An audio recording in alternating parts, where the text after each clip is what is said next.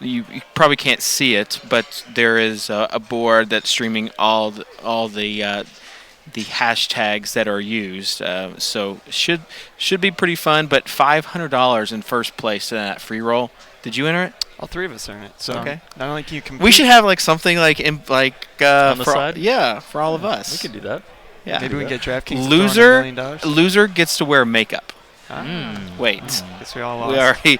We already have had makeup. So we'll be actually sharing with you the lineups that we created at the end of the hour. Should be fun. Let's go ahead though and get into the analysis part. And we're going to be taking a look at the DraftKings salaries. The top 10 DraftKings salary pitchers. We have Arrieta, Archer, Cueto, Lackey, Nelson, Quintana, McHugh, and Jonathan Neese. Is Colby Lewis number 10? He might be. Colby Lewis is in the top 10. Yeah, he might be. And actually, hey guys, we have our first handouts. So I'm gonna hand you these handouts with the prices. They got the printer working just in time. We were wondering how we would discuss the salaries without having them. So things are now looking up. But now we do. So there you go, Drew. There's your handout. Thank you. And we'll get going. We'll get all squared away. And yeah, just sit tight. Just hang out. Just have it going on in the background. If you're making your lineups, we're going to be talking again just about the pricing and setting the lineups. And one of the things I'm most interested in is like hearing the contestants talk about their how their thought process was in this. And Drew, you're like a big believer in keeping the same process. Yeah, I think it's really important to stick to a routine when you're at these events and try to create that routine in the best manner possible. So whatever you do on a day-to-day basis when you're making your lineups, trying to bring that to the hotel with you. And it's difficult. There's a lot of distractions. There's a lot of things that can take away from your time. But I think it's really important to come in with a plan and try to stick to that plan. And lineup making time, for me, I try to keep it as much of a ritual as possible. So I try to look at the lineups the same way. I try to study the same way. And create the lineup the same way. And I know there's a little bit different strategies that contestants will take during a live final, whether they'll stack or correlate players a little bit more, take a little bit more risk to try to get up that leaderboard. But I think the process of actually making the lineup, you need to set aside time to keep that routine. But like you said, that's difficult when you're not in your regular environment. You probably don't have your same computer set up. You have all the distractions. There's a lot of fun things going on in Vegas, and you're spending a lot of time with the other competitors. So there's also that part about maybe discussing some strategy with them, trying to figure out what they're thinking. And then the actual game itself, you have so many very, very good competitors in this game that I think you have to almost look at it a little bit differently, because it's not your typical gold glove or any game on DraftKings. It's the smartest guys. A bunch of them have multiple entries, and they're all trying to figure out what level they should be on, and so that's something that you have to incorporate into your process. I think one of the coolest things, and we'll get to the pricing in just a second, but one of the coolest things, when I was interviewing Beep on a Jeep, and Drew, you were in the same room, when he was talking about analyzing his opponents. Yeah. Something that I've never really heard a contestant say publicly. And so most contestants say, I'm not even going to focus on what everyone else is doing. I'm just going to focus on what I'm doing. But Beep I'm a Jeep, I think, is the probably the heavy favorite going into this, and the fact that he's analyzing everybody else should be interesting. So there's going to be tons of stuff to talk about with strategy, and I'm glad you two guys are with me because it'll be easy to talk about it. So let's take a look, though, at those pitchers. Who are you targeting, Drew? I think the top-tier pitching, you've got three guys that really stand out to me. Jake Arrieta, Chris Archer, and Johnny Cueto of that top tier, all over 10,000 in the price tags, and all in interesting matchups. Jake Arrieta gets a ballpark shift that's negative, having to go to the American League, has to face a DH. He's used to facing pitchers. He's pitching in a tough environment overall. Archer's got the same thing in a tough environment in Texas, a game where the ball flies there during the summer.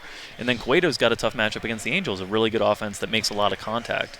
Of those three, if I'm choosing an anchor, I want to lean on the side of strikeouts. And so I'm looking at either Jake Arrieta or Chris Archer to anchor my staff. Andrew? Yeah, and along those lines, we talked about it earlier too, and it seems we kind of thought that Archer would probably be the lowest owned of the three. and we think he has the most upside. So to me, if I'm going to be spending on a pitcher, I think it's Archer that you're looking at the most. When you get down to the next level, it's a pretty big drop up as far as skills go. You have Lackey, you have Nelson. Really, probably they're alone in the next tier. And Lackey's in a great spot. He gets Miami at home, so you gotta like that. But he doesn't have the upside that you're gonna find in the top 3 pitchers. But I do think Lackey's a good option. I think he'll go under own tonight. He could potentially be on the winning team. Yeah, Lackey, Nelson, and a guy, Drew, that you were talking about earlier, Patrick Corbin. Yeah. Because of just really the pricing. Yeah, I think Patrick Corbin will end up being one of the highest owned players in the entire field, if not the highest owned player. And it's a good matchup. He's moving from a tough hitting environment that he's used to pitching in Arizona, and he's going to Atlanta. And Atlanta's a team, they don't strike out a lot. They've got some righty mashers that can kind of give lefties problems, but it's a watered-down offense on the whole without Freddie Freeman around. It's a good ballpark shift. He's a nice favorite in a game with a modest total, just 7.5, and that price tag, $7,300, really lets you do whatever you want to do offensively in terms of stacking or correlating or going for some big bats. Right. And you also have the big bats you talked about. I mean, Coors is going to play a big factor in this, the Texas game. And so maybe the contrarian, people are talking about going contrarian. Maybe the contrarian play is paying up for pitching because most people are going to be looking at that second tier, you would think, and looking to fit in some of those big bats, trying to get those high scores. So it'll be interesting to see what happens. And yeah, like when you factor in the hitting prices versus like the pitching prices, how much does that go into play with when you create lineups? I think when you're wanting to attack a tournament, one of the things that I'm trying to do is find, a lineup or a team that I'm really interested in, and then seeing kind of what that leaves me. I'll mess with that lineup plus one anchor pitcher that I'm looking at, and then seeing how much salary I have left for the 2 filler spots or 3 filler spots if I only use 5 players from that one team, and then that second pitcher spot. And in this case, you talked about there's a lot of high-priced hitters in good environments that really forces you down that pitcher spectrum. Now, if you want to take a cheaper team in a lesser hitting environment, I think that's going to naturally force you up on the starting pitching pricing, which I think kind of goes hand in hand with being a little bit more contrarian with maybe 2 stud pitchers. So we talked about who will be the highest owned, and you say Corbin, and pitching wise, yeah, it's probably going to be Corbin. Okay, I'll go with Nelson. Interesting. We'll see. Jimmy Nelson, he's been pitching great. We'll see. He's been pitching great, and he also has. His price is not that high, so I think he's $8,500. Yeah. And when you talk about that $1,500 difference between he and Corbin, that I think could easily be like a 2v2 switch. Yeah, so, it's just one right. hitter drop. Right. Down. You bring down one hitter, and you have that. So we'll see there. Of course, it could be Lackey. Who knows? I don't think it'll be Lackey. And the thing is, there aren't any pitchers at the real cheap level that I think people are going to want to march out there. So you're going to need to save some money somewhere. That's our YOLO play. Like Brad Hand. Yeah. 4,300. Jeremy Brad Williams, Hand. 4,000. With those guys, do you think that anyone is going to go for those guys? I would be surprised. I would be awfully surprised if we had somebody invest in a pitcher below the Corbin price point. Well, it's going to happen. There's 80 entries here. There's a lot of people that have multiple entries, so they can probably take a little bit more of a risk. But, yeah, they're not going to be heavily owned at all. Yeah. And so you got to save that money. 1.2 percenters? 1.25. 1.25. Yeah, let's get it right. Accurate. We'll see those pitchers that would be definitely super contrarian, and if you had to avoid somebody, let's say the top 6, if you had to avoid one pitcher, who would it be? That's a good question. I think the guy that I'd most like to avoid is Cueto. And I think coming off the complete game shutout at home, I think that might push ownership a little bit higher. The 800 drop-off from Arrieta, I think, also will push ownership in that direction. And Cueto's got great upside because he could throw complete game shutouts and he can do it on the run prevention side. But I don't see super high strikeout upside against that Angels lineup that just makes a ton of contact. The Angels and the Royals, both those two teams, they don't strike out a lot. So I think he's the one guy of the top tier options that I'm least confident in deploying in this environment. Andrew? Well, I think Arrieta, he's got, as Drew mentioned earlier, he's got the negative. He's going to the American League, so he's got that. He's going to U.S. Cellular Field, which is Hitters Park, and he's going to be on the road. So he's got a number of things that are not working in his favor. Cueto, I understand the points you're making. He typically pitches a little bit deeper in the game than Arrieta. I think he has more strikeout potential. So I just think there's more upside there. I do think he'll be a little bit heavier owned because of the price. So it's kind of a toss-up for me. I like Archer, like I was saying earlier. But you can really make a case for any one of those top 3 pitchers. All right, let's take a look at the hitters. So we have the top batters by position. And first base, or let's start with catcher. You've got Hundley and Derek Norris, both in that Coors game, so that's kind of to be expected. On first base, you've got Goldie and Chris Davis, who we'll talk about later.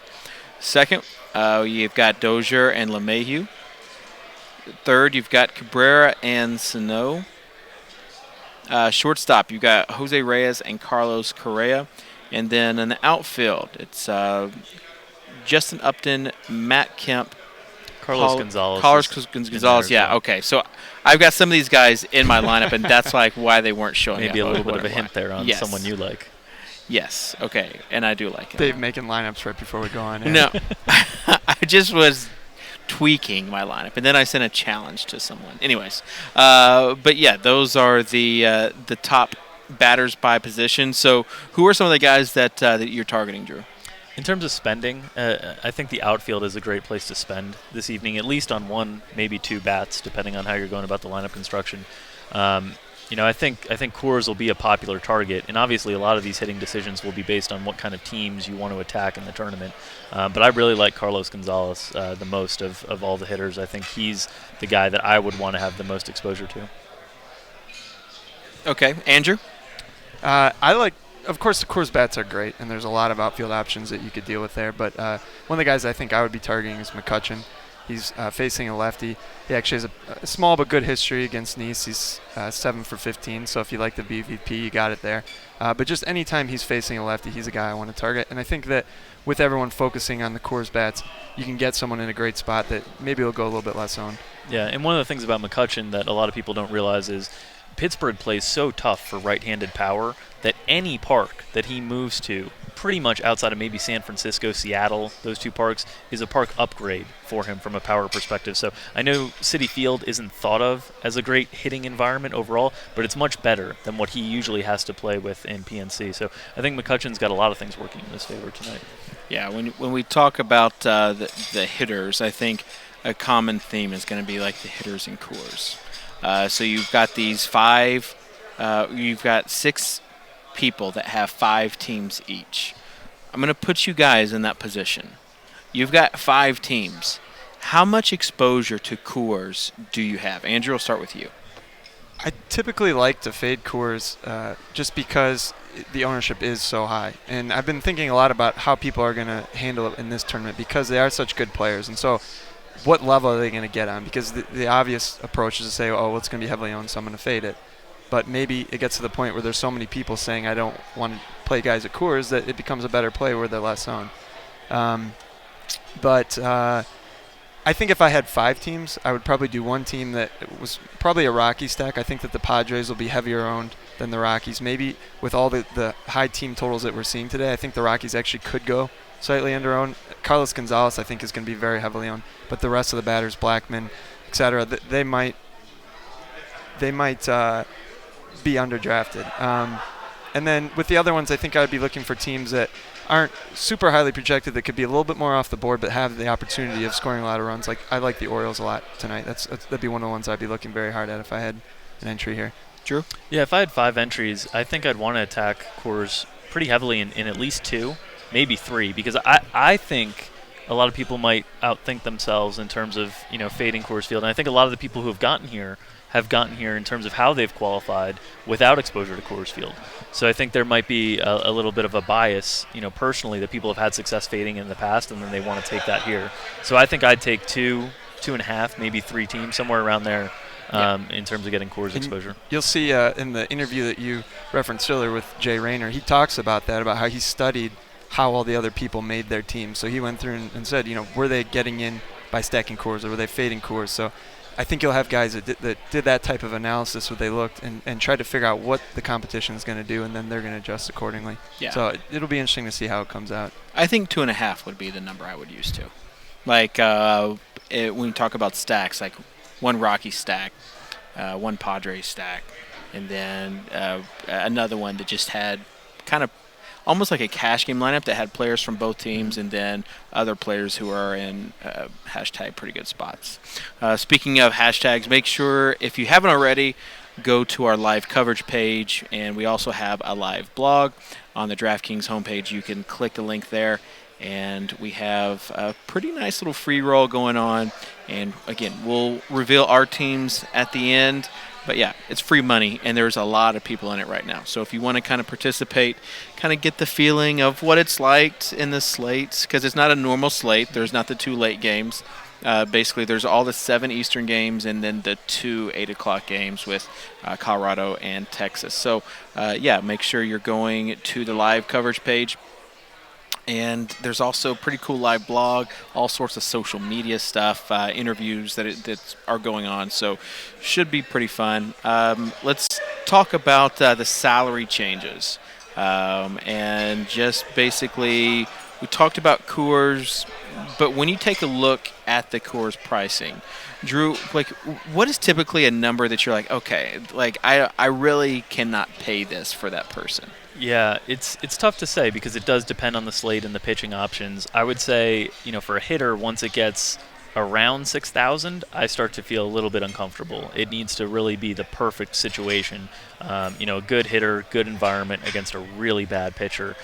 Those mid-5s prices that we're looking at for some of the Coors guys, the Justin Upton, the Carlos Gonzalez, the Matt Kemp, those start to get a little uncomfortable because you can only maybe fit one into those lineups if you're still going to have no punt plays or high-end pitching. So I'm trying to generally identify hitters below 5,000 when I'm building out lineups, but Coors Field is always something that you'll make some exceptions for.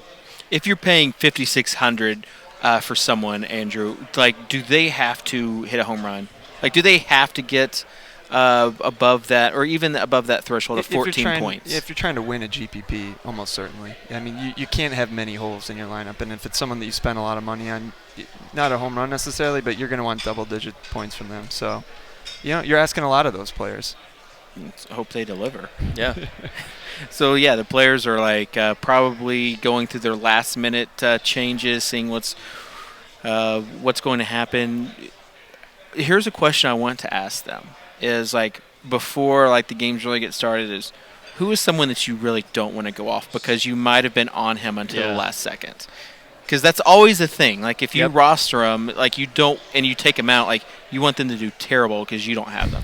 Yeah, that's always a tough one. And there's only so many lineup spots, and that's one of the great things about daily fantasy in general is that you have the whole player pool to assess, but that also means you have to leave some guys off your roster that you might really like on a given night. And so I think that'll be an interesting answer to hear from some of the contestants. Here, who is the person that they really, really considered but weren't able to fit into their lineup that they're a little bit afraid of other contenders having? Right. I think it's good to get that question in early because those answers tend to evolve a bit as the night goes on. The old, I had him. Yeah. Yes. He was in my 30th lineup that I created. And if I had him, I would be winning right now. Yeah. Yes. I think we'll be hearing some of that later. Yeah. Yeah, it's definitely something that we'll definitely hear. I had him in my lineup. So I want to know, like, before we get started, before the games really get started, like, who are some of the guys you just faded? Like, in my own personal lineup, I think I took out Corbin, actually, and put in Lackey and then down. Like, when you make one shift like that, sometimes it affects 2 other positions. Usually, yeah. So we'll see what happens there. All right, let's talk about the teams to target, though.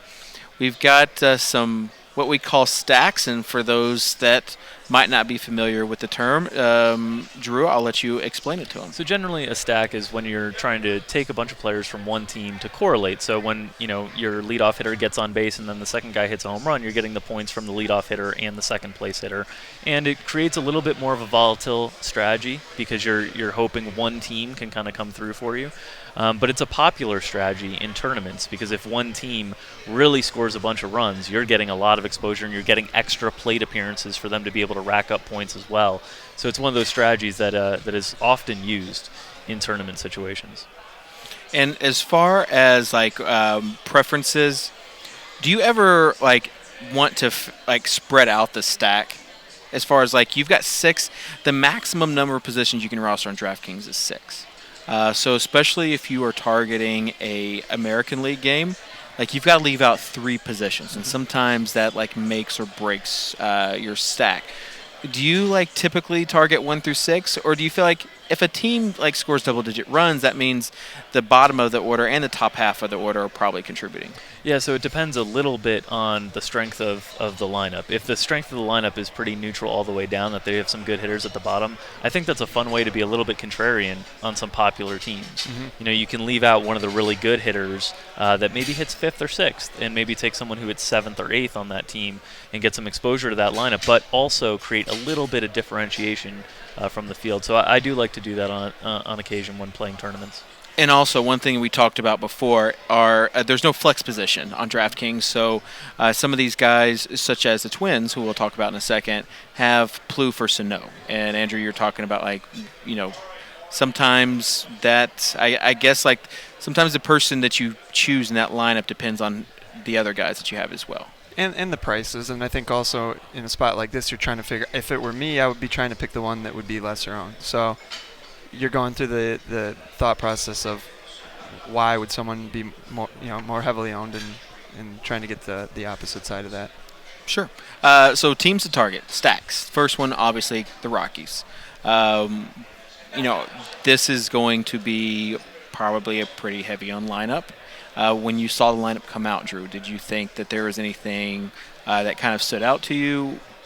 I thought it was nice that we had no surprises from either teams. The lineups that we'd expect for San Diego and Colorado to throw out were largely the lineups that they put together. But this game has a 10.5, 11 total. That's a run or two runs higher than any other environment. So this is obviously going to be a popular environment, for people to target on the course of the day. And I think these are the 2 lineups, San Diego and Colorado, that most people are thinking coming in are going to be the heaviest owned lineups. It'll be interesting to see if people outthink themselves and they're not, but I think that's where most people are starting with their research today. But we touched on the prices, that they're expensive, so you're going to have to make sacrifices if you want to fit these guys in. And you can look at doing something like going maybe 5 towards the bottom of the order or something like that, just to be different, but to still have exposure to the environment and course. Would Paulson be the value play here? He's certainly the cheapest option from the Rockies side. Well, Kyle Parker, but yeah, as far as the value that's option. in a premier lineup spot. I think, and he's first base outfield eligible. And that dual eligibility is really helpful. And guys with dual eligibility also, they tend to have higher ownership levels because there's more ways that you can use them. So I do think he will be one of the more popular plays this evening. We talked about Cargo. Are we in agreement that Cargo is going to be the heaviest owned person from this team? That's a good question. I tend to think so because he's the guy that I'd most want to play from this team, but I think Paulson's price tag will drive more ownership towards Paulson than Carlos Gonzalez. That's my initial feel. It's very possible. I think as far as, when you're talking about ownership, there's the expensive players and there's the value plays. So I think there's some value plays that might eclipse him as far as ownership. But in my mind, I think for the expensive guys, Cargo's very much in the running to be the highest owned. Yeah. And as far as Paulson goes, it seems like there are some pretty cheap first base and third base options there. My question is, though, for the middle infield for Reyes, 5,100. And obviously, shortstop is a position that typically people like to save at. But you've got Reyes, who I think he stole a base last night, and he could again today. The environment certainly is playing that way. But 5,100 is a lot to spend on someone. Drew, are you comfortable with spending 5,100 on him? And I think his ownership is going to be restricted almost exclusively to Rockies stacks. I don't think he's going to be a player that other people are using as a fill-in, because I think, as you said, most people like to save at shortstop. So I think he's going to be a little bit under-owned relative to the rest of the Rockies, because I think you'll see some Rockies stack fillers on other teams, but I don't think Reyes will be that option because you mentioned the very high price tag. And the great thing, Reyes moved from a very good hitter's environment in Toronto to Colorado, but Colorado is much better for him because they have this huge outfield with big gaps, and that actually helps his power a lot more because his power is built on his speed. And so doubles and triples are the thing that really fuel Reyes' power potential. And Colorado is just a great park environment for doubles and triples. And like you said, he stole a bag last night, and with Derek Norris behind the plate, I don't think that's going to be anything to be too worried about. So I wouldn't be surprised at all if he steals another bag or two tonight. Yeah, and if you steal 2 bases, that's 10 points right there. That's a big deal. Stolen bases and home runs. That's what you want to target in tournaments. Those big event plays that can add points on quickly.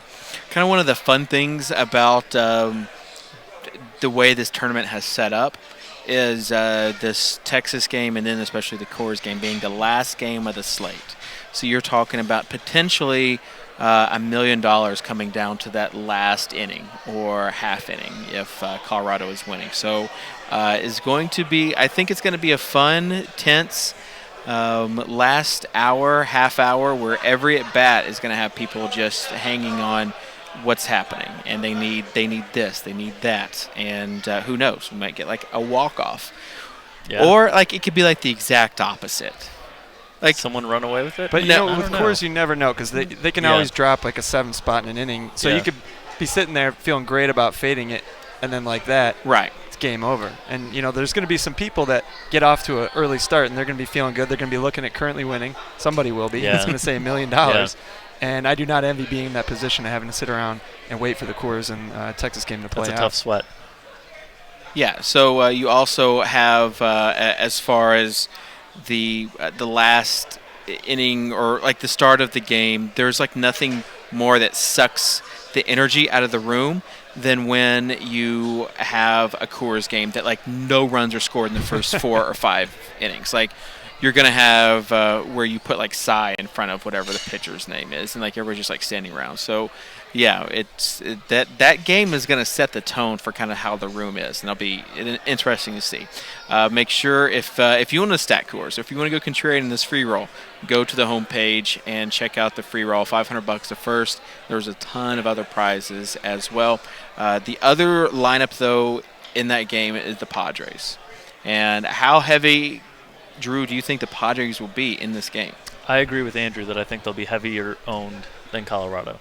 A lot of people like road teams because you get that guaranteed 9th plate appearance that you don't know if you have. If you're investing in the home team and you're looking for them to score a lot of runs, usually they're not going to get a 9th inning to do it as well. So I think a lot of people are going to gravitate towards those Padres. Padres also have a little bit softer pricing on some of the guys. Jed Jerko is at $3,300, Yonder Alonso at $4,000. Those guys in premier spots, it's tough to find guys in Colorado's lineup. Paulson's really the only one that's in a premier spot with a good price tag. So I think San Diego, of these two teams, will be the heavier owned option.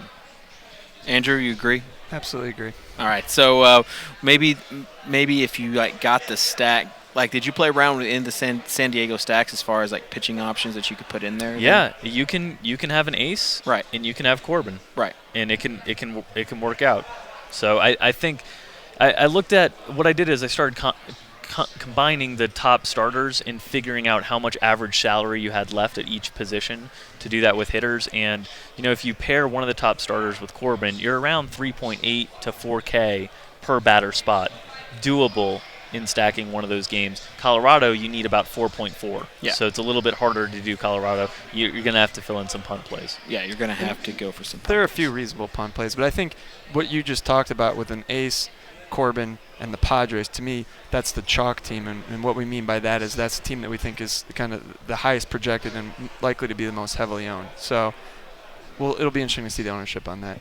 All right, let's go to the next team, the Twins. And Drew, why do you think this will be a team that people might target? So I think that game is the game with the next highest total, I believe. I believe it's at 9. Mm-hmm. And you've got Josh Tomlin making his first start off of shoulder surgery last year.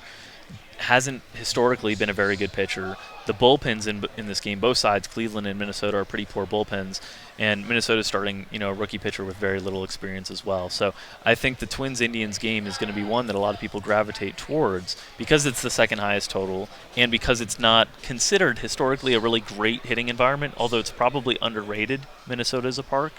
And so I think the Twins, the team with a lot of right-handed power, the home team, and again, power is really big. The Indians get a lot of their runs through doubles, singles, stringing together a bunch of hits together. Minnesota gets them with home runs. And so I think Minnesota's a really interesting tournament team. Yeah, and we talked about the Plouffe versus Sano. As far as the pitch count for Tomlin, though, do you think there is going to be a limit on there? 75? I would think we're looking at 85 to 95 tops. Okay. I think he's had a couple rehab starts to build up. I believe the last start was in that 75 to 85 range. So I think we'll get 85 to 95. I don't think we'll get over 100. And Andrew, sometimes it's not just about like targeting a team; it's also about attacking a pitcher.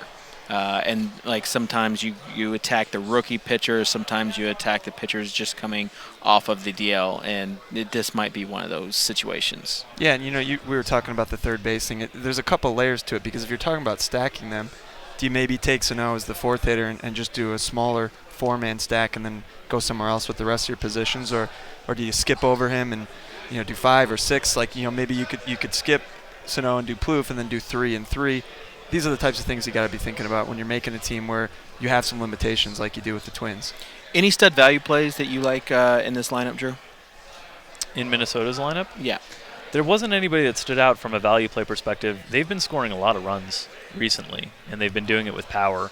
And so, Aaron Hicks, maybe, leadoff guy, under 4,000, but that's kind of a borderline price range for a value. There's nobody that's really cheap until you get to the very bottom of the lineup, and those are guys in general, unless I was doing a really contrarian stack, I probably wouldn't be investing in.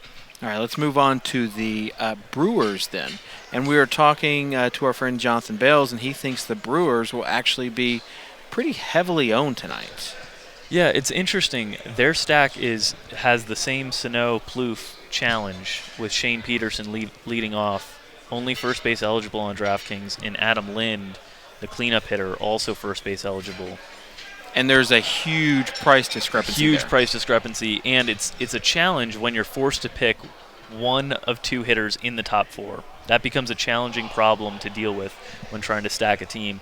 And so I'm interested to see how those Brewers stacks, if we do get them, what they look like. Right. Because that one decision, Peterson versus Lind, is really going to tell you how they set up the rest of the lineup in terms of if you're choosing Peterson, you're probably going two top-end pitchers. But when you're looking at the rest of the lineup, for a team that's projected to score a lot of runs tonight, and they're one of the top projected teams, there's some nice value in there. There's some players that are pretty cheap. So you don't necessarily have to go with Peterson at 2.3K because you can afford Lynn. So very interesting decision. It kind of depends on what you're doing with the stack. So if you're stacking Milwaukee, then are you also pairing two aces with them? Like you could legit go Arrieta because of these prices. Yep. Or in those 2 or 3 other positions that you don't go with the Brewers, how high do you want to go? Do you want to go to a Cargo? Do you want to go somewhere that are pretty high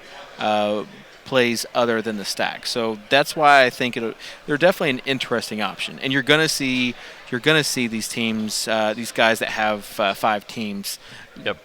There's gonna be a couple of them that target the Brewers for sure. You were talking about targeting pitchers, and Jerome Williams is a guy who's known to have some pretty ugly outings. So he could give up 8 runs in the first inning. He's done it many times before. Yeah, and he's a guy that also, when you're targeting pitchers for stacks, you want guys that don't necessarily have wide platoon splits, that they struggle against both right-handed and left-handed bats. He's a guy that struggles against both right-handed and left-handed bats, giving up power. And then that Phillies bullpen behind him, one of the weaker pens. At the trade deadline, they lost Diekman and Jonathan Papelbon.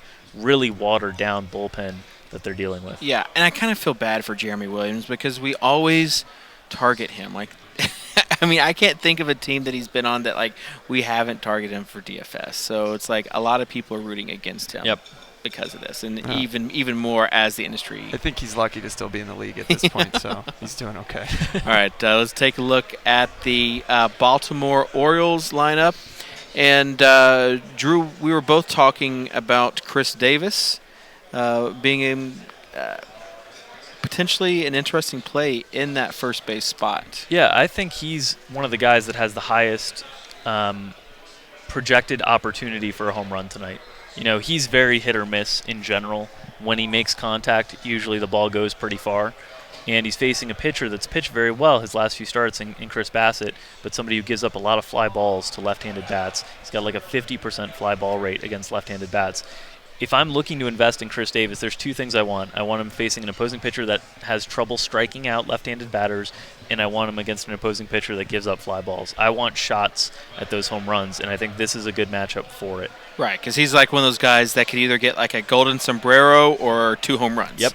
And very frustrating when he does not do well because you're spending so much on him, and you're really counting on that power to come through. But, Andrew, you like Baltimore. I do. I think Chris Davis is a great play tonight. Drew was saying that he thought he would be really low owned, and I actually disagree. I think that he will be reasonably heavily owned just because of his ability to hit a home run. He's been hot.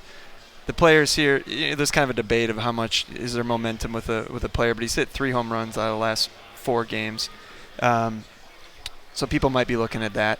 And it's just a team that can put up a lot of runs. And outside of Davis, I think mostly is going to go under the radar. I don't see a lot of other players being targeted there. So that's what I really like about them. I think the problem with Davis being high owned is his price tag. And position. Yeah. In first base is a position where there's a lot of options and you only get 1. In the outfield, there's a lot of options, but you get 3. So I think the ownership naturally gets spread out a little bit more among the outfielders. But you can pop him in at third base too. That's true. Yeah. So he's one of those guys that the ownership will go up a little bit just because you can put him in 2 different spots. I think he lost third base He eligibility. did. And don't listen to a word I'm saying. I was going to say, because I was about to say RIP his first and third base eligibility. But we can bring that back just for you, Andrew. Well, for most of the year, you could pop him in the third, not tonight. All right. So we talked about the Orioles. Any other teams that you like? I think the Rays are going to be one of the higher-owned stacks. And when I was doing some analysis last night trying to prepare for today's show, I basically looked at the top 5 or top 6 lineup spots and estimated how much those lineup spots cost per player to get an idea of, versus the expected run total. And the Rays stood out as very cheap to me. John Jaso, leadoff catcher, 3,300. Grady Sizemore hitting second, 2,700. James Loney, I believe, is hitting cleanup at 3,200. Right there, that's 3 parts of a stack for under 10K. That's hard to usually get in an elite hitting environment on the road. So I think the Rays are going to be one of the higher-owned stacks tonight. Their most expensive players are Longoria at 4K. So you can take whoever you want. It'll be interesting to see if people stack them or if they just look to that team for value plays. Fillers. Yeah. There's a lot of value plays there. Jaso could easily be the highest owned hitter of the night, so especially at the catcher position where there's not a lot to like. Yep.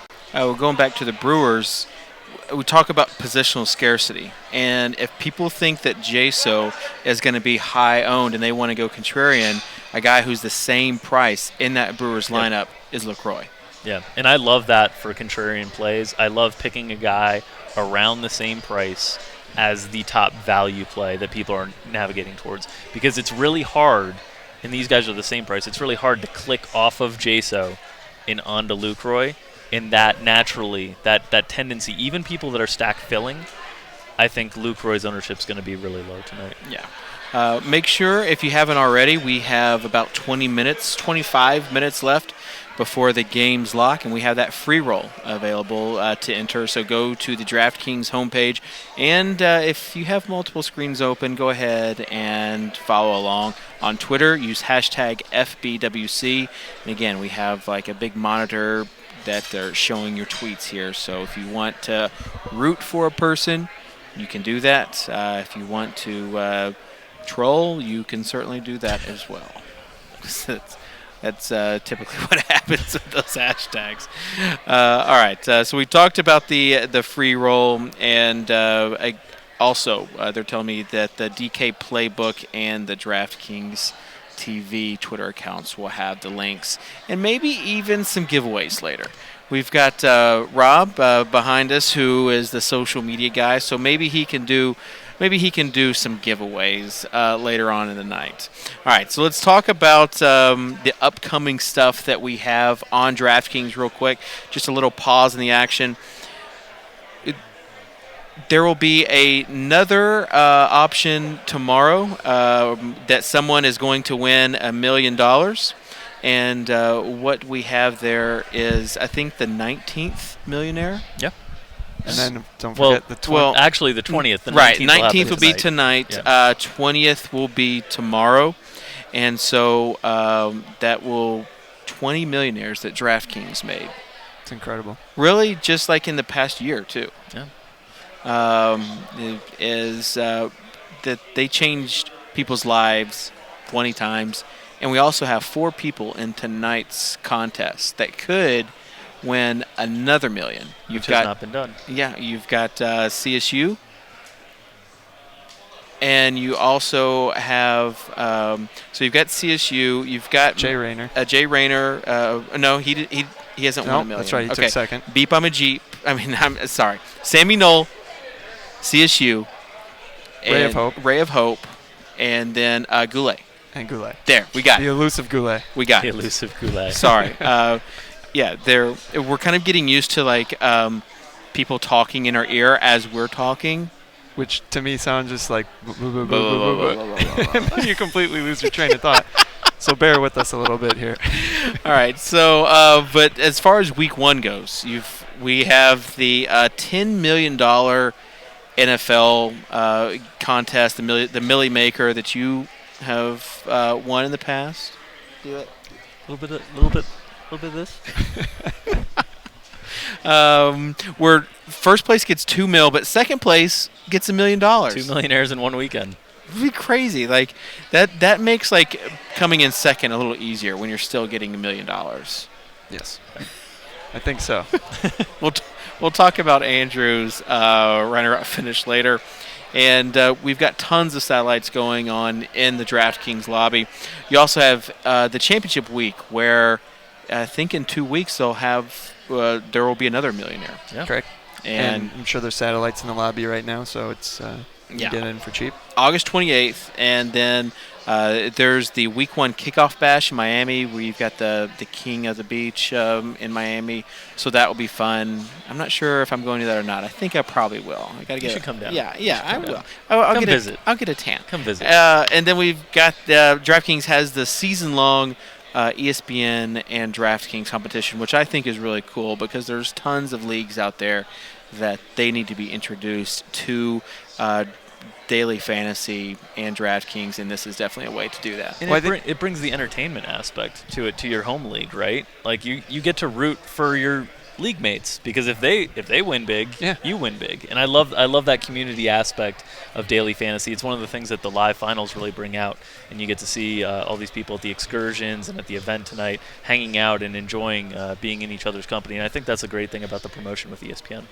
Definitely, and all these you got the PGA live final. Like last year, it seemed like doing a live final, or the past 2 years, like it was something that was kind of small, and now these things are becoming large, and they're happening all the time. So the Deutsche Bank Championship is going to be fun. Talking to someone the other day about just how much he wanted to qualify for it. So you're going to start having like live championships pretty much every sport. College football as well. It just gives you an opportunity to do something that you would never do otherwise, because DraftKings just goes above and beyond with all the accommodations, the excursions they set up, the parties. Everything about it is top-notch, and even if you're someone that's been around the block a little bit, I can assure you that you're going to have a great time at one of these events, and it's fantastic. They're doing more of them. They're doing them at different price points, different sports, allowing everyone to find something that will work for them. And I encourage everyone out there to give it a go if you can, because it's an absolute blast. And maybe you can get lost in the desert dune bugging like I did yesterday. Right. So make sure we had lots of fun stuff happening at the excursions yesterday. Make sure that you are going again on social media, and feel free to mention us, to use the hashtag FBWC. Someone said David's hair game is on point tonight. Never been said before, but was I said. believe it was said by you No, 20 it was minutes ago. said by Team Cannon. Kyle Cannon said it, so thanks, Kyle. All right, let's talk, though, about our own lineups. Who'd you go with tonight? I ended up going with the Orioles, and we've talked a little bit about that. Ooh. And one thing we didn't mention was the Steve Clevenger, who's batting fifth for them, is actually not in the player pool on DraftKings. So I thought that was a little interesting twist, too, that people probably wouldn't end up doing a six-stack of them, which I ended up doing. And I paired them with Archer and Lackey, and then filled in with Jaso and I believe Josh Reddick in the outfield. And again, we talked about having to get off someone that you wanted to play. I was trying to work in McCutchen as that last outfielder, and it just didn't quite work out with what I wanted. You know what? I'm sorry. I didn't have I think I have Corbin and Archer now that I'm thinking about it. But McCutchen now is going to hit a home run because I had him, and he came out at the last minute. So that's one of the guys that you don't want to do well now because he would ruin your free roll chances. I know. And the other thing about the free roll you haven't mentioned, if you do really well and you look at the scores here and you see that you would have won, then you can live with the pain of knowing that you should have won $1 million had you been here. If only you could have won a qualifier, because they're so easy to win. Drew can tell you all about that. You could have been up here competing for $1 million. I mean, this is the best of the best. Like, this It is something that you take a look at the field. There are some people that, honestly, I haven't heard of. But then there's a lot of people that, like, you know and you have a great deal of respect for. And just hearing them talk, they have a great deal of respect for each other. So it's going to be fun to see how this plays out with some of the guys that are well-known in the industry versus some of these guys. One guy qualified with just $50 in it, and now he's here, and who knows, he could turn that into $1 million. So lots of opportunities. But Drew, who did you go with tonight? I am known for chalk, and so I went with what I think should be the chalk, but I keep hearing everybody talk about how they're going to fade Coors Field, and I'm wondering if I can get exposure to Coors Field at a 15% ownership rate instead of a 35 to 40% ownership rate that I think it would be in a normal cash game setting. And so I went with Jake Arrieta and Patrick Corbin, and then I have a mini Padres stack with some exposure to other offenses. So I have Yangervis Solarte, Yonder Alonso, Jed Jerko, and Matt Kemp. So no Justin Upton, skipped him, and I think the 4 gives me a chance to be a little bit unique as well. But it's betting on the fact that this environment is going to fade Coors Field. And if that does happen, the way it'll happen is there will be a couple of those players that are very heavily owned, and then it'll be the stack that maybe you find a few guys in your stack that are single digits, under 10% owned. So I wouldn't be shocked if that happens. Yeah. We talked about just a second ago how I had a pitching change. So I took out Corbin, and I'm pitching Lackey and Nelson, 2 guys I believe have high upside, and then Jaso, Alonso, and Jung Ho Gong. You say it real fast, and it sounds like it's like how it's supposed to be pronounced. But at the shortstop position, and then the other guys were a mini Rocky stack. So you have Arenado, Blackman, Gonzalez, Paulson, and then also the last piece that I had was second base. So that was Aaron Hill. Like, I don't know if he's going to do anything or not, but sometimes it's that last piece that you have to make the other guys fit. And so it could definitely be something that happens. I have a soft spot in my heart for Aaron Hill, just from some of his younger days when maybe he had a bit more power and he's a bit sexier, but he's still hanging around, and maybe he walks into one tonight. Yeah, against Mike Fultonevich, which we were making sure we had the right pronunciation before the show started. Mike Fultonevich against the Arizona Diamondbacks. Aaron Hill in the lineup hitting 5th or 6th? I think 5th. I think 5th. No Wellington Castillo tonight. Yeah, Fultonevich, or how you said at the beginning. I said Fultonevich now, and that's all that matters. Fultonevich. All right, but let's talk about the predictions for who's going to win tonight.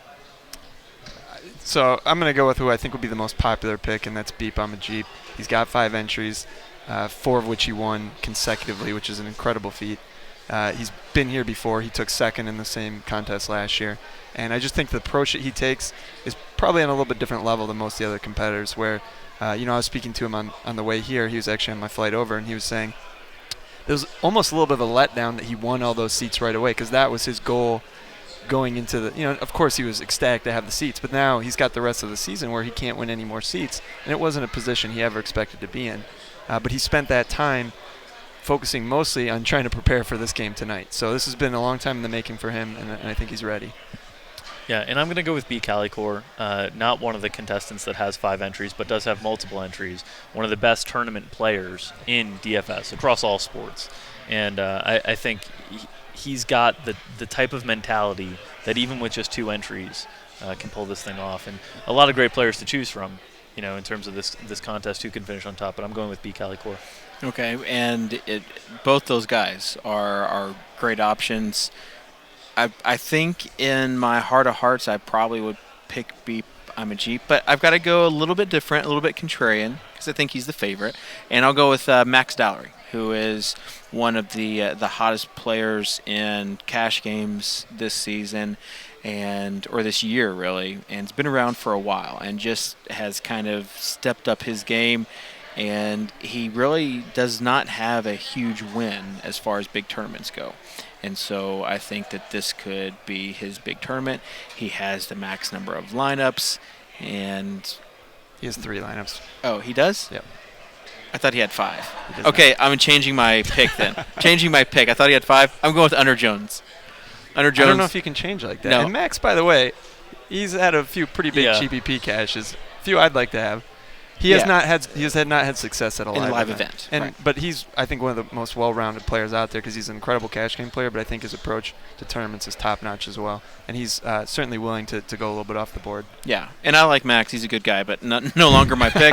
My pick is Under Jones to win it now. So we'll just swap that out. Yeah, late swap. We'll late swap, which will not be possible tonight in this contest. So people cannot swap after lineups locked specifically for this contest. Also, if you ask us questions, use hashtag FBWC, and we're giving away $20 ticket vouchers for that. So I'm sure that we have some questions coming in, and we'll be able to check that in a second. Home run prediction. I'm going with Chris Davis. We talked about him a lot before. I just think the combination of the matchup with a pitcher that struggles to strike out left-handed batters, a pitcher that gives up a lot of fly balls, I think it's a great environment for power as well. So Chris Davis is going to be my guy that I'm predicting to hit home run tonight.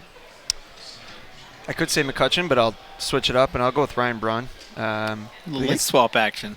Late swapping it myself against who I like to call him Jerome Williams, but his name is Jeremy. The spelling always gets me, so I've already made one mistake during this telecast. But hopefully Braun can go yard today. It's a good spot for him, and he certainly has a lot of power. I'm going with Cargo just because he's the chalk pick of the night. As far as the projected person that's going to hit one, Chris Davis was that guy, but I think Cargo in that environment is definitely the guy that I'm much more likely to roster just because he can also get you points on the other side of things. So I picked Cargo as my pick. And top pitcher prediction, I'll go with Arrieta, even though he's not in my lineup, but I will go with him. I've got Arrieta, and I think Archer has the highest upside of any starter out there. And if you want to take a shot on upside alone, it's Archer. But I think when you combine upside with probability, I'm going to go with Jake Arrieta. And I went with Cueto, but along those lines, I think if I was in this game, I probably wouldn't play Cueto. I'd rather play Archer. Okay. Just because of the ownership and upside. Sure. Other contestants you think have a pretty good shot other than the guys that we talked about? So like a top 5, who would it be for you? Well, Ray of Hope, you can't forget about him. We mentioned he's already won $1 million in football, and he's just constantly at the top of the leaderboards for all the sports. He's an incredibly well-rounded player, and he has 5 entries, so that goes a long way. Yeah, I had Ray of Hope in my top 5. I'm a Jeep in my top 5. I think B. Calicor takes it, but I think a lot of these other guys with 5 entries, Under Jones as well, I think they're going to have the opportunities to pepper that top 5.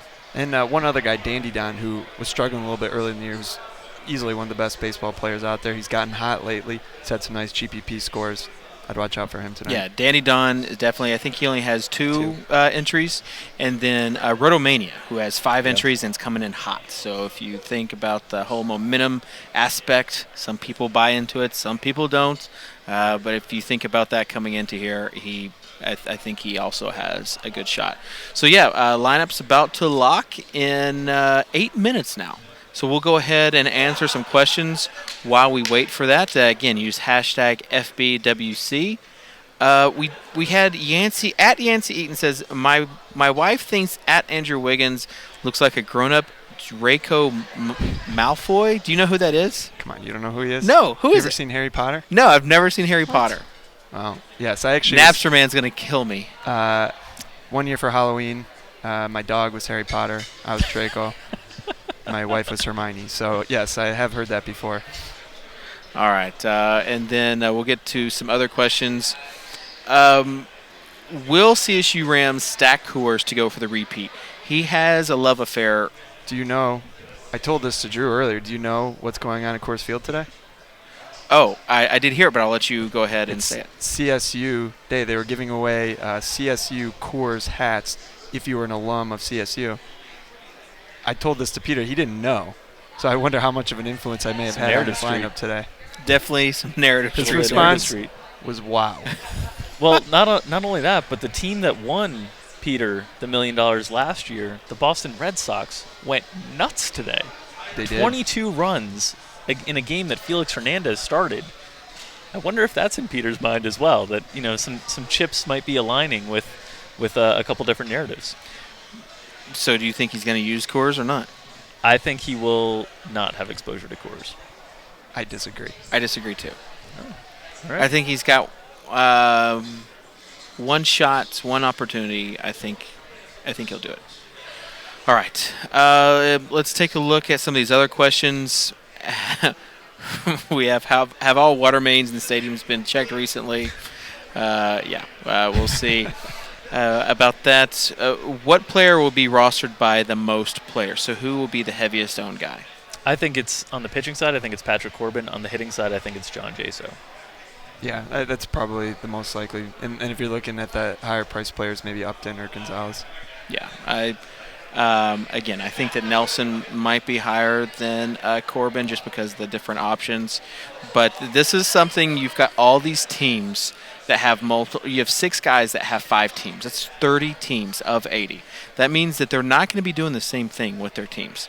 So what you're going to have is basically some dead lineups. And you're going to have them going, okay, well, all these guys are talking about these top 6. Well, I'm actually going to target another team. And, that team probably, because they don't have a favorable matchup, won't do well. So I think you're just going to have some, just absolutely dead squads that will kind of shorten up the field, see what it looks like. And who knows? Maybe they do pitch someone else that they go off. Do you guys think that Justin Verlander will be owned at all today? Because you look at that price range around Corbin, and it's Lewis, Verlander, Shoemaker, guys that aren't really all that inspiring. But Verlander's an interesting case because he's been pretty terrible really over the last 2 years, but he's strung together maybe 4 quite good games. So, and he's a guy that certainly has upside. His velocity's been up and down, but if it's there today, he's a guy that could maybe make a big difference. And I'm against a team that strikes out a lot. Absolutely. Houston has some contact problems up and down their lineup. I think he's an interesting play on the pitching side. I think the Astros are an interesting play on the hitting side as well, just because there's a lot of volatility between both options. So it'll be interesting to see what I think more people will try and go against Verlander. I agree. But I'm interested to see if people want to roster him on the pitching side. And also, you also have the Rangers. It's a pretty good environment, but kind of a contrarian play is targeting a pitcher that is going to be heavily owned. Now, you might not have to go that contrarian because there's only 80 teams. It's not like you're having to beat out 1,000 other teams. But still, in Texas, you talked about the Felix game today. Yep. Anything can happen, and that might be something. It's very hot and humid there. I think it's 95 is what they're saying for game time. The ball's going to be flying for sure. And Archer's a guy that has struggled with command at times throughout the season. And when you struggle with command at times and you're a strikeout pitcher, pitch count gets high quickly. and you could potentially get into that bullpen early. And again, that's one of those leverage plays where Archer is going to be potentially one of the higher upside starters. So maybe if you hit on Texas's stack, you also not only do you get the points, but you eliminate a lot of people using Archer as well. And it's probably not something we'd expect someone with one lineup Yep. to do, but if you have multiple ones, you can take some chances like that, and it wouldn't shock me if we see some of that out there today. Yeah. Players right now, do you think anybody's scrambling? Last year, we actually had one team that failed to enter a lineup on time. Like, do you think anybody is scrambling, though, right now, like making a last-minute adjustment, or do they have their teams already? I don't know how that could even happen. When I've been in these spots where it's a big game, I get incredibly paranoid about having a lineup set. I check it like 5 times. Like, is that in there? Okay, it's in there. And then I wait about 30 seconds and am I sure I submitted that properly?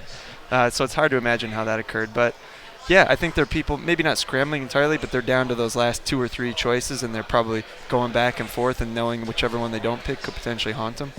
And again, if you want to scramble yourself, you're not in the free roll, check out the link on the homepage. Get in there. There's going to be tons of entries in there, so it's also be bragging rights. But, yeah, as far as, like, the last-minute scramble, you can't late swap. So it's like a different version of DraftKings, where sometimes in the past it's like, okay, I don't know what I'm going to do, so what I'm going to do is just put placeholders and then go after lineup lock and see, okay, what can I do? Like, it gives you more time. So, yeah, that's what's going to be interesting to see tonight. But, yeah, we'll go right now, and we'll go to the contenders video and see what's something that was fun to do. I was along for this ride. 5 days. We interviewed 4 contestants, got to see a little bit of their personal life. So we'll play a little bit of the contenders videos, and then we'll come back. And when we come back, the first lineups we'll have locked, and we'll have initial reaction to that. So thanks, and make sure you're staying on this page as well as keeping up on Twitter. And we're going to have a fun night tonight. So let's get it started. Yeah. Let's do this. I like the name Beep I'm a Jeep because it's kind of, Jeeps kind of take the road less traveled. They're able to go off-road and kind of do stuff that's different. And I think that sort of defines my play style, is that I do things a little more off-road and different.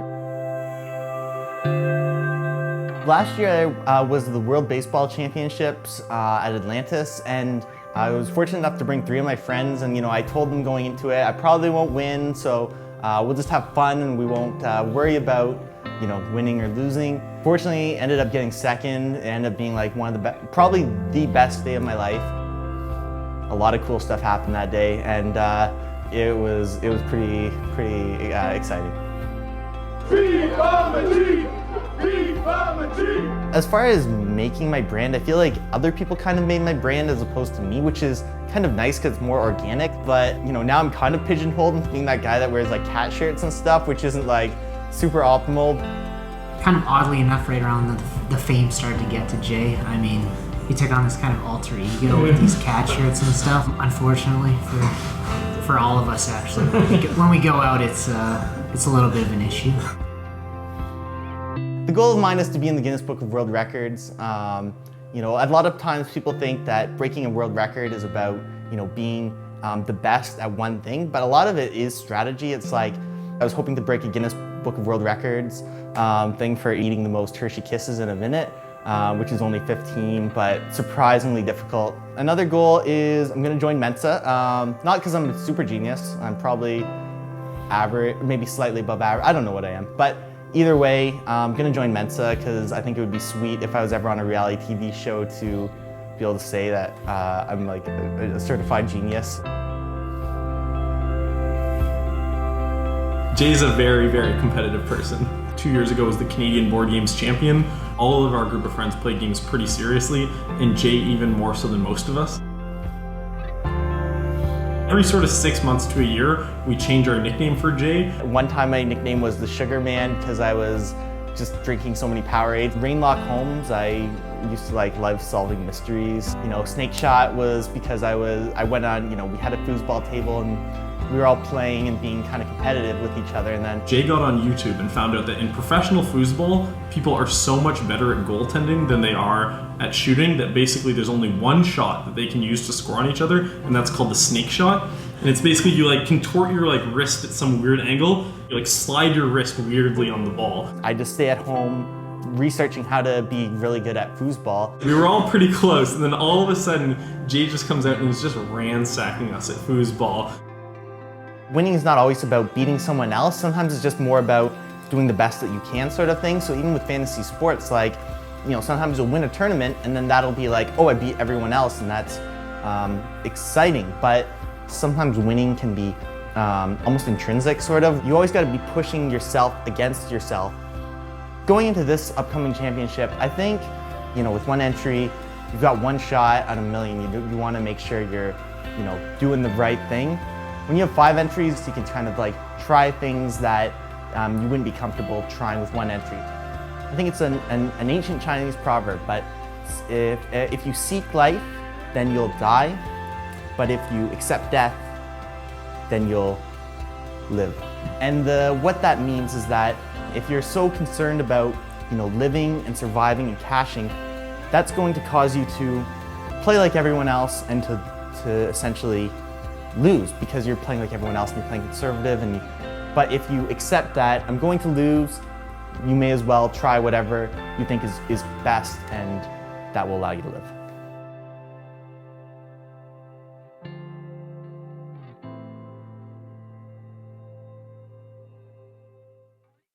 I feel like I went into the basketball and nobody knew who I was or anything, and it was, I'm gonna make the best lineup I can, and I made that and came down and, you know, I had a couple cocktails and watched basketball go on. And honestly, it was probably the last 20 minutes. We kept moving on up from 10th to 7th to 4th, and it was like, wait a second, I think we might have this. It was unreal, it was a dream.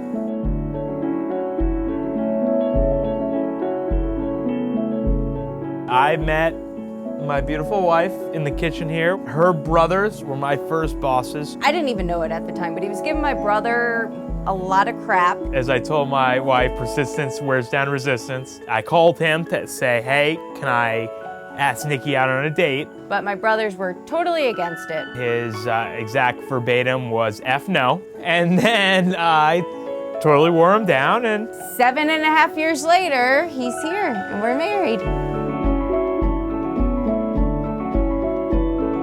Big family, 3 brothers, 2 sisters. Everybody has kids. It is an Italian family ritual that every Sunday, my mother is cooking, the family comes after church, we're here. Every Sunday, I would always not come over to her parents' house because I was watching NFL football. Well, yeah, it used to be my other brother-in-law that got all the crap, but now that Adam's in the picture, and you know that Adam, you know, is actually good at his hobby, they give him a little bit more respect and giving us time to watch and research. Now they get it, they understand. They have always given Adam a really hard time, always. But now that he's won, it was kind of like, bring home the belt, bring home the check, we want to see it. They were so ecstatic. They're putting on a weight belt on him. Oh, he loves it. Oh, that's awesome. Since I've won the $1 million, things have changed where they have a lot more respect for me. Almost at the respect level. So you'll have to ask them about that.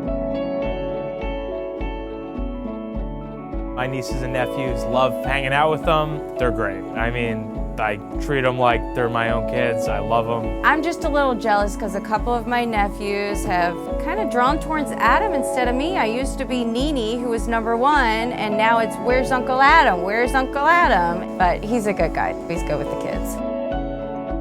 I'm playing for the same reason everybody else is. I want to win as much money as possible to take care of my family. Winning another $1 million, I think that our whole dynamic, you know, we had a lot of stuff we had to get in order, and houses, paying off things, debt, whatever, spending money on fun stuff too.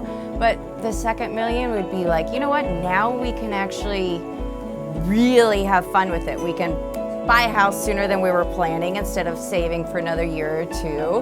And we can start baby factory.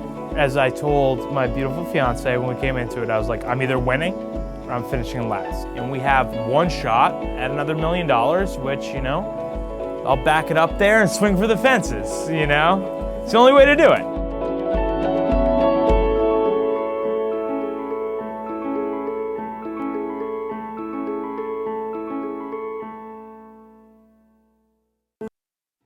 I had a dream about holding the check up before I even had a ticket to Vegas. In Boston, I told my fiance, we're going to Vegas, and a few days later it happened, so I think that the dream I had is going to come true. I decided to give DraftKings a try last year, probably mid-football season. We were on vacation in Dominican Republic, and actually I was playing little small pools, $3, $27. We never really get to spend too much time together. Having the 2-year-old running around the house constantly, we went on vacation just ourselves, so I was like, come on, like, be in love. And he just wanted to be on the phone all day, and then he was like, oh, well, I just won $10,000. So I was like, okay, well, I'll just go to the beach, and you stay here, keep winning. Spent just a little bit of it, and then kind of carried that bankroll into baseball. It got me where I am now. It was my first live event going to Boston, my first time in Boston. It was a great time. I really didn't play any live finals before then because I didn't really even think about it. You know, I was just doing it for fun, make a little money. And then once we got to Boston, I told my fiance when we were up there, we're going to Vegas. And then a few days later, qualified for Vegas. My family, I mean, at first they really didn't understand, especially my father. He thought I was making this up and it was fake Monopoly money. But after seeing the things I got, and now he's also going to Vegas, he definitely understands it, and they follow along, especially my fiance. She'll watch SportsCenter, see somebody hit a home run, yell at me if I don't have him in my lineup. It's honestly what we do. He comes home and I'm like, okay, so what games are on? What are we watching? Oh, did you have this guy? Do you have this guy? I'm a police officer. I'm not rich, I'm not poor.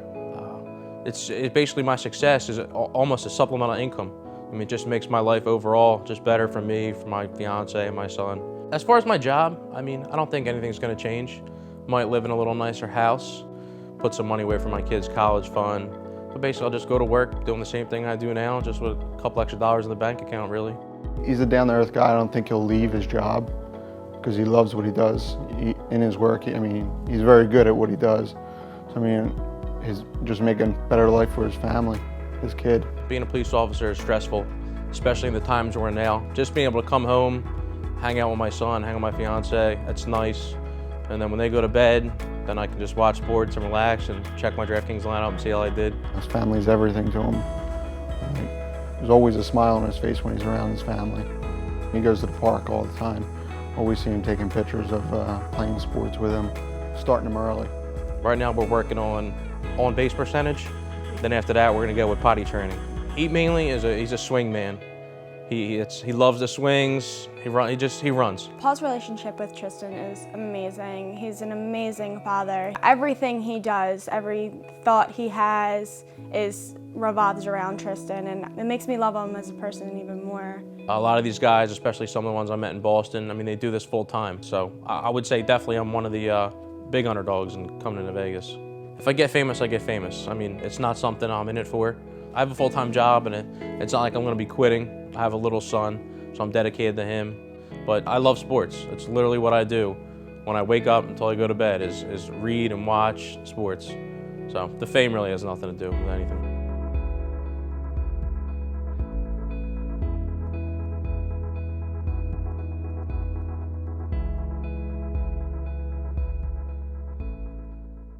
It would be a big win, you know, financially to take home another $1 million, but I think even more important than that would be what it does for my brand, for me as CSU Ram 88 across the daily fantasy industry. I think that's something I've worked really hard for over the past, 3-4 years, and being able to build that brand even further would be great.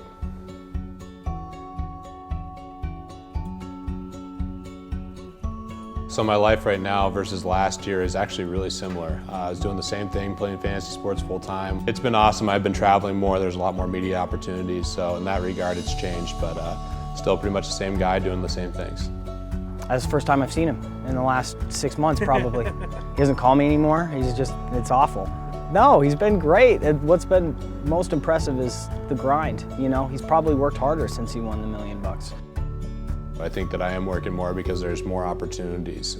So I'm trying to tackle as many of those as I can, and certainly there's more stuff outside of playing daily fantasy that's taking up my time. I get pictures of, hey, I just saw you in a magazine, or I saw you on a subway. That's exciting and that's a lot of fun, and certainly I'm relishing it now. This is my time to shine, I guess, and it's definitely been a fun ride. The coolest thing by far for me, because of daily fantasy this year, was going out to the Tiger Woods Foundation event out in Vegas. And then the pinnacle of the event was drawing the seat right next to Tiger Woods and Mark Cuban playing in the charity poker tournament. It was great meeting Tiger, and Mark Cuban and I really hit it off talking basketball, and we now have a relationship because of that. So that's been hands down the coolest experience. Golf has been my biggest passion over the last year and a half. I really got into it last year. Started off as a terrible golfer. I was a complete embarrassment, and I've worked really hard to at least get competent. When we first started golfing 5 years ago, which really brought us together, I'd kick his ass every time. And now he takes my money. So he doesn't like to be beat in anything. It translates to daily fantasy, it translates to golf. Even when I'm playing horse with him, it doesn't matter. He definitely always wants to win. I love winning. I mean, I really do love winning more than anything. That's something that drives me, and it's not always about beating the other person, although sometimes it is if you have a rivalry, but it's more just trying to get the best out of yourself. I'm hyper aware of guys in the industry, and it's definitely something that's pushing me to get better and better, and there's so many great players in the industry now. So I'm definitely keeping tabs, seeing how they're doing in certain tournaments, and while it's fun to see them there, I oftentimes think, hey, I wish I was there, and it pushes me to get better. That's probably my favorite thing about daily fantasy, honestly, is getting to these live events and getting to talk with my biggest competitors, because we share a lot of the same interests. Obviously, we're doing the same thing for a living, so it's fun to be with them, and obviously we're competitive, but those are the times we can laugh about funny situations, talk about the industry. Those are just the best times. So many elite players have multiple seats. Some of the best players already have 5. I know some of the guys have told me, like Jay Rayner, who I think is probably the favorite going into this thing with 5 seats. He took second last year. He's jabbed at me on Twitter I want to work really hard to make sure I can take away that title from you. And I know other people, that's the nature of competition. They say, hey, you won it last year, I want to take that guy down. So if I'm not fortunate enough to win again, I'll certainly welcome the next DraftKings Daily Fantasy Baseball Championship winner.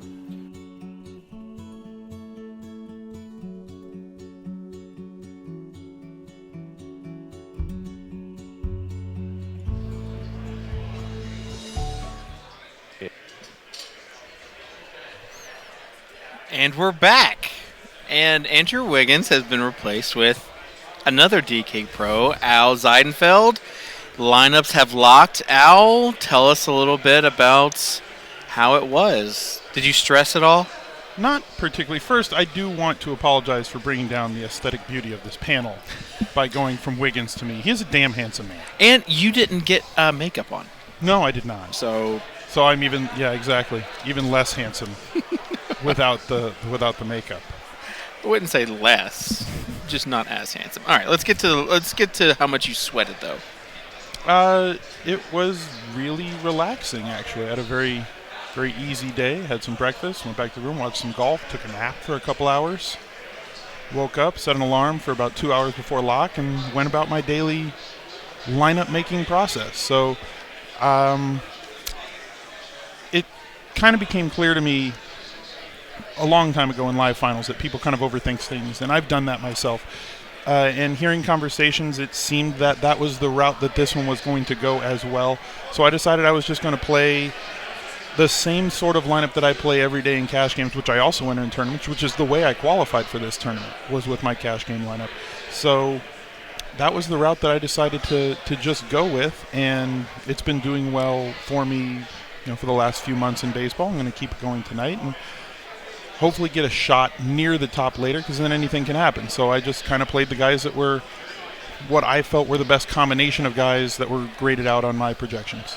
So how much did you think about the slate before today, in terms of we had the pitching matchups a few days ago. Mm-hmm. You obviously had an idea, weeks ago, what parks would be involved.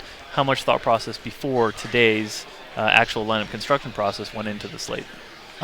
Zero, actually. Last night was the first time that I looked at the slate for today, and you and I qualified for a live final in my first year of playing, which was 2012, and that was probably my worst live final that I've ever been at. And the lineups came out, it was a football final, lineups came out on Monday. The salary sheet and everything came out on Monday. And I went over and over and over that thing, making different possible lineups, to the point where by Sunday morning I was so twisted up from chasing my tail all week and going around in circles and circles and circles that I kind of promised myself I would just not do that again in live finals. And so that's the route that I go. I've decided that these days are just like any other day, although this is way nicer than my living room. So, and there's no little kids running around. A little bit different than the Octobox, right? Yeah, I don't just watch one TV in my office. There's a few TVs here. All right, let's talk about your lineup. Mm-hmm. You've got Corbin and Cueto. And first of all, like I was just trying to tell Drew like multiple times, like no way. I was like, Corbin gets around 15 to 17.5%. Sure enough, 17.5%. Really? Exactly. He nailed it the whole time. While the rest of us were talking about how we thought Corbin would be the highest owned pitcher, and Dave was nodding along without saying the 15 to 17%, but you can tell he was thinking I like that's what I was thinking. You can tell he was thinking it. Al knows. So were you surprised? You went with Corbin, though. Yeah, I went with Corbin. He was the best value to me, based on all the other guys. I was looking at Jimmy Nelson. I was looking at the Hound, Bassett, but I did not end up there because the way it projected out, I basically just went with my sheet. And I'm going to see how it goes. It's been going really well recently. And I had Cueto and I had two other pitchers up top that were kind of graded out the same. And Cueto was the cheapest of the three, which allowed me access to like 1.5 more bats. I ended up, when I went with like Arrieta, I ended up with like a weird amount of dollars left, where if I went with Cueto, it allowed me to upgrade at one spot. I could get to Peralta and I was messing around with a couple other guys too, but I got to Peralta and Sano, who I felt are in excellent positions to come through with home runs. They're in great lineup spots, big power guys.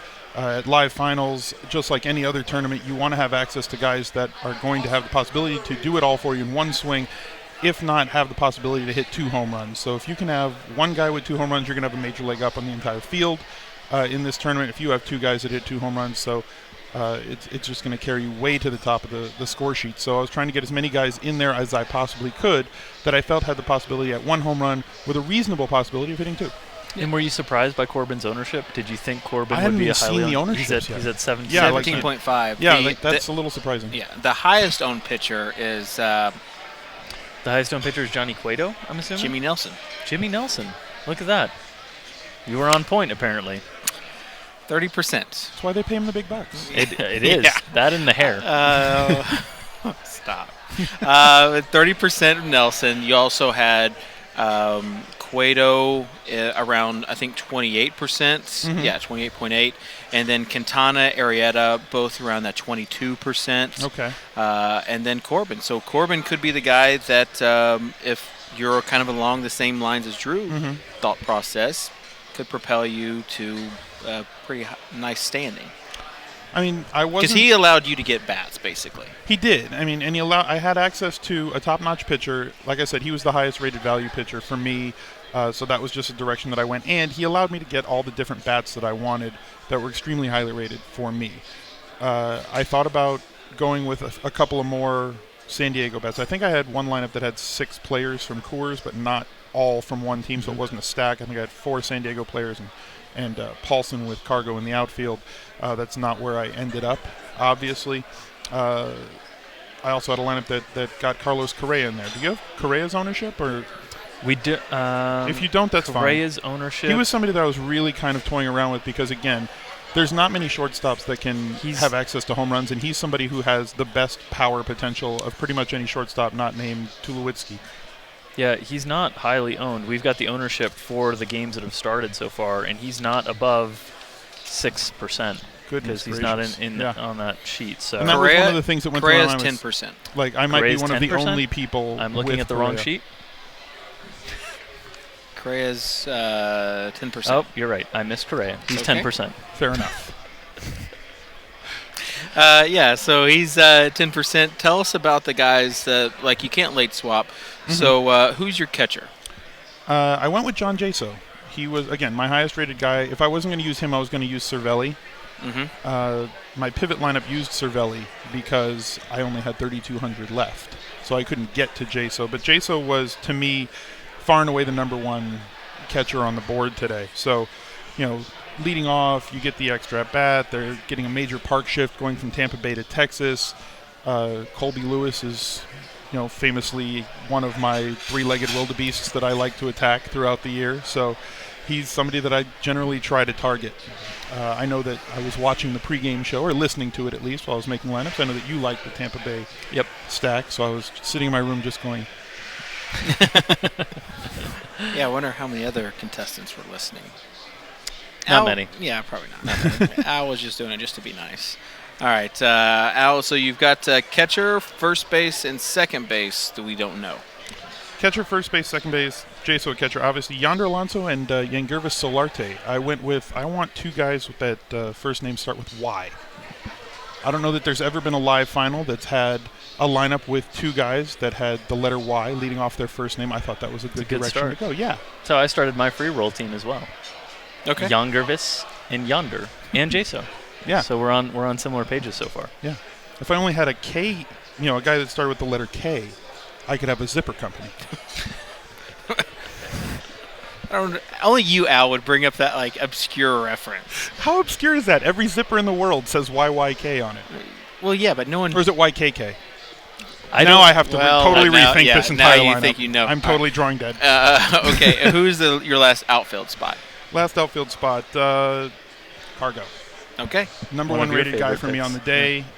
He's been absolutely hitting lasers all season long. One of the biggest guys on exit velocity on the entire season. And when you put that into Coors Field, bad things happen to baseballs. So you have 4 players from Coors. Yeah. But only 3 from a given team. So do you think that you were kind of fading Coors then? No, or is 4 out of 8? It was just what I could fit. Okay. I could have gone with, and I handed you a sheet with my pivot line where I also had Jed Jerko in there. Yeah. Where I had a little extra, and I had Paulson. But I liked this lineup a little bit better. It graded out, I added up all the different ratings that I had for these players, and the 4 versus 4 for the lineup that I chose versus that lineup that had 2 extra guys in Coors had a higher expected value than the guys that I left out. So I just said, I'm just going to trust the sheet and go with it and see where it takes me. So your lineup does not qualify as a stack. No. How many of the contestants do you expect, or how many of the lineups, there's going to be 79 other lineups other than yourself. How many of those do you expect to qualify as a stack, have 4, 5, 6 players from the same team? I think there's 47 entrants. There's 80 total entries. So of all the ones that have multiple entries, I would expect their second through fifth lineups, no matter how many multiples they have, to all be stacks. And some of the ones that have their primary lineup, whether they're multiple entry people or they're people like me who have a solo entry, I think some of those are going to be stacks as well. The YOLO type attack. It's if you're not the Ricky Bobby, if I'm not first, I'm last. And I think that using the cash game lineup in this sort of tournament on DraftKings, where people are going to be going with that direction, a stack may take this whole thing down. It may not, but whenever you're going that route and stacking a bunch of different lineups and a bunch of different teams don't all score 10 runs. Now, if every team scores 10 runs, then yeah, I'm probably drawing dead in this thing. But realistically speaking, all of them aren't. And the ones that are stacked that score 2 or 3 runs are going to be kind of bottom feeders, which is already going to push my lineup above those if things go the way that they're supposed to go with a cash game lineup. So that puts me near, puts me in a better spot to having a chance to attack the top of the field. All right, you gave me a piece of paper. I gave you a piece of paper. And it says Suicide Watch lineup. Yeah. So basically, this is the lineup that you gave me, that you want proof that this was like the other lineup that you were thinking about doing. So I'm going to read this. Cervelli, Alonso, Solarte, Jed Jerko, Correa, Carlos Gonzalez, Paulson, Peralta. It's like a 4v4 difference. Who is the guy that you just hope does not do well because you wanted to roster him so bad? Carlos Correa. It's Carlos Correa, hands down. He was the person that I thought was going to give me a leg up on the field if I went with that particular lineup because of the power potential from that position. It's so scarce. It's position scarcity move. His talent is completely off the charts, and if Verlander is throwing 91 miles per hour on his fastball tonight, there's a good chance that he goes oppo and one ends up in the he goes to the Crawford boxes. He just walked, so well, that's 2 points. He already has 2 points. It's a lot of regrets. All the regrets. A lot of regrets. So you were listening to the show, the pregame. You heard us talk about some predictions for tonight. What about a prediction for yourself? What's your expectation coming into this event? What would you be happy with that you feel like you came out and gave it your best effort in terms of place? And then who do you think is the favorite coming into the event? All right, that's a lot of questions. I'm going to start with everything starts with pitching. I typically try to get between 40 and 50 pitching points. If I can end up near the higher side of that, I feel like I'm going to have a chance. So pitching is first. I need Cueto and I need Hudson to do their thing. If I can get near 50 points out of the pitching, fantastic. If I get over that, it's just absolute gravy. And as you guys alluded to, that doesn't seem to be a very popular pitching combination. Yeah. So I could be kind of rolling solo, or maybe one of 3 people in the tournament that has those 2 combined pitchers. So that's where it starts. After that, it's going to come down to just getting a couple of home runs, having some guys run into the ball, and you know, just putting myself in a position at the end of the night, because I'm going to have enough player innings remaining. Everybody's going to have a lot of player innings remaining, with the Colorado-San Diego game being the last one on the slate. So I think finishing early was going to be the mistake. I think that having those players in Coors for that late night sweat in this tournament is going to be the way to go. I feel like I have enough exposure to that to be happy. I want to be, I don't know, within 25, 30 points of the top. Give me a sweat. Yeah, let me have a chance. Yeah. You know, let me have somebody coming up in the 7th, 8th, or 9th inning to give me a chance to get up into that top 5, top 6 range, where the 6-figure paydays are. That's really the goal. As far as somebody who's a favorite, it's definitely not me. You know, with a single entry in this small field of a tournament. A lot of people are going with Beep I'm a Jeep. I think it's Ray of Hope, to be honest with you. They're as sharp as anybody. And he's a veteran to live finals. They've got 5 lineups. He knows what he's doing. They understand how to play their own lineups. They understand how to play the field. And they understand how to play what the field thinks they're going to do, so they can be comfortable with where they're landing. It reminds me of the bride, the Princess Bride. Exactly. Clearly can't play the lineup that's in front of you. Yeah. But that's what you thought I was thinking. Exactly. So Al, really appreciate you being on with us. We already have some runs, and in fact, 4 people rostered Aramis Ramirez, who hit a home run. Super cheap tonight. Yeah, there are some Pittsburgh stacks. So we've got Jenny Sue, Aaron Steinberg, Peter Gibbons, and Paul Bertini currently that have him, and then Ray of Hope in 5th. But yeah, so we're going to take a short break.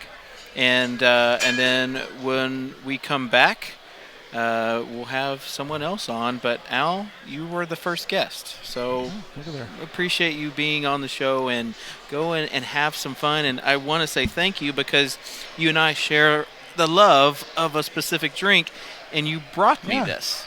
You guys looked thirsty during the pregame show, so I made sure that I bought all 3 of you hosts a Thai iced tea, a little karma. You know, karmically speaking, I wanted to start the night off on the right foot. It's probably the most delicious drink there is in the world. So I gave you guys a Thai iced tea to kick off the broadcast. It definitely is. And if I don't think Drew even wants it, so I'll just take drink it. No. Okay. Well, there goes that karma. All right. Thanks so much, Al Zeidfeld. We'll be back right after this break.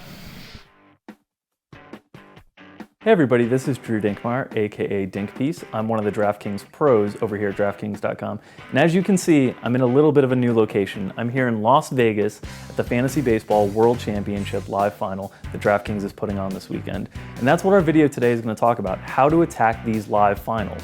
If you're lucky enough to get into the live finals, you want to make sure you have a plan going into them. So let's start with 3 strategy tips that can make you a better live finals player.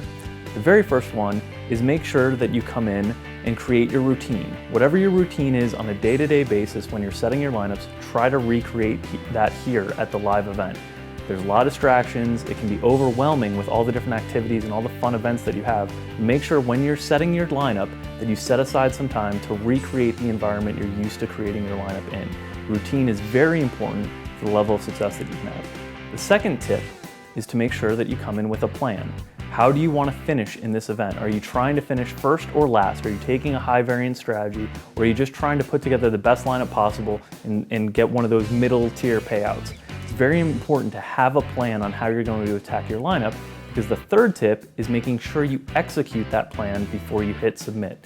So when you're constructing that lineup together, make sure it fits your goals. If you want to go boom or bust, make sure you're taking some off the radar players. If you're just trying to build the best lineup possible and move up that leaderboard, make sure you fill it with some high floor players as well. It's important to have a plan and then execute it when making your roster. So those are the 3 tips from me on how to attack live finals. Make sure to subscribe to DKTV and follow all of our live coverage out here at Vegas by using the hashtag FBWC.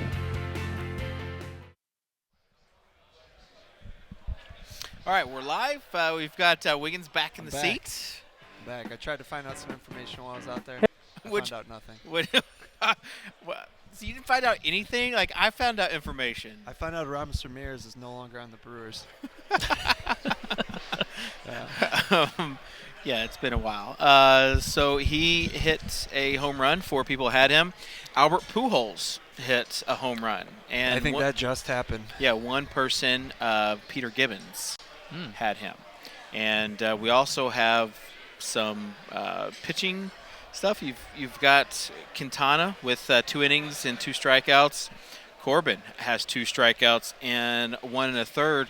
We're talking about his total strikeout prop from Vegas was 4. He's already got 2. So if you rostered Corbin, you should have. Yeah. Well, I think, Drew, what you did was you tried to figure out what people should have done, and not everyone thinks like you. That's true. In fact, they're all a lot smarter. They're all a lot smarter than me, because they're all here competing for $1 million. The first comment I heard, I saw Corbin was 17%. I said, "Oh wow, we were talking about him. We thought he was going to be really heavily owned." And the response from Empire Maker was, "I didn't think anyone would own him." I was like, "Okay, we're in different spots." All right. Jimmy Nelson, though, the highest owned. Did you? I believe you called that. Did you what? not? I did. Very nice. 30%. 30%. Wow. So that means, though, also that like 70% of the teams are going to be cheering against him, or maybe that's correct. Maybe that, and maybe not that many because you got the multiple teams. Yeah, but you. So and he gave up a run early. Who did? Nelson. Nelson did? Yeah. Okay. So that's why you hear like some cheering. Sometimes the cheering's not just for like if your player did something. It's like if a heavy owned player is getting shelled. And so far, Cueto's been getting into a little bit of a jam. There's nothing worse than getting into one of these events and, well, any night when you're playing baseball and all of a sudden your pitcher's in trouble right off the bat, especially an expensive one. So. And that first inning is usually the toughest one for starting pitchers. So you feel like if you can get over that hurdle of that first inning, you feel like you've got some upside. Yeah. Early on when they struggle, it feels like a grind the whole night. It does. And, all's not lost at this point, but probably not the start people are hoping for with Cueto. Sure. Jenny Sue. That's the person in first. Jenny Sue. But I think it's a guy. So, who knows? Well, we probably have that one of these many sheets in front of us. It's somewhere in the plethora of sheets that we have. Peter Gibbons, Aaron Steinberg, Paul Bertini. Paul is one of the guys in the Contender video. Also interviewed him in the behind-the-scenes video this week. I just talked to him, and he said that he stacked one game in Coors, and then the other game was the Pirates game. So he stacked Pirates and had Ramos Ramirez. But, you've got at least four teams that stacked Pirates. So definitely an interesting call. Maybe go along with your McCutchen. Yeah, McCutchen's one of the higher owned players. I think Kang is the highest owned player of the games that have started so far at over 23%. And McCutchen. I did talk to a few people. It seemed like a lot of them had JSO, so I think that he's probably still he'll come in over 24%, I'm pretty sure. Yeah. So McCutchen 20+% too, though. Yeah, that's a little bit surprising. I wouldn't have thought he'd be that high. Given all the high-priced Coors Field options. There were guys at Coors that weren't that much more, and in a vacuum, they're better players. Makes you wonder. It does. If people have kind of overthought in Coors Field might be lower owned than anticipated. I did talk to CSU, though. He's on Coors, so he's on Coors, so I lose He that round. wouldn't be able to live with himself. I lose that round. Yeah. So, Dave and I, 1. I feel like I was like on fire the pregame, so the rest is just whatever. Like okay. I could just like punt the rest of the show, even though so all 6 of you that watched the pregame, I'm sure you're thrilled. So we have Chris Davis, who you thought would be the home run of the night, and you said would be heavily owned. As well, yep. Which Chris Davis? We probably should have specified that. We were talking about the Orioles' Chris Davis. Yes. But Milwaukee's Chris Davis is also fairly highly owned. We call him Crush Davis with a K. I believe other people call the other with Chris Davis K, Crush though. Davis. Yeah. It's hard to. It is. You're right. When you can't type across, it out. Yeah, when you can't. It's hard to get that across in this medium. But both of them decently owned. Yeah. The Chris Davis we were talking about a little bit less on around 9%. Mm-hmm. But that's still decent ownership. Chase Utley just hit a home run off of Nelson. So now he's the full Nelson. Well, you got that one out of your system. All right. So Jimmy Nelson, 3 hits, 2 earned runs, and just 1 strikeout. So and Chase Utley is 6% owned, so he's on 5 teams. Yeah. So you have basically, I don't know. It's going to be when you talk about the guys that only played 1 player. You have Fultonevich and Schumacher. Starting pitchers that are solo bullets. Yeah. 2 guys with those, and you had 1 person on Duffy, 3 people on Bassett, 5 on McHugh, and then above that, it's like the Corbin. Verlander is actually heavier owned than Corbin. Wow. What's Verlander at then? Around 20%? He is 18.75%. You know, if you took a risk on one of those cheap pitchers and he ends up giving you not even a great game but a serviceable game, and you watch the aces come out and big struggle, head start. It's a huge advantage. And it wasn't a night where there's really an ace that was a lock that was in a great spot. Yep. So while they absolutely have upside and they can go out and put up a 40 spot or more, it wouldn't shock me at all if they all struggle and come in 10, 15, or even worse. And if that's what happens, those guys that were a little bit riskier with their pitching selections are going to have a leg up on the rest of the competition. Yeah, and as far as the stacks, are you guys seeing anything with the stacks that people are using? When you talk to CSU, when he said stack cores, does that mean Rockies? He didn't get specific, but I assume he meant Rockies. Well, you know what happens when you assume. It looks like we just had a home run. You hear people cheering in the background. Also, Arrieta giving up some runs, so that's definitely interesting. So, right along those lines that we were talking about with the more expensive pitchers struggling a little bit here. Yeah. Yeah, so Josh Reddick hit that home run. So we'll see what his ownership percentage is. I'm sure Reddick was pretty low. He was 3,800. Not exactly sexy. Yeah, it looks play. like he's at 7.5%. But he's a guy that definitely has power, and he's typically a really good GPP play because he usually goes under-owned, and he can always have a night where he has 2 home runs. Yeah, especially in that big park shift into Baltimore. Absolutely. And I know Baltimore got started off really hot with Billy Burns, or Oakland got started off really hot with Billy Burns with a leadoff triple that they were able to capitalize into a run real quickly. So you get that Billy Burns triple in a run, you get Josh Reddick with a home run. That's 2 out of a possible stack or a mini stack that have already come through with almost double-digit points. Especially with everything else being pretty slow so far. Yeah. Oakland's always a really interesting team for me. I like playing Oakland. They almost always go under-owned. Yep. They've got some issues with positions. They have 2 first basemen usually. I don't know how it came out tonight, but they're just not sexy. But the guys that have guys that can hit home runs, they'll steal bases sometimes, and they usually do pretty well as far as ownership being low and the upside. So, did anyone stack the ace today? It didn't look like it, just based on kind of looking through. Right. No, I didn't. Quickly. I didn't see anybody. Like you said, Reddick, 6 teams had him 7.5% owned. Okay.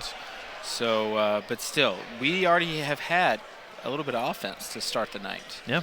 And you wonder, like, if you're in that Coors spot, you're thinking, don't score too much, because like that puts like all the pressure. Even though like it's not really up to you, it's still it makes you a lot more anxious thinking that like you have a legit shot. And when you see that, when you go to your DraftKings lineup and you see it's like 100 points to first, you're just like, well, that's a lot of points I got to make up with my lineup. So not saying it can't happen, but they definitely don't want anybody getting off to a hot start, especially those heavy-owned guys. And then another big part of this is the pitchers. Like, people, 30% have Nelson. And 30% of Cueto. Yeah. So you're talking about if you went cheap, if you went Corbin, Lackey, that sort of thing, then you're sitting in a good spot. So already some things starting to shape up. But how important is it, Drew, when you evaluating how the games are based on the first inning, the first kind of run through a lineup? Like, people get so upset. There's a concept called tilting after the first inning or the first 2 or 3 innings. How important is it to kind of keep your head and just have a logical view on how things are shaping up? Well, I think you want to try to enjoy yourself at this type of event, and there's going to be a lot of added pressure with each opportunity, whether it's a hitter that comes up with men on base, or whether it's a pitcher that gets in a jam early. But if you want to have a good time and you want to really enjoy the event, you have to try to remove some of the stress from those situations. And it's difficult to do because there's a lot of money on the line. But it's one of those things that early in the game, I'm more likely to get frustrated by a pitcher than I am a hitter. Even if there's a missed opportunity, they can come back from it. A pitcher, there's only a limited number of bullets that they can fire. And sometimes you just see that the pitcher doesn't quite have his best stuff that day, and that's not usually a very good sign. But like you said, you want to have fun. You gotta, and this isn't just when you're in a big event like this. When you're at home, you could get a little bit worked up too much about what happens early in the game. You end up checking the scores too closely. It ends up not being as fun as it could be. And we're playing the game to have fun, so let the games play out as they will. Sometimes a pitcher will get in jam early and you think he doesn't have his stuff, and then he comes out and he's looking really crisp in the second inning. He goes on and pitches a great game, can make it up with strikeouts, stuff like that. So you don't want to take too much of what goes on early, but sometimes you can get too far behind. I don't think that's happened to anyone yet tonight. And when you talk about pitching, I think a really an important thing to kind of gauge, it's not over if your hitters just did not get a hit their first or even second at bat, because of how much variance there is and that big potential play in the third or fourth at bat of getting a home run. It's not over. But with pitchers, you do have to kind of see, are they getting hit, are they getting shelled? And another big thing in the beginning is at least pitch count. You don't want your guys to get above that 40 pitch count range after 2 innings. You want to keep them around the 10 to 15 pitch count per inning, and that way they have more of a shot, because as it goes on, not only do you have a better chance of them getting shelled, but also getting pulled after 5 or 6 innings. So you want them to go as long as possible while still throwing strikes, and that's tough. So you got Arrieta, who let up a run, however, it wasn't earned. So that's helpful. And Shoemaker there giving up some runs early, that one entry that had Shoemaker. You got to feel like that's an uphill battle if you're the only guy on a pitcher that struggles. So much of it is relative to what everyone else is doing. Of course. Some nights there's pitchers that go for 40, and if you don't have them, you're dead. You're not going to win a GPP. So far, it's not looking like anyone is really going to kill it, and we don't know. But I just wouldn't get too upset about having a pitcher struggling early, because most of the people in this room are in the same position. Yeah. Sure. And, you haven't had any one pitcher look like they were out to a blazing start. Exactly. Quintana maybe, but I would say after we come back from a break, we'll have a better handle on kind of some of these pitchers going and seeing if especially the high-owned guys, Cueto and Nelson, if they can kind of get in a groove and shake off the rusty start to it. So we'll have a break. We'll have an interview with David Epstein, who is a cool guy, and I asked him in this interview about last basketball championship.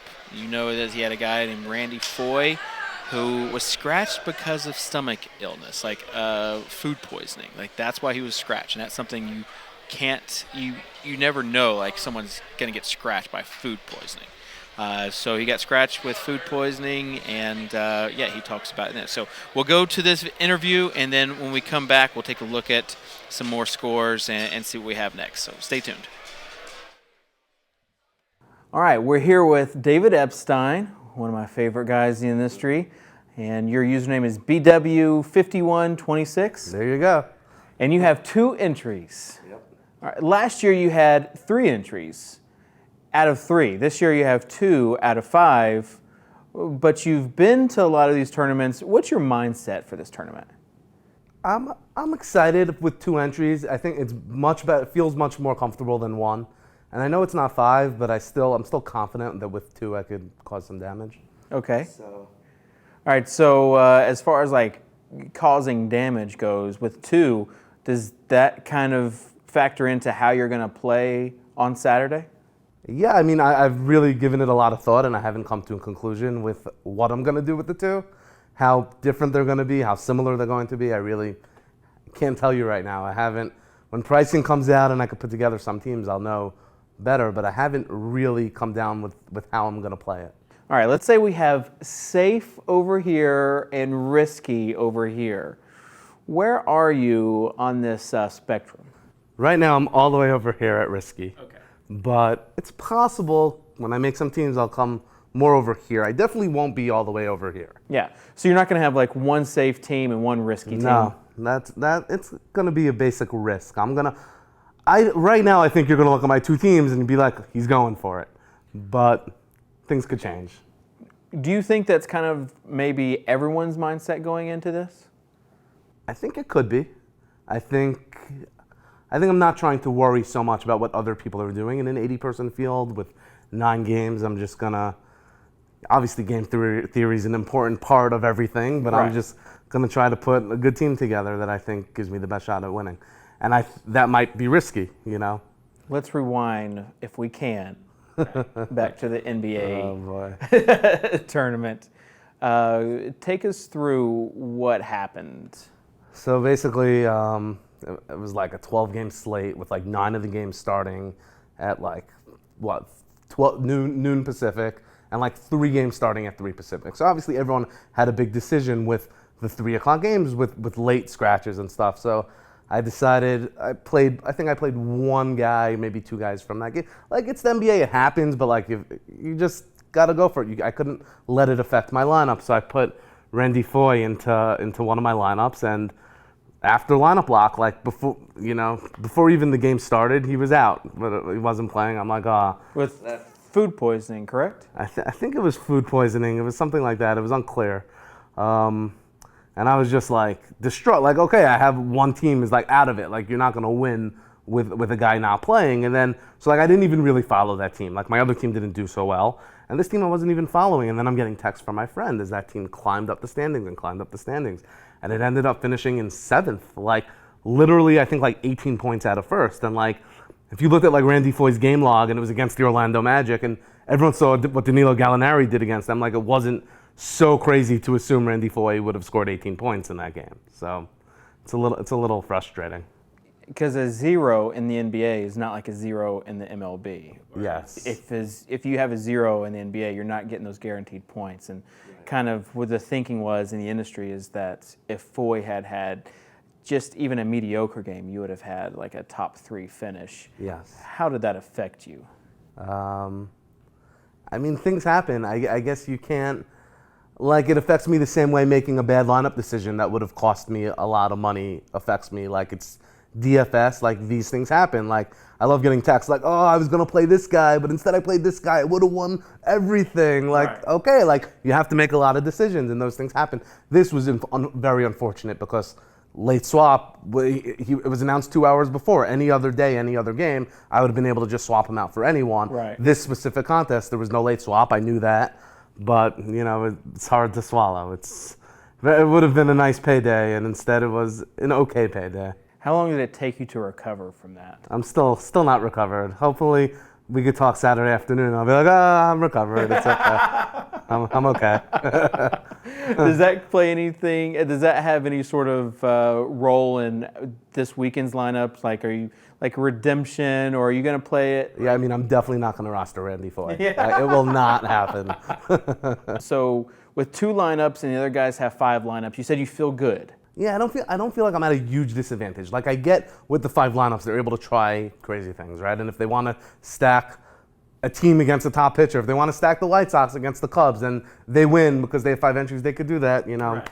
Congratulations. Like, I'll be okay. I'll be okay. So, like, the 5 is a huge advantage, but, like, in theory, I think when you have 5, most of the times they're going to be eliminating some of those entries on their own by being a little more risky. So So obviously I would like to have 5. I think I could do a good job with 5. Listen, the guys with 5 are obviously great players and they're going to know what they're doing, but they also, you know, if they want to be risky and all 5 are going to be similar, then that can knock out 5 teams right there, you know, and if not, these guys probably could have won with 1 entry. So. You have to look out for one team. Jay Rayner? Is that who it is? Yeah, he's really, really good. Okay. That guy. He's always up top there. Every sport. I mean, every sport he plays, I guess. Hockey and baseball. 5 entries in a row in 1 week. Yeah. You know, who knows how many he could have won if he could have kept going. So you think Beep Majip is the guy I think he's the guy to beat, other than yourself? Well, obviously you have to. Peter Jennings, obviously the defending champ, but. Have you thought about what it would be like to win $1 million because of how big the industry is now getting? If you win $1 million, you might have a commercial, you might have your name on the side of a bus holding up a check. Oh man, all my friends see that. David Gomes, like everything. You can't get it like Peter's in some places, but like David Gomes, I don't think you could watch like TV without seeing him. Even I'm watching soap operas in the middle of the day and it's David Gomes. I mean, not actually, but like he's everywhere. And like, I don't think, I mean, not everyone gets a commercial. I mean, a guy wins $1 million every week during the football season and then a few in golf. So not everyone gets a commercial. I mean, when they have a face like this, maybe maybe they'll be knocking down my door. But what's going to happen if you get that $1 million though? It's going to be a nice bankroll boost. It's going to be nice. It's going to give me a cash inflow that I could really use. Especially going into football season. Especially going into football season. Yeah, it would be really, really nice. I really hope for a top finish over here. All right, so call your shot. You've got 2 entries. Where are you going to finish? Okay, so I think 1 is going to finish. Well, actually, I don't know. I think they're both going to be in the top 10. How about that? Okay. Last year I finished 8th and 7th in basketball, so I think I need at least one of these teams to finish in 6th to just keep it going. Okay. So 6th place. How about one of them in 6th place? 6th place would be good. And the other one in 1st. So perfect. 1st and 6th would be awesome. 1st and 6th. It'd be. Well, David, it's always. Does anyone here say like last? No, I don't think so.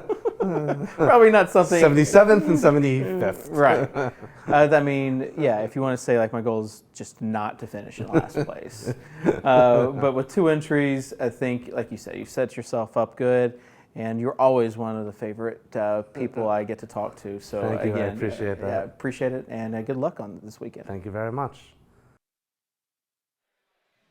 All right, and we're back. We just had a little bit of action. Peralta hit a home run. Al had him in his lineup, and also the number 1 team, Aaron Steinberg, is just going off right now. Had Peralta, has Corbin. Al has Corbin as well. Has 16 fantasy. I don't believe that's Corbin, but has Utley, Herrera, Aramis Ramirez. Oh, yeah, he does. Al has Corbin, yeah. though. Yeah. Corbin's having a great game so far. Yeah. Should have been the highest owned pitcher.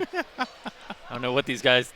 Who would think they could win $1 million with Jimmy Nelson? I don't know. I don't know. Looking like it's not going to happen thus far. So we're talking though about like focus, like the ability to focus during a live event. What would you like tell someone who maybe hasn't qualified for a live event? Like, how hard is it to stay focused with everything going on, with all the fun activities, to really kind of nail down a lineup and a process that you're comfortable with? I think you need to schedule the time that you're going to dedicate to your lineup. I think you can schedule all the other events and the excursions and all the different things that you're going to have fun with, but set aside however many hours you usually set aside to make your lineups. Set aside that many hours on a given day and time block it and try to stay focused that way, because there is a lot of stuff to enjoy out here. It's a lot of fun, but you got to treat it like a business trip too. Well, but to be fair, part of it is what you want to get out of it. First, so for the professional players, absolutely. But there are a lot of people that come out here that this is a great trip for them. They're looking to have fun, so they just need to know what they want to expect when they come here, and if they want to enjoy all the excursions and go out and party. I mean, we're in Vegas, so you know. You can take advantage of that and just know that maybe you're not going to spend as much time, but then don't get upset with yourself if that's the approach you take. But I think either way is a fine approach. And as far as the time that you put into it, I would say make sure that you're not doing too much. Don't feel like you have to play all the 50-50s and the other GPPs. Unless you really are going to block out that time, just focus on making one good lineup. That's all you need to win the $1 million, and then you don't have to spend as much time. Let's talk about the atmosphere, because it is electric. Yeah, it is rocking. You got, after every home run, every pitch, even people cheering against other pitchers, which I don't know if there's a little bit of sweat-a-kit or tact there, but hey, they're doing it. Anything's fair game. So yeah, you're hearing like little pockets of groups of players, like when a player hits a home run, that just kind of go up. But this is a nice room, and it's definitely a more live atmosphere than what we're used to. Absolutely. I think everyone's excited to be here. They're all a little bit nervous, I'm sure. But as we get further into the night, people get a little bit more relaxed. Maybe some of the people start to realize it's not their night, and so they just kind of back off a little bit and start just enjoying it, maybe having a few drinks, that type of thing, turning it into more of a party. The people that are in contention probably get progressively more nervous as the night goes on, but that means that every play just means that much more for them. So you see more excitement. And with the home run swinging things so much, you'll hear a lot of screaming, you'll hear sighs. It's really exciting when those big plays play out. Yeah, and the way that the room is set up. There's a lot of focus in one area. I've been to some of these live events where there's TVs kind of around the room, and you've got certain corners of groups of players watching one game. All the TVs are in that one general direction. So you've got everybody's eyes on all the different games that are going on at the same time, and it creates a lot of reaction to emotions as well.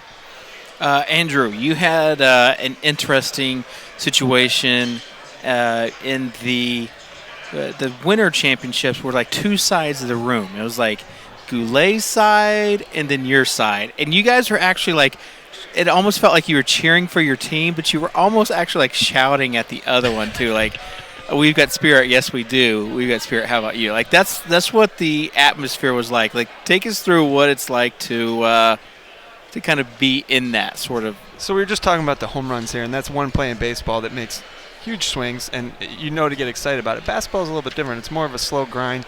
You're just progressively accumulating points. However, in the case of the NBA championships that I was involved in, there was one player that kind of swung that a little bit. Gallinari was absolutely on fire in the second half of the game. And they kept him in the game. Well, and it was a blowout game, so it changed the flow a little bit, and they were kind of just tossing the ball to him, and he would just bomb. He'd go down the court and bomb a three, and he was doing this over and over. And he was getting excited, getting involved in the defensive end, had a few blocks, and he'd run it up, bomb it, boom, nothing but net.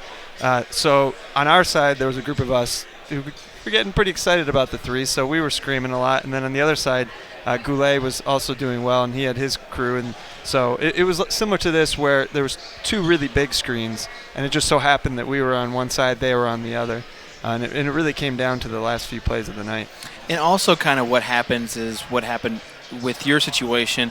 As the night goes on, there are people that are not going to be in it anymore. Like, I mean, let's face it, their teams are just doing terrible.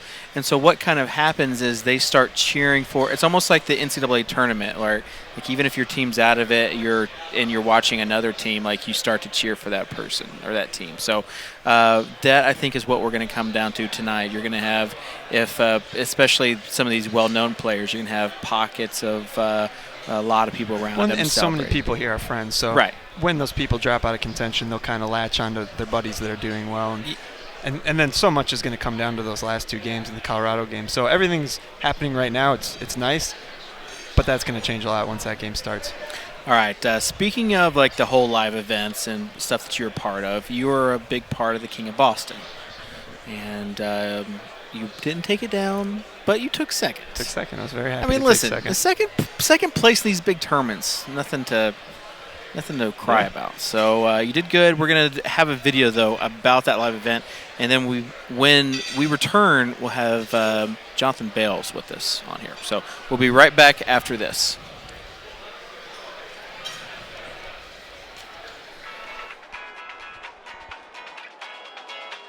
DraftKings always top-notch. Being in a suite at a Red Sox game is pretty awesome. It's a good experience, and we're looking forward to the event tomorrow. I love that it's only 12 people, so I got a good chance at the 50 grand, I feel like, and I'm excited.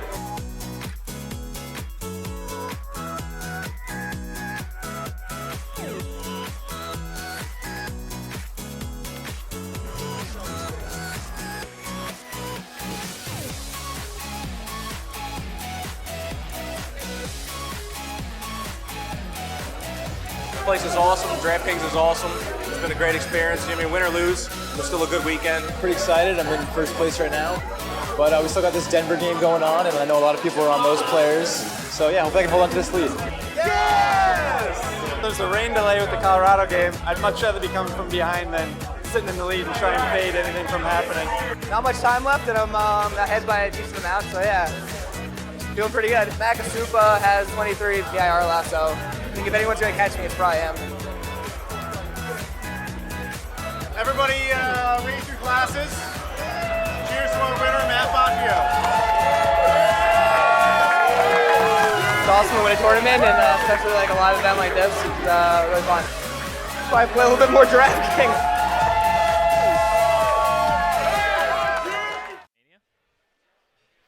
All right, so we're back. We've got Jonathan Bales with us. John, looking good. You were out there with everybody. Tell us about kind of what you experienced out there among the people. Yeah, I mean, it's a crazy atmosphere. I think there's a lot of tension out there. Everyone's trying to be themselves, but obviously it's a bit difficult, as you guys know. Yeah, so it's definitely an exciting atmosphere. So as far as like big hits recently, we had another one. Chris Davis hit a home run. He was Drew's pick to home run. 8 teams have him, and tighten a little bit up the gap between Aaron Steinberg and the rest of the field. But Aaron Steinberg is just going off. Has Utley, Ramirez, Herrera, and Peralta, and then Arrieta is not doing terrible. Went Chris Archer, though. Archer, 26.3%. So it seems like all those pitchers in that top tier around that same kind of percentage, from 22 to 28, and then you have Nelson in the 30% range. So so everyone is kind of spread out there. As far, though, as kind of what's been happening, the Chris Davis home run was something that you kind of thought. Yeah, I thought the matchup for Chris Davis against Chris Bassett, fly ball pitcher, transitioning to a very small ballpark, gave Chris Davis the opportunity, to make contact and get into one. And fortunately for those 8 teams that had him, that's a big shot. I think it was a 2-3 run homer, and that can push you up the leaderboard really quickly. And the Steinberg team, what's incredible is 3 home runs from 3 different players on 3 different teams. And then Herrera also. Yeah, and Odubel Herrera going nuts. But you get Utley, Ramirez, Peralta. We spend so much time talking about stacking and correlating options in these tournaments. That's 3 home runs from 3 different players. Yeah, for sure. So I would definitely be interested in hearing your thoughts on some of the early ownership. Do you think? To me, it seems like some of the obvious value plays are a bit low in terms of ownership, or maybe people were taking a contrarian approach for sure. What are your thoughts on the ownership of batters and pitchers so far? I've been a little bit surprised. We're starting to get the ownership rates coming in for the Colorado game, and you see the Archer ownership rates, 26%. I was a little bit surprised at how much ownership was getting eaten up by that first set of games. And I think what we talked a little bit about in the pregame show was the fact that coming into these events, people have qualified by fading Coors Field. And I think a lot of people thought that's the way to win this as well. And I think there might be an opportunity there for Coors Field, especially the value bats in Coors Field, to be slightly underowned, even if they're above 10, 15, 20% underowned from where they probably should be. Yeah, I agree with that. I think also the fact that there's a lot of players who have multiple entries will play into that. So that there's people who are naturally going to go against the grain because they have multiple entries. That's going to draw down the ownership on Coors a little bit, where maybe it is a plus EV play at this point to almost play either a cash game lineup that's heavy on Coors, or even a Coors stack with one of the 2 teams, or even stack the game. Yeah. We talked about the YOLO play in the pregame show, just the crazy contrarian, and I think we may have found it, talking to our friend Dandy Don. Yeah, Tyler Duffy. I did not expect him to be owned by anyone, and I was almost right, because he's owned by one person. And that's Dandy Don, who is a very good player, and he definitely is going for it with that and the Coors stack. And it's interesting because Tyler Duffy is getting a watered-down Indians lineup. No Michael Brantley, pushing Jan Gomes up to the third spot. Giovanni Urshela, who's generally hit ninth most of the season, is hitting fifth in a premier spot. So that's a very watered-down lineup. And Tyler Duffy, very cheap price. Yeah. It's definitely always interesting how sort of the narratives of how teams. So we think of teams. So you think of the Astros. We know they strike out a lot or go deep, but different changes to the lineup, little changes can change, the projection of a team or how a team is actually going to perform versus what the perception is. And I think that a big part of tournament success, and certainly today, is going to be exploiting those differences in how a team is actually going to perform versus what everyone thinks. As far as like some of the teams early on, we have 3 minutes before we can see some of the Coors ownership, and then it'll be on. We'll have kind of a clear picture of what people need, how much some of these Coors guys are owned, because they are definitely the biggest piece of this, so that's going to be interesting to see. But we already have had a lot of offense. Kansas City with 6 runs, and only 8 players from that team were picked. And Shoemaker was picked by one contestant. So right. One contestant struggling there with Shoemaker, and not a lot of people capitalizing it on the other end. It seemed like a situation that most people were just trying to avoid altogether. Yeah, and they were projected decently by Vegas, so it's always there's a correlation, obviously, between the Vegas lines and fantasy production, but it's different from team to team, and a team like Kansas City could be projected very well. And I think that Vegas does a better job of projecting a team like that because they're not as volatile. Mm-hmm. They don't go deep as much, so their projection, I think, actually matters a bit more in terms of how many runs they're going to score, but it might not correlate as well to fantasy production or certainly not fantasy upside. And I think that's what we're seeing here is they don't necessarily have a ton of upside. But yeah, it's always interesting to see how, especially, we have a lot of really good fantasy players here, how they use that Vegas information in their selections. Yeah, and 2 things with Kansas City that are pretty interesting is the fact that, one, you mentioned they don't hit a lot of home runs, and when you're targeting tournaments, you usually want to target home runs. They play in a tough ballpark for home runs as well. But the other thing that tends to push their ownership down a bit is the lineup, the way it's constructed with Hosmer and Morales. Can't use both Yep. in the middle of the lineup, and I think that makes it harder for people to really embrace investing in Kansas City players as a team stack or a correlated stack. I think in general they tend to use individual spots in the lineups. Yeah, I think that's a great point. That's something that I've done more stackable offenses. The Rangers are a little bit more stackable, and you can potentially play Moreland over Fielder. It's the same sort of situation, but that's a situation where you can stack and not worry about ownership because Moreland is generally going to be so much lower than Fielder. And potentially, you're beating every single one of those stacks if they do well. But that position eligibility, I think, is a really interesting topic in trying to sort of leverage where you can play guys on certain lineups. We have the same thing with Carter and Gaddis on Houston. Yep. Yeah, 5 players from that Texas team were picked, so under 1%, even though it's in Texas against Archer, they're not having any problem of it.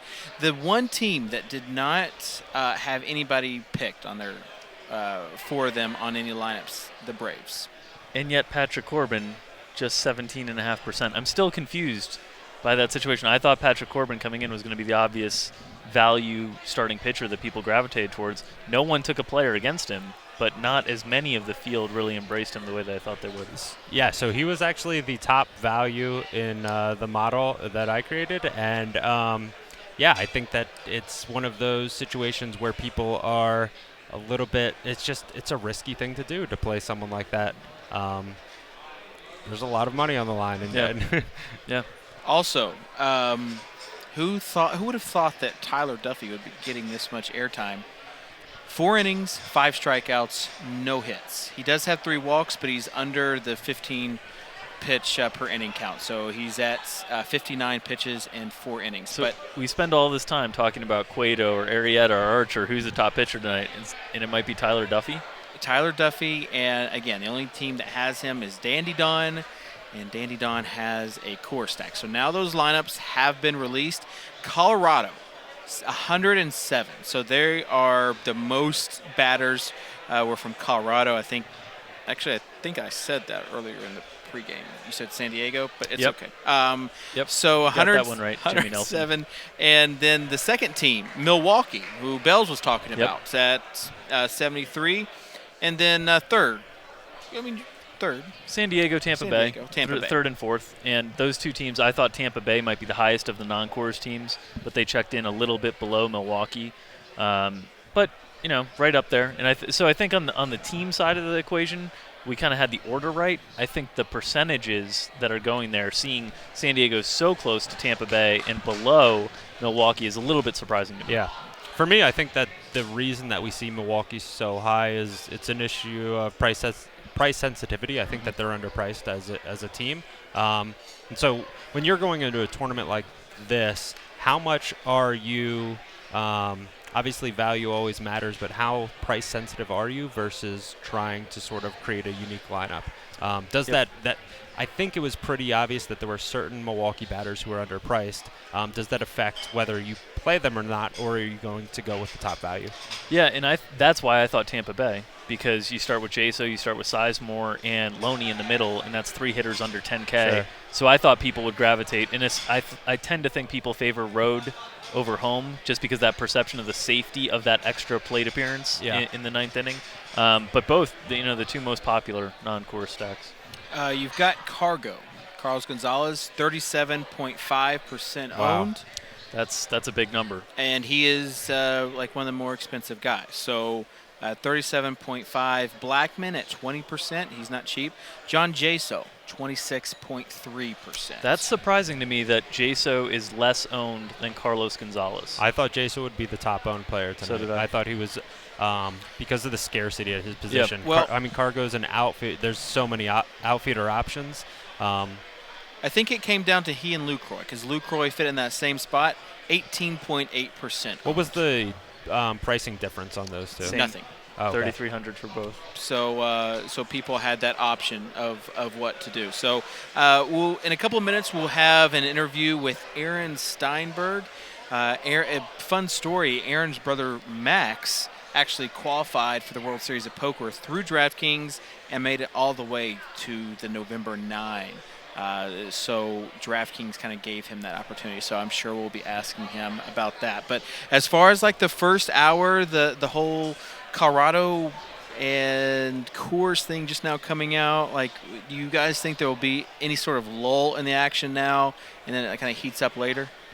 I think as soon as the Coors game starts, if runs start flying on the board, I think this place is really going to heat up. All right, and so I think I'm the first here few innings with of Jeff Lowe, Coors aka action tonight will tell a Rotomania. lot about the livelihood of this room and how exciting a finish we're going to get as well. Absolutely, yeah. When I qualified last year, I didn't look at the slate too much, but the first thing I did that night that I qualified was look if the Rockies were at home, because I knew it just changes everything. The dynamics. Yeah, it's completely different. And in these live events, I mean, these players, some of them might think, okay, well, I've got a pitcher that's not doing good, but there's still a lot of money, like compared to last place to a top 20 or top 10 finish. So even like when their player gets a hit, there's going to start being some people cheering because they just want to get points right now. They want to get as many points as they can and finish as high as they can. And we're also not in a 5,000-man GPP. This is an 80-man, and you don't need a crazy score to have a really high cash.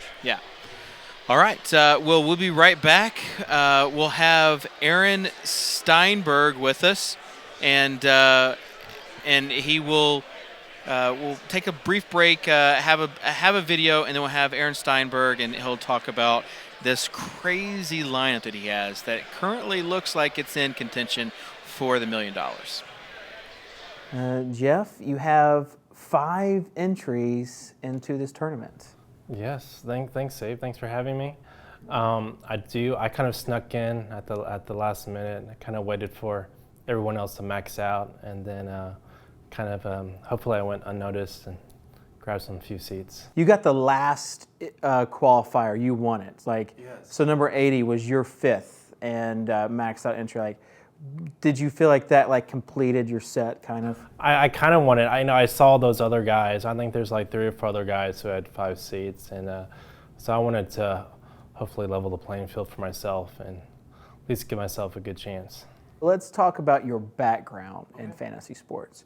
Rotomania actually was the name of a site that you used to have. Yes, it was back in the day when like MySpace was popular, and so I saw a need for some type of organized message board forum. Well, there were lots of message boards out there, but they were asking people, who to start, who should I make this trade.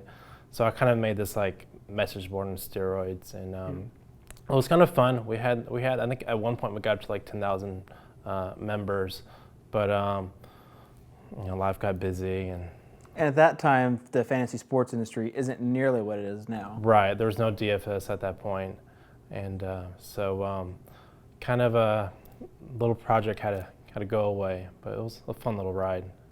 And now you're a player. Yes, well, in the fantasy sports sense. Right, right, not a professional player, but maybe a professional daily fantasy sports player. Do you think your fantasy background has kind of given you an edge as you're kind of competing against other people? I don't know if it's like an edge so much, but it helps me with the grind. You have to have a passion for it, and so I got that checked off, and so I just enjoy following sports, enjoy following stats, and so I think it helps me a little bit, at least stay in the game. Describe your style of play. Are you more of a risky player, or are you more like of a cash game, the favorite sort of player? No, I try not to go the majority. For the double ups, 50-50s, I'll play the popular picks, but I like to do what a lot of these guys do and be a little contrarian and kind of do your own thing a little bit. So with so many contrarian guys in this tournament, you think that maybe the contrarian play is like to actually have a cash game lineup? It could be all Coors, on Saturday. It's like one of those things where everybody sees a player and it's like, well, everybody's going to play them, so I'm not going to. Right. It definitely could be that way. Am I getting in your head right now? No. Okay. No ideas. But let's talk about that though, because you do have the Coors that's going to be included, and the Texas game is going to be included. The last two games of the night, two hot hitting environments. You've got 5 lineups, so I'm guessing that means you're going to kind of mix and match with fading or going heavy on those 2 environments. I don't know yet. I think I kind of developed a system that kind of got me here, and that's kind of kind of reading the Vegas lines, kind of seeing them as a puzzle. So I usually just wait until the day of, see what Vegas is saying. And all right. So as far as like the money goes, like what would be a successful venture for you? Successful finish? Yeah, like you've got 5 entries, 2 top 10, 1 top 3. Man. Yeah, I think anything with that 6-figure amount is acceptable and low hassle. Yeah. Do your friends and family know that you have like a pretty incredible chance at such high stakes? Some. My wife's still kind of like she's proud of me, but she's like wrapping her head around it, and she teaches at a private Christian school, and so she's not sure how much she should like broadcast. Right. But has she already planned like the house that she wants? Oh no, she's a saver. Maybe get like a minivan and soup it up. Like a really a high-end luxury minivan. That's the DK minivan. Yeah, inside, that would be. So that's like the purchase if you win $1 million. Yes. A nice minivan. Yes, probably so. That's the splurge item. Awesome. Well, if you could call your shot as far as one thing that you want, or where you're going to finish, like where your top 2 finish is going to be. Where my top 2 finishes going to be? Yeah. Wow. Hopefully, I've been rolling hot recently coming in, so I kind of I'd be a little disappointed if I don't at least have 1 in the top 10. And so. I'm not saying where you're going to be disappointed with. I'm saying where are you going to finish? Oh, where am I going to finish? Maybe you know, if I finish behind Jay, that'll be great. Okay. So I'll take number 2. Okay, you'll take number 2. There you go. Number 2 is not bad. Well, Jeff, it's a pleasure talking to you. And you're one of the, like Jay said, you're one of the nice guys, and you're an easy person to root for. So if you are on the side of a bus, or maybe if you're even on the side of your luxury minivan, I'm sure you'll represent the industry well. Thanks, Dave. Appreciate you having me. All right, we are back. So and we here have Aaron with Jeff Steinberg. Lowe. Aaron has a crazy team that it just seemed like all the pieces came together that first hour. He's currently in second place. The clone has passed him with a Diamondback stack. But Aaron, you have let's just look over your team. You've got Utley, Ramirez, Herrera, and Peralta, who all have kind of gone off, like the perfect storm. Like, what was your thought process, like the first hour when your guys were going off? How was I feeling? Yeah. I mean, I feel like right now my heart is beating like crazy. I'm just really excited. Awesome. Yeah, and totally nervous for whatever is going to come next, but it'll be a good ride. So take us through like the thought process of constructing this lineup. Yeah, so I was pitcher. I was kind of all over the place and who I was going to select. I mean, I basically selected those pitchers because I felt like they had the highest upside of all the pitchers. With Lucroy, so my brothers have a projection system they created that they have on their website, Daily Fantasy Winners, and Lucroy was the highest projected catcher based on a bunch of factors, so I picked him. Butler's against a super high home runs allowed guy at Camden Yards, which is a home run park. And then with the Phillies, the first 3 players in the Phillies, it was basically that Nelson is just super tall and terrible against stolen bases, so I felt like if they could get on base, they would steal bases, which would be worth a lot, and it probably went against the grain. You know, probably some people would play Nelson, and it allowed me to kind of have some super high upside plays without playing the Rockies and Padres, which I kind of wanted to avoid similar lineups to other people. Were your selections of the Phillies, were they more value-based or because you were specifically trying to target Nelson, and how much did his projected ownership, maybe the fact that he was underpriced, play into that? Yeah, it wasn't so much his ownership. It was more just that I felt that those guys had such high upside because they could all steal bases. In the process of making my lineup, because I basically just want to go boom or go home, like I wanted to play all people that I felt that could either have home runs or really good stolen base matchups. Sure. So that's kind of how I constructed my lineup. Do you generally look for stolen bases maybe a bit more over home runs? Obviously, home runs lead to a lot of upside, but I think that's probably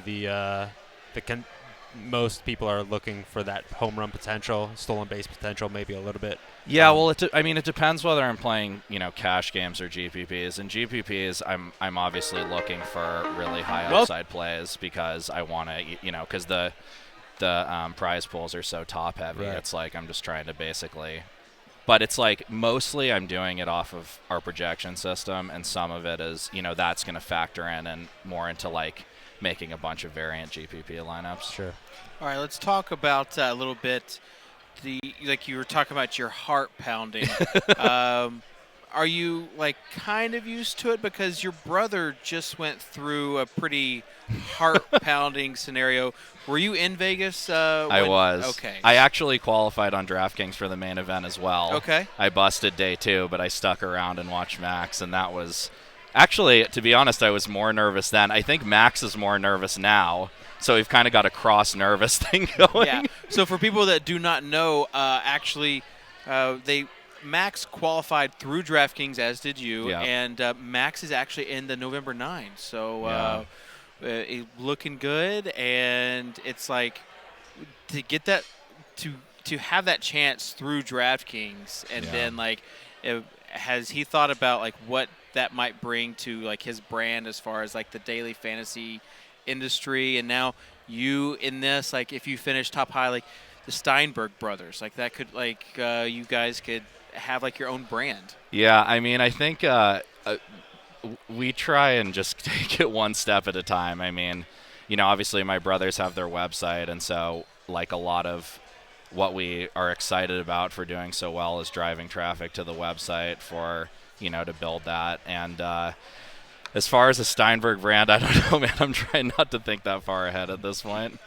You're just enjoying. So are you used to sweating games? Yeah. Okay. My wife hates it, but okay. yes, I'm used to sweating games. So like not to get too excited. Yeah. And it's tough to temper those emotions, especially when your guys are doing either so bad or in your case so good. Right. Yeah. No. It's. I mean, I've had plenty of things go both ways. I've had lineups that were about to qualify for this, and then someone singled, and I was done by point whatever points, and I've had it go completely the other direction. So I try my best to kind of stay level and know that like so many things can happen, especially in baseball where it's so variant. But it's hard because it's just so exciting.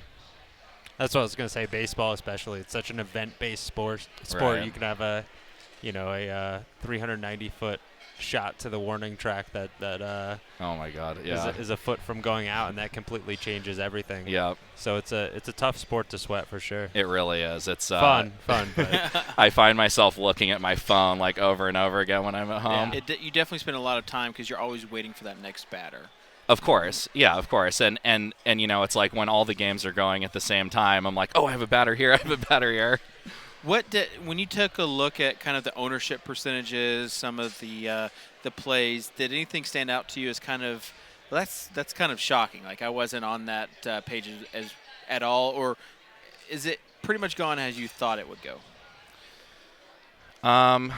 I'm not finding anything terribly shocking. I honestly haven't looked that much at the other players' ownerships. I mean, obviously, I was incredibly excited to see that the Phillies were super low owned, which I was expecting. But I don't know. I mean, it seems like it's pretty much like what I was thinking about. Awesome.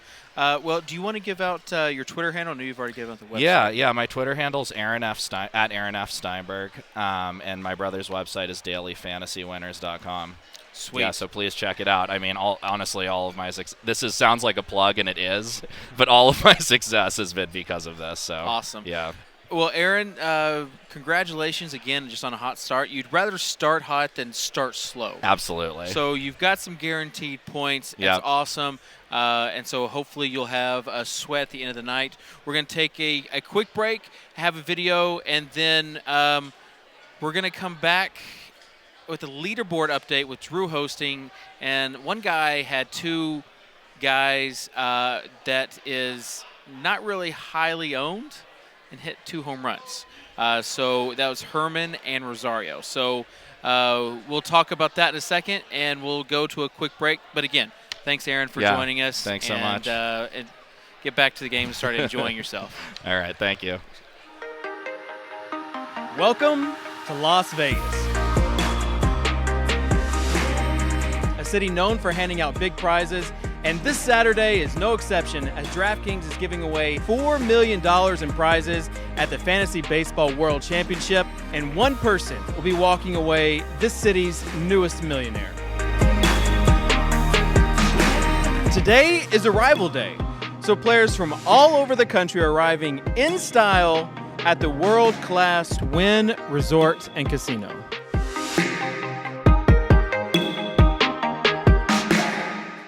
Players are soaking in the deluxe accommodations as DraftKings again delivers an environment fitting for this world-class championship event.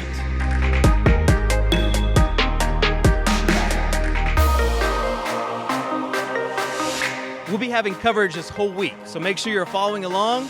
On DraftKings.com at the live coverage page, we'll have videos and a live blog. If you want to participate in the conversation, go to Twitter and use hashtag FBWC, and we'll see you on Saturday, where we'll be streaming live from the main event.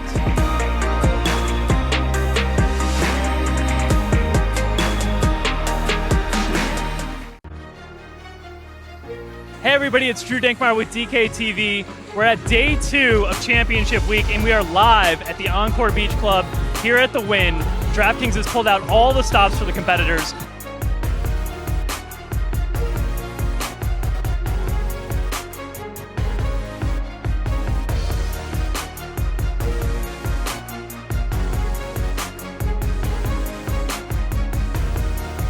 We've got life-size beer pong with giant volleyballs and big bins that people are shooting in. We've got a batting cage. We've got fast pitch. We've got a knockout punch station. All the contestants are having a great time. They're relaxing, food and drink, unwinding before the big championship on Saturday. Tomorrow's excursion day, so make sure to follow along live on DraftKings.com on our live page. Follow along on Twitter with hashtag FBWC, and we'll see you on Saturday for all the live main event coverage. You don't want to miss it.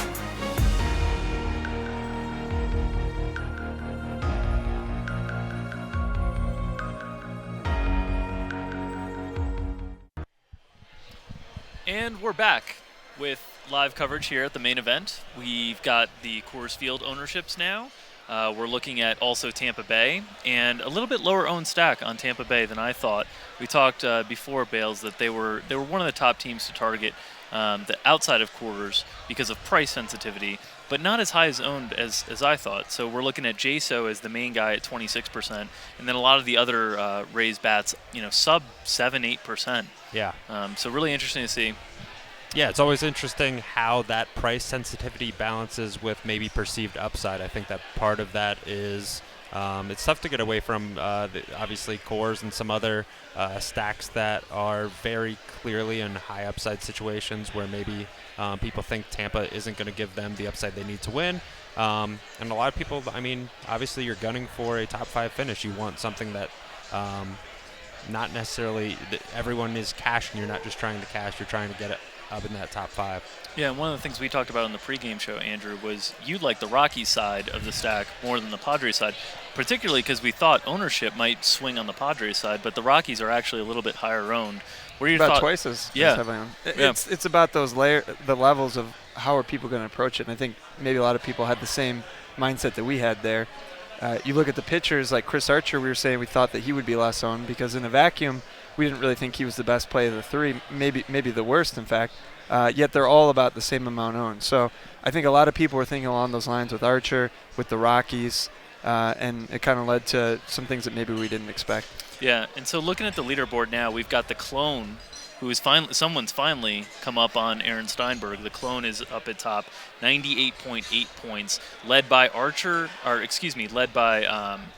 led by some bats, and Arrieta and Quintana, and then a lot of Diamondbacks, which were not a popular stack, a little bit of a low-owned option. But David Peralta, the highest-owned option of the Diamondbacks at 12.5%, has contributed a home run already. You've got A.J. Pollock racking up points. Chase Utley, one of those lower-owned second base home runs, leading the Clone. Aaron Steinberg in second place, 93 points. And then a little bit of a gap. We've got Under Jones at 78. We've got Paulie Shorts at 76. We've got Jenny Sue at 75. So it looks like right now the Clone, Aaron Steinberg in the 90s, and then a dip.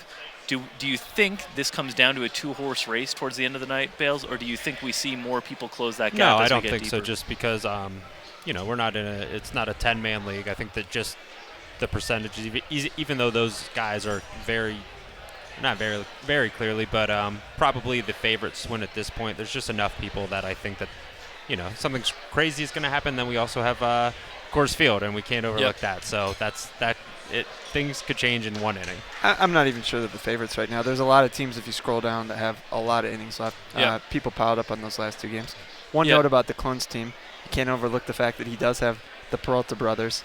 They're not actually brothers, but having 2 guys with the same last name gives you a little bit of good luck, in my opinion. Yanni with the silent H, Johnny Peralta, and David Peralta. That's right. The Peralta tandem.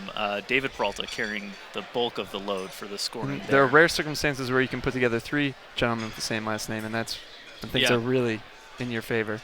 Yeah. I don't think we have any of that tonight.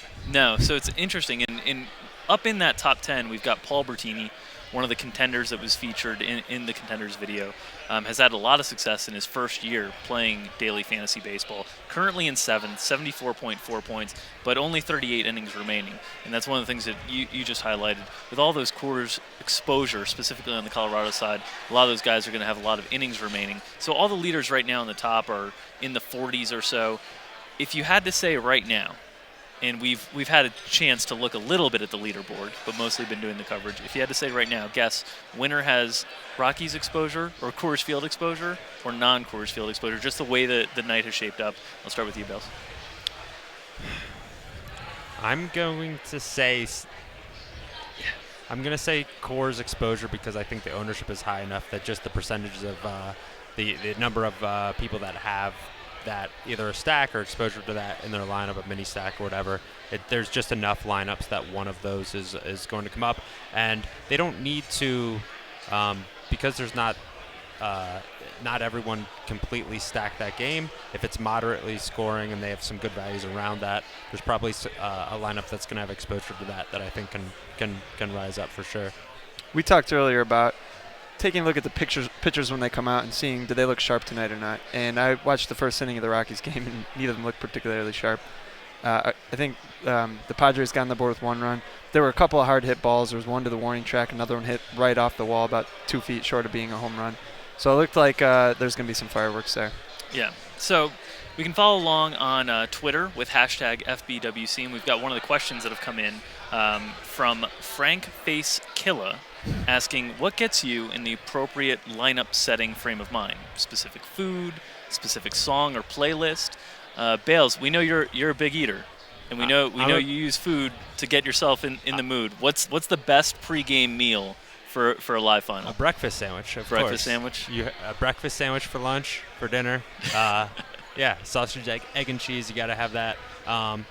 Yeah, no, I cannot set lineups if I'm hungry. So I eat at a specific time so that I feel good when I'm setting lineups. I don't listen to music. That's very distracting to me. I can't do that.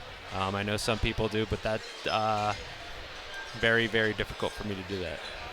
What about you, Andrew? Any specific rituals that you involve during your pregame lineup setting? Usually what I'll do is I'll take the morning, kind of getting a big picture, look at what's going on, start setting maybe some early look lineups, look at things that I want to take come back to later in the day.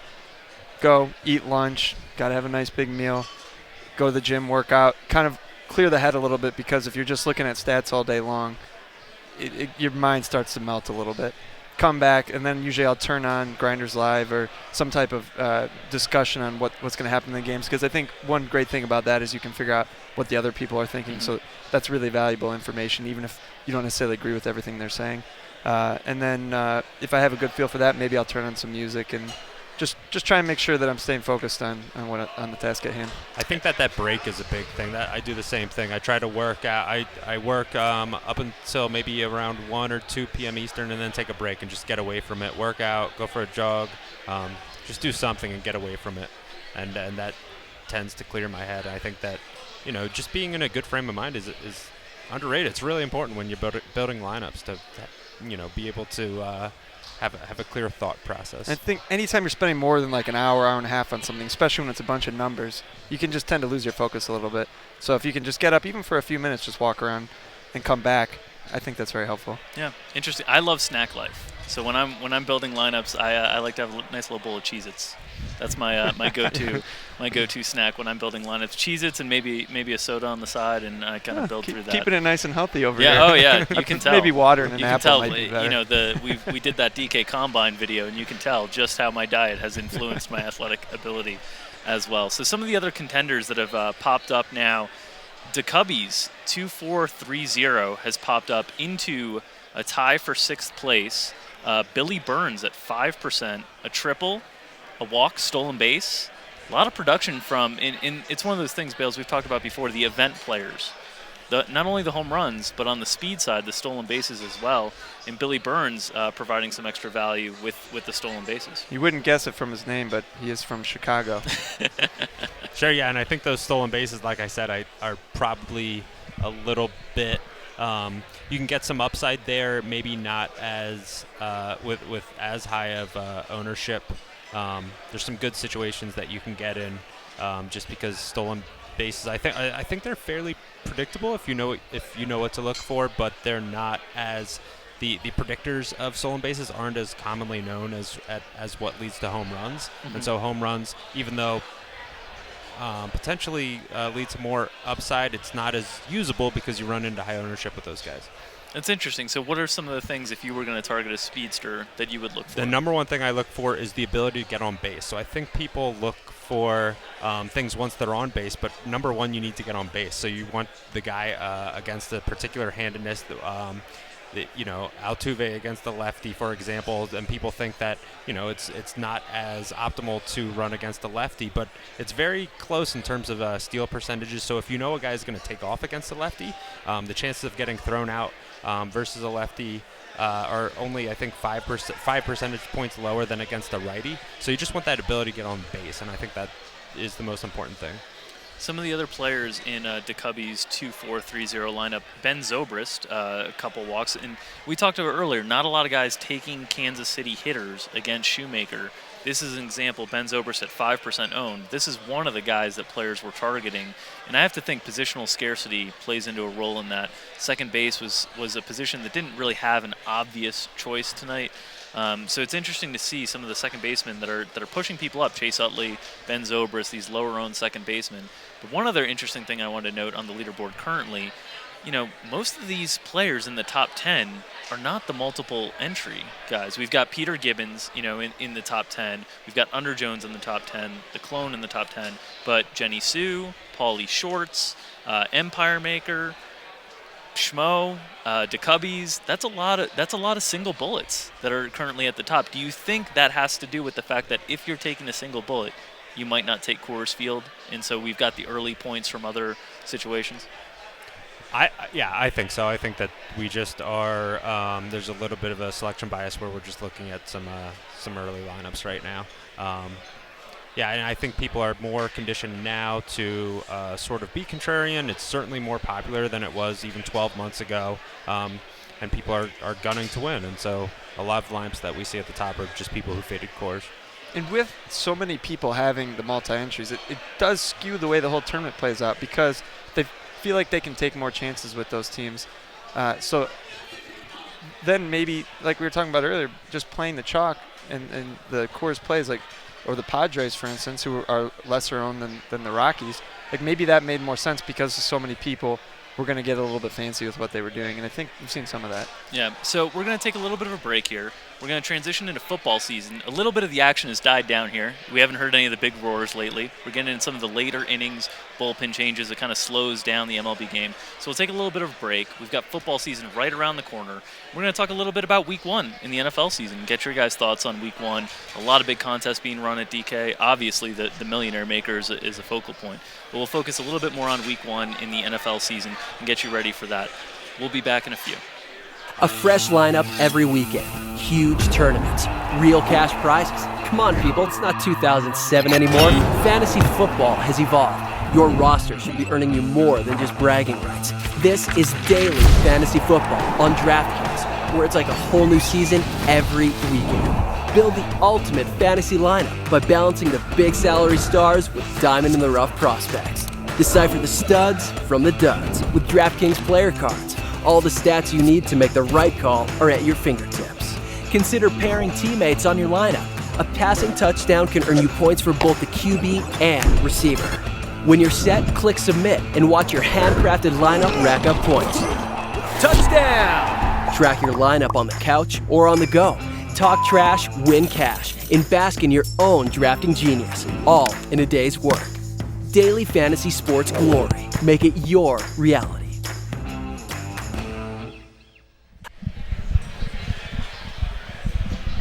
All right, guys, so we're back, and we're going to be talking a little bit about Week 1 in the NFL season and talk a little bit about breakout players this season. And Bales, when I think of you, I think of fantasy football. You've written quite a few books on the subject, and so let's start with you. What are some of your breakout players for this upcoming season? I like Jeremy Hill quite a bit. He's an interesting player because he's not the type of running back that I think that I would normally target. I just think that he's getting underrated. I think he's a really good runner.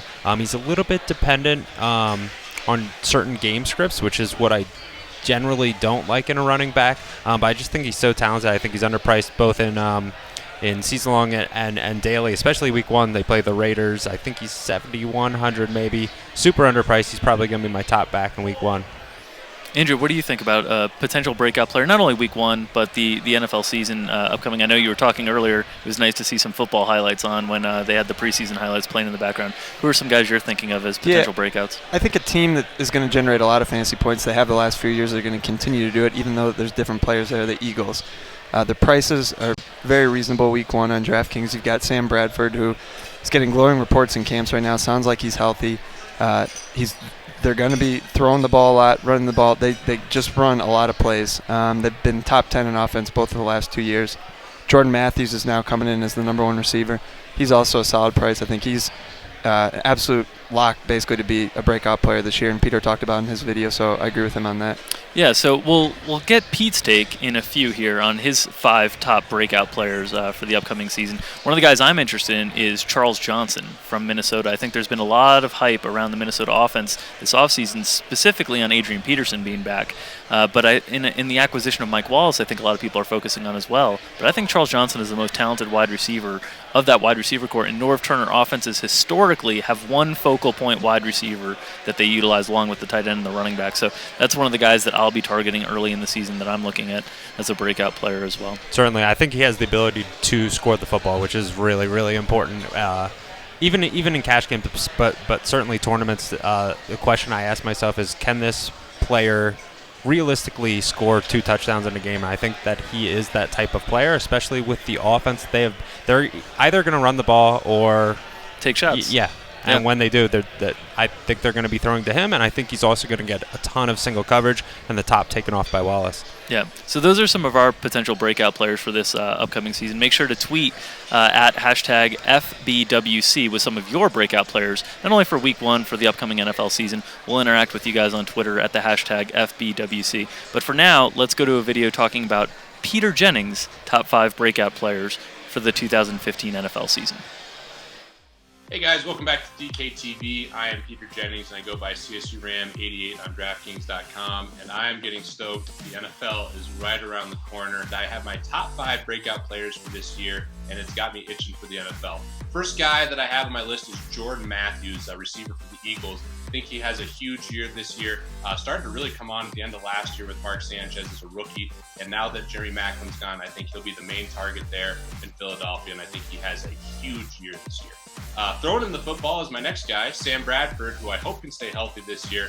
He was former number 1 pick who's really been ravaged by injuries his entire career. Hope he stays healthy because he could put up monster numbers in that division with weak defenses and for Chip Kelly's offense. It's going to be up-paced, and I think he has an absolute monster year. He has great weapons in Jordan Matthews and the rookie Nelson Aguilar, so expect big things from Sam Bradford. Third guy on my list is C.J. Spiller for the New Orleans Saints. I think he has a monster year this year, found himself in the perfect place. He had a couple big years in Buffalo when he was healthy, but really, again, like Sam Bradford, has been hit by the injury bug. If he can stay healthy in New Orleans, that's the best case scenario. They play on the turf. You saw what Darren Sproles did there. I think he is an electrifying player, one of the best in space. I think he breaks a lot of big runs this year. So get him in your lineups when you can if you want to take down some GPPs. He's a high upside play. Fourth guy on my list is Amari Cooper, rookie wide receiver for the Oakland Raiders. Traditionally, that's been a terrible spot to land, but I think Oakland's actually turning the corner now. Love Derek Carr, amazing rookie season, and I think he has a huge year this year, especially with Amari Cooper as an additional weapon. So Amari Cooper, I think, will put up huge stats, especially as a rookie, and can easily clear double-digit touchdowns and 1,000 yards. Final guy on my list is not really a breakout player. He broke out last year, but I have a bold prediction on him. It's my boy, C.J. Anderson for the Denver Broncos. I think he's going to be the number 1 fantasy player in all the NFL next year. Love the addition of Gary Kubiak as a coach now. They're going to run first, which I think is great given where Peyton Manning is in his career. And I think C.J. Anderson reaps the rewards of that. Had a huge end of the last year when he was starting, and I think he could reach 20 touchdowns this year if he stays healthy. So I hope you guys can use this information to win some contests. Please subscribe to DKTV on YouTube, and good luck in all your contests on DraftKings.com. Hey everybody, this is Drew Dinkmeyer at DraftKings.com, and today we're talking about the importance of opportunities when setting your fantasy football lineups. You can only score points when your player has the ball in his hands, so it's really important to find those metrics that measure opportunity. With quarterbacks, you want to focus on passing attempts. Target the quarterbacks that are getting the most attempts per game, giving you the most chances to rack up fantasy points. With running backs, you want to focus on touches, and the touches can come via carries, or they can come in the receiving game in those receptions that get you that point per reception bonus on DraftKings. For wide receivers and tight ends, we want to focus on targets. It's a statistic that measures any passing attempt that's going in the direction of the wide receiver or tight end. Those important opportunities are the ones that can accrue you fantasy points and help you cash your lineups. For more strategy and tips, subscribe to DKTV. All right, so we're back after a couple tips on NFL season. We're now going to turn the attention back to ownership percentages. We've got the ownership percentages for Coors Field in front of us. First reaction, Bales, to the ownership percentages. We've got a few Rockies players over 20%, but just one Padres player over 20%. 5 Rockies, I believe, at least 20, right? Yeah. That's correct. Are we at the point that that is a prohibitive number where you wouldn't stack? I think if I knew that coming in, right. I think 20 to 25 is kind of the area where it starts to get shaky for me. 30 and above is where I'd want to avoid completely. Right. 20 to 25 in that environment, I'm okay with. But if I had these numbers beforehand, I'd want to be on the Padres side. And it's not even close. I mean, most of the Padres ownership's 10 to 14%, with a few guys even lower than that. That's what you'd want to have right now. And I think there's people thought that the Padres would be more owned, so they went to the Rockies. But I thought it would be even. I thought it'd be even ownership. So. And so far it's a 1-to-1 game. Yeah. So the people that don't have it are probably feeling pretty good. Yeah. So the 5 Rockies that are over 20% owned, led by Carlos Gonzalez at 37.5%, highest owned hitter, highest owned player in the entire field, which is incredible at that high price tag. Which I believe a certain someone said that on the pregame show. A certain someone with magnificent hair said that on the pregame show. Nolan Arenado, Ben Paulson at 23.75%, Jose Reyes, Charlie Blackmon, both at 20%. The interesting thing is not only seeing 5 players above 20%, but seeing those tandem usage numbers on the percentages leads you to believe that they're highly correlated on stacks. You know, when you see 20%, 20%, Yep. 23.75. So a bunch of 5 stacks. Yep. It looks like if you went with a 6 stack, having that extra player from the Rockies and he does something, yep, you might be in a good spot. DJ, but overall, DJ LeMahieu at 6%, Nick Hundley at just 2.5%. One of those power hitting catchers, scarce position, not a lot of power out there. High price tag. Certainly scared some people off. I think that's a super underrated strategy, is to try to get exposure to that game lower in the order. Obviously, it's optimal in terms of your projected points, scoring points to go higher in the order. But in a tournament like this, and being contrarian to get exposure to the game, if you think it's going to be high scoring, have a couple elements of bottom of the order guys. I think wouldn't be too bad of a strategy, and you don't need to stack the bottom of the order. You can go with those top guys and differentiate yourself with a guy like LeMahieu or Hundley. Well, along those lines, I know you've looked at the numbers as far as the average fantasy points per position, where a batter is in the lineup. And actually, when you were looking at people at Coors, they were still above average even at the bottom of the lineup. So it's kind of a bit of an outlier with the Rockies. Yeah, it's the obviously the best park, and so they were still above average in terms of the value they provided, in terms of the points scored versus expected. But I think that if you're trying to cash in a tournament, you still want to stack Coors. If you're trying to win, I think it's a little bit still of a gray area where, the way that you maximize your win probability in a tournament is probably to benefit when other people are wrong, and the easiest way to do that is if Coors is low scoring. Sure. And so if Coors is low scoring and you fade it, that's your best chance probably of winning a tournament. If you're sitting here with a Coors stack, you got to have a few things go right. You need to score a bunch of runs, obviously, and then you're going to be right there with a bunch of other lineups. So now you've reduced it down to a game where you're drafting 2, 3, maybe 4 people. Certainly. And it's just tough to separate yourself from the field. Exactly. I think that's the main thing, in my opinion, that people overlook is not just what is going to happen. They don't think about necessarily enough what is the payoff if I'm right. It's more what how can I maximize points scored versus if I am right, what is the payoff going to be to me? And when you run into high ownership, you're still competing with a huge percentage of the field, and you need to be perfect at those other spots. We had a saying when I worked in finance: "What do you win if you win?" Exactly. Right? And so if you're stacking a higher ownership lineup, the what do you win if you win might be a cash, might be 10th, might be 9th, might be 8th. It might not be first. If you're stacking a low ownership and it hits, you do win. You're probably winning the whole thing. And there's a team that was a little bit different than everyone else. Looking at the last two games here, Texas is a team that nobody was on except for one guy, because most of the people are on Archer. Archer's a great pitcher. And one competitor, Peter Gibbons, went ahead and stacked the Rangers, and so far Archer's given up a few runs, and he's got a team that nobody else has. So if and Archer, a leverage play. Exactly, because when they do well, the 26% of teams that have Archer are going to be doing poorly. So it's a great spot to be in. Exactly. That's one of my favorite strategies in tournaments, is also to look.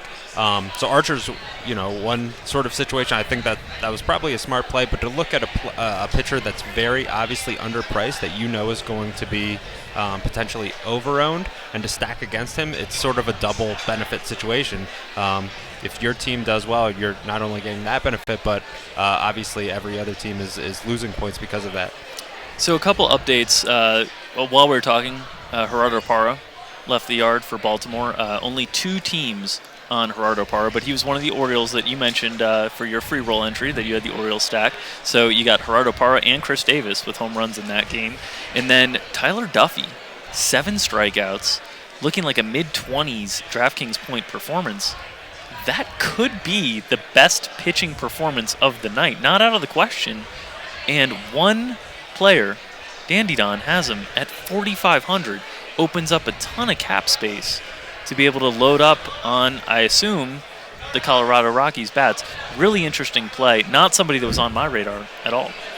Well, and he's a fantastic player. We talked about him earlier as one of the guys that was very much in the conversation to win this thing. I think he's one of the absolute best baseball players out there, and so maybe he saw something there that everyone else didn't, and it's paying off right now. So talking about some of the great players in this field, we're going to transition here and take a break with a video talking. David did an interview with Beep I'm a Jeep. A lot of people consider him the favorite. It's a fascinating interview. I was able to sit in on and listen to it. A lot of good tips out there for you players out there paying attention. So we'll transition to that video now where David Kitchen interviews Beep I'm a Jeep. All right, so we're here with Jay Rayner. And Jay, we were just together a few weeks ago, and you have 5 entries. Like we talked about your brand, and your brand is Beep I'm a Jeep now.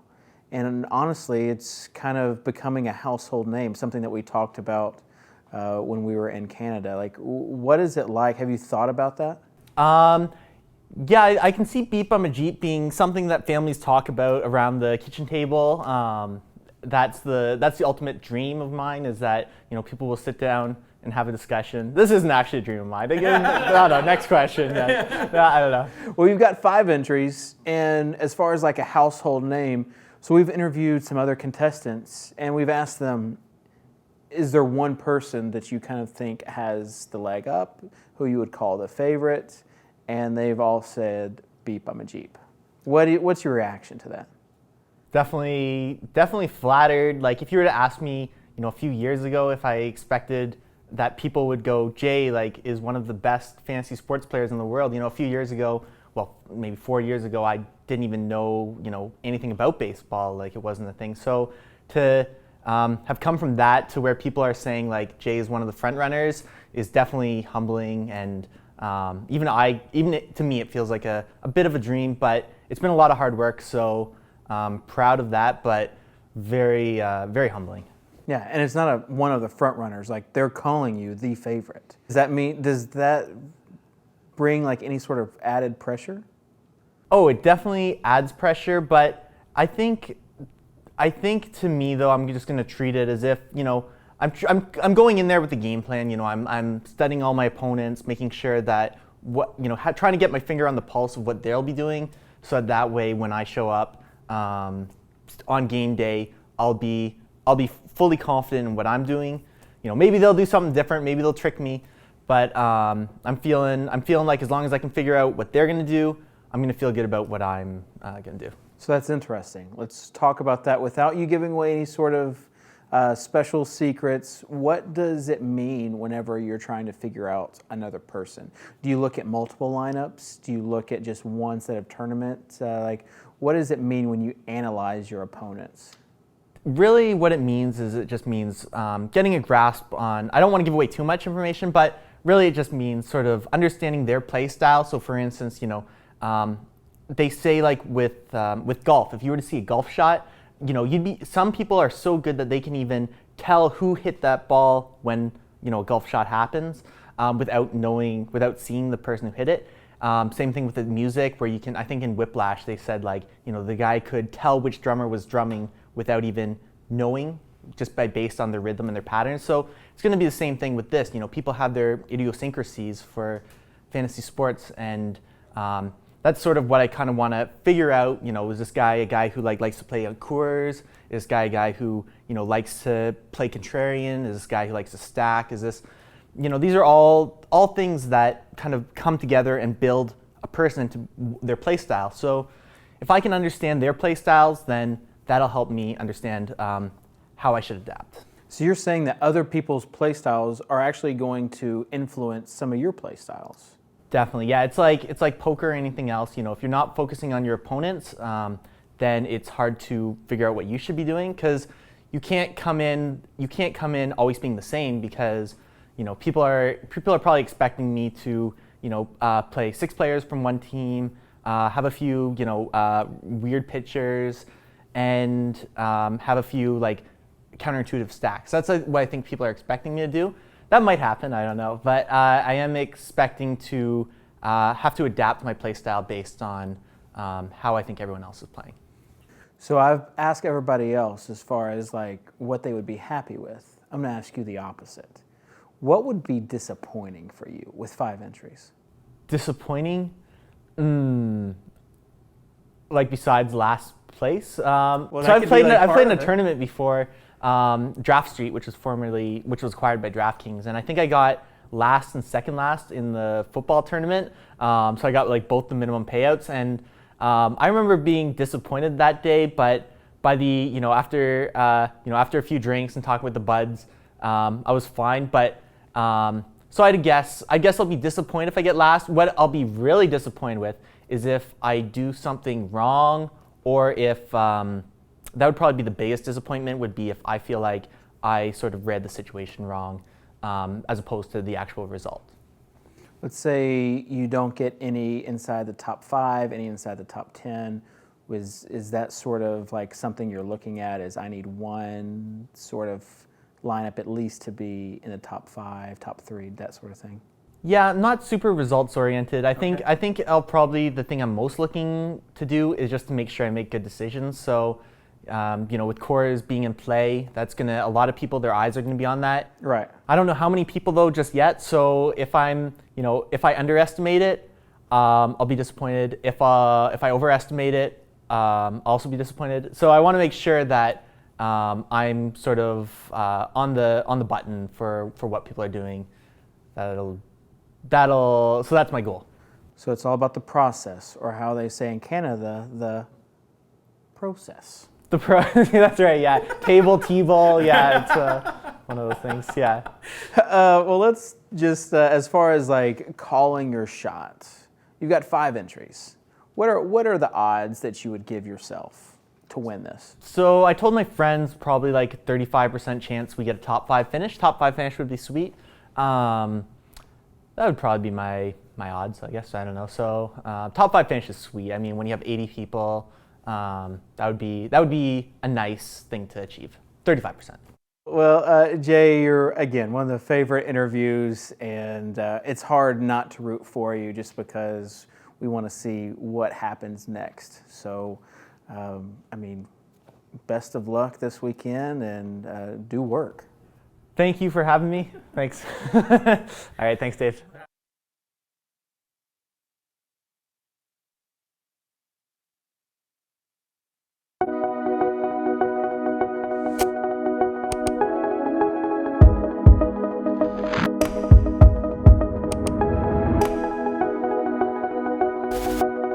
Being at the Derby with DraftKings is awesome. The suite is amazing. It's right on the track.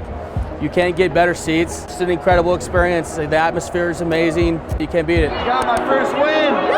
The DraftKings suite is awesome. This has been absolutely surreal. Free food, free drinks, incredible atmosphere. You can't beat it.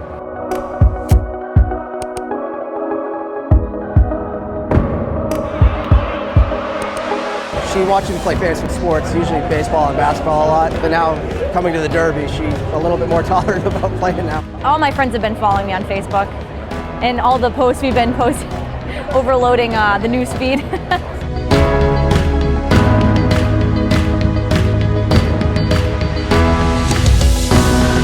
I don't normally people watch, but I mean, take a look at this stuff. It's amazing out there. The big hats are great. It's been amazing. There's nothing like the Kentucky Derby. It's a tradition, fashion, sporting event, everything all wrapped in one. The Kentucky Derby is one of those things that if you're a sports fan, you get excited for it. It's a big event every year. It really is a bucket list type item.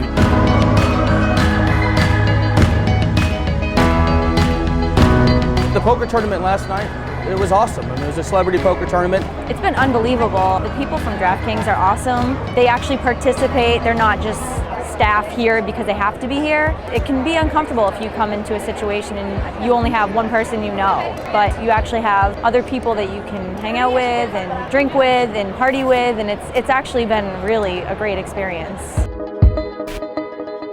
There was a charity gala that had a really cool setup. It was a nice precursor to the Derby. Everybody was dressed up and just had a blast. Party was great. People were walking by. It was celebrity after celebrity passing by. It's just unbelievable so far.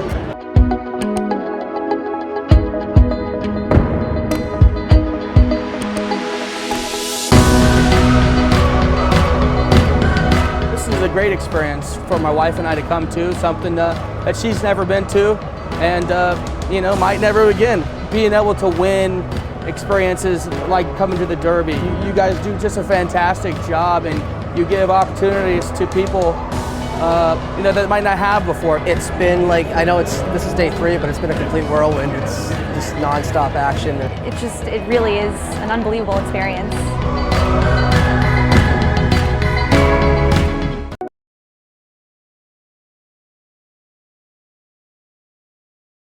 We've got Jay Rayner, Beep I'm a Jeep. This guy looks like a professional. He already had the mic around his neck.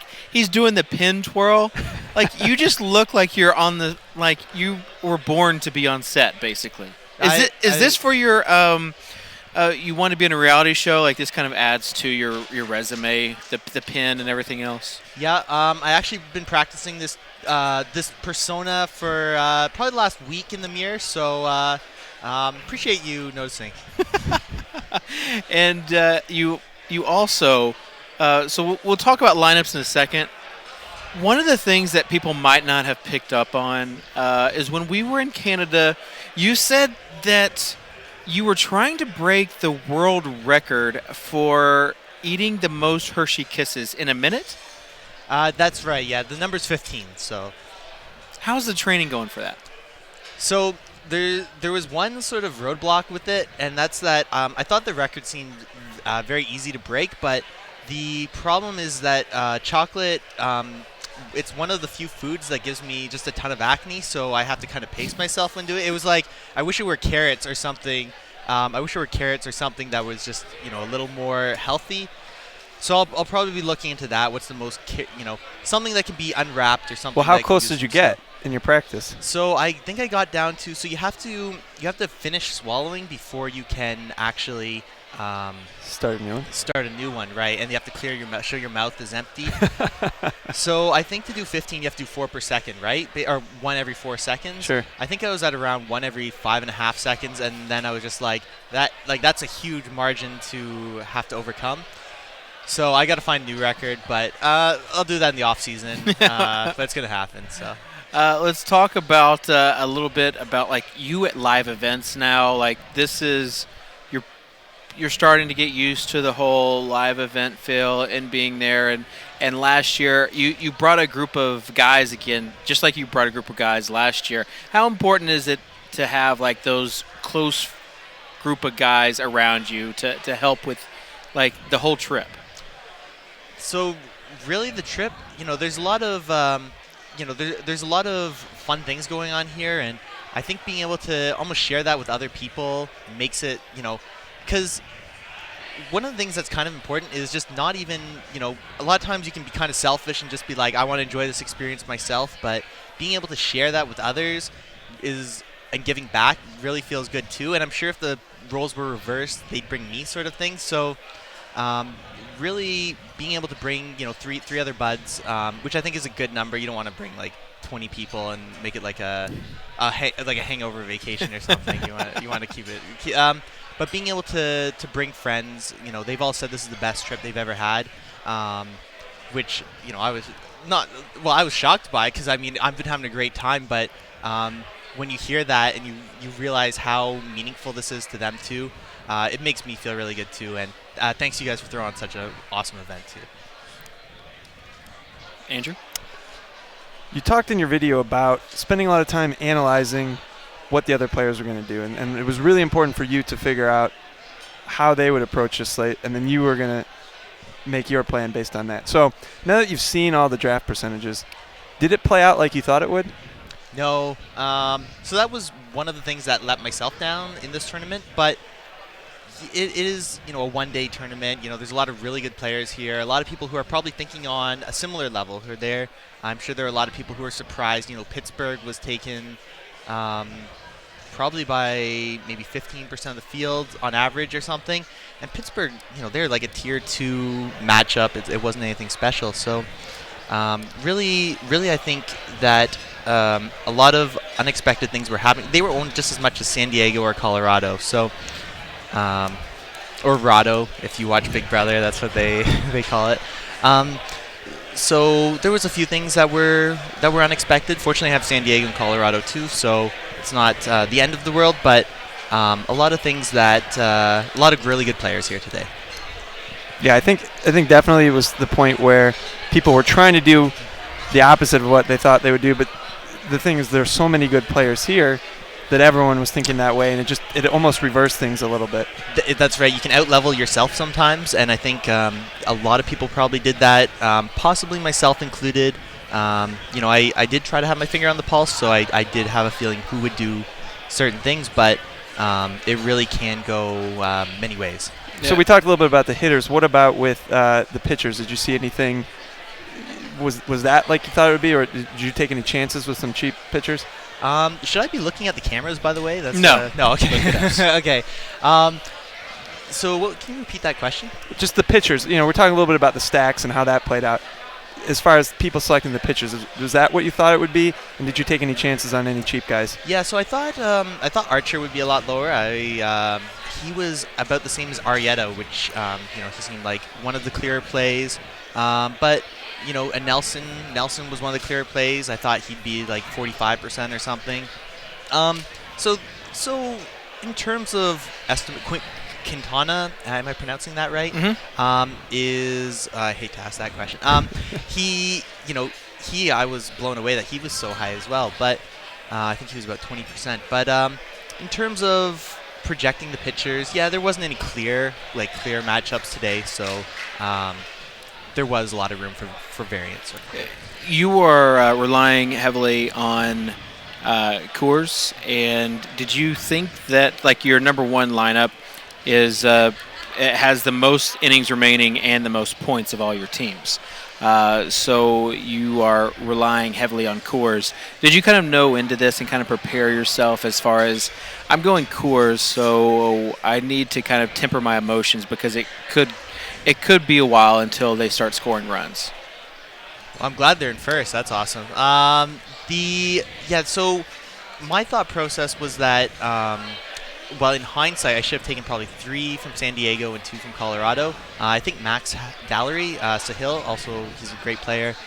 He has 2 San Diego and 1 Colorado for his 3, which I think was, if I were to redo it right now, I'd do exactly what he did, or I tried to do exactly what he did. He's quite a good player. In terms of being able to, have the later game on the slate, that's nice. You're not out of it, by, in a couple hours we'll still have a lot of live shots and live sweats. Is this we've got another tournament for baseball in 2 weeks that's going to crown another million. After that, are you going to start scaling down and start kind of enjoying? I know you said this year you're taking off the football season. Is that still in the plans? Yeah, I'm not going to take off week 1 because that's like so amazing. Just in terms of what's being offered out there. As far as the question, am I going to scale down? I think I don't enjoy baseball as much during the summer months because the weather's a lot hotter, a lot more home runs, stacking. I don't want to say too much actually, but I don't like the summer months as much as the winter months. But in terms of scaling down, I don't plan on scaling down. I probably plan on scaling up, at least for next season. That seems sort of the future of the industry is either you're going full force or you should maybe take a step back. For me, I'm definitely going to be focusing heavily on baseball and just trying to be the best. Will that happen this year? Maybe not. I don't. Maybe if I win that tournament in a few weeks, that would be pretty cool. But even results aside, the goal is just to be the best in terms of the whole niche of fantasy sports, and that's my goal.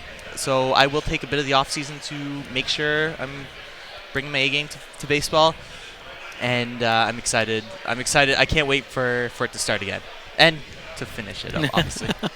Also, before we were about to take a break and cut to a video of our friend Rotomania. But before we do that, or no, it's Paul Bertini. But before we do that, last time, the Winter Championship, you actually jumped on stage. You bypassed security. You jumped on stage, and then you gave a shout-out to Makasupa. Do you wish that someone would do that for you tonight? Oh, if someone did that right now, that would. I don't know how Andrew felt. How did you feel when you saw that? I don't know. I loved it. I was planning on doing it tonight, but instead I'm stuck up here, so makes it a little bit harder. Yeah, it felt at the time. I just remember, I was done with the hockey sweat. I was just here enjoying the event.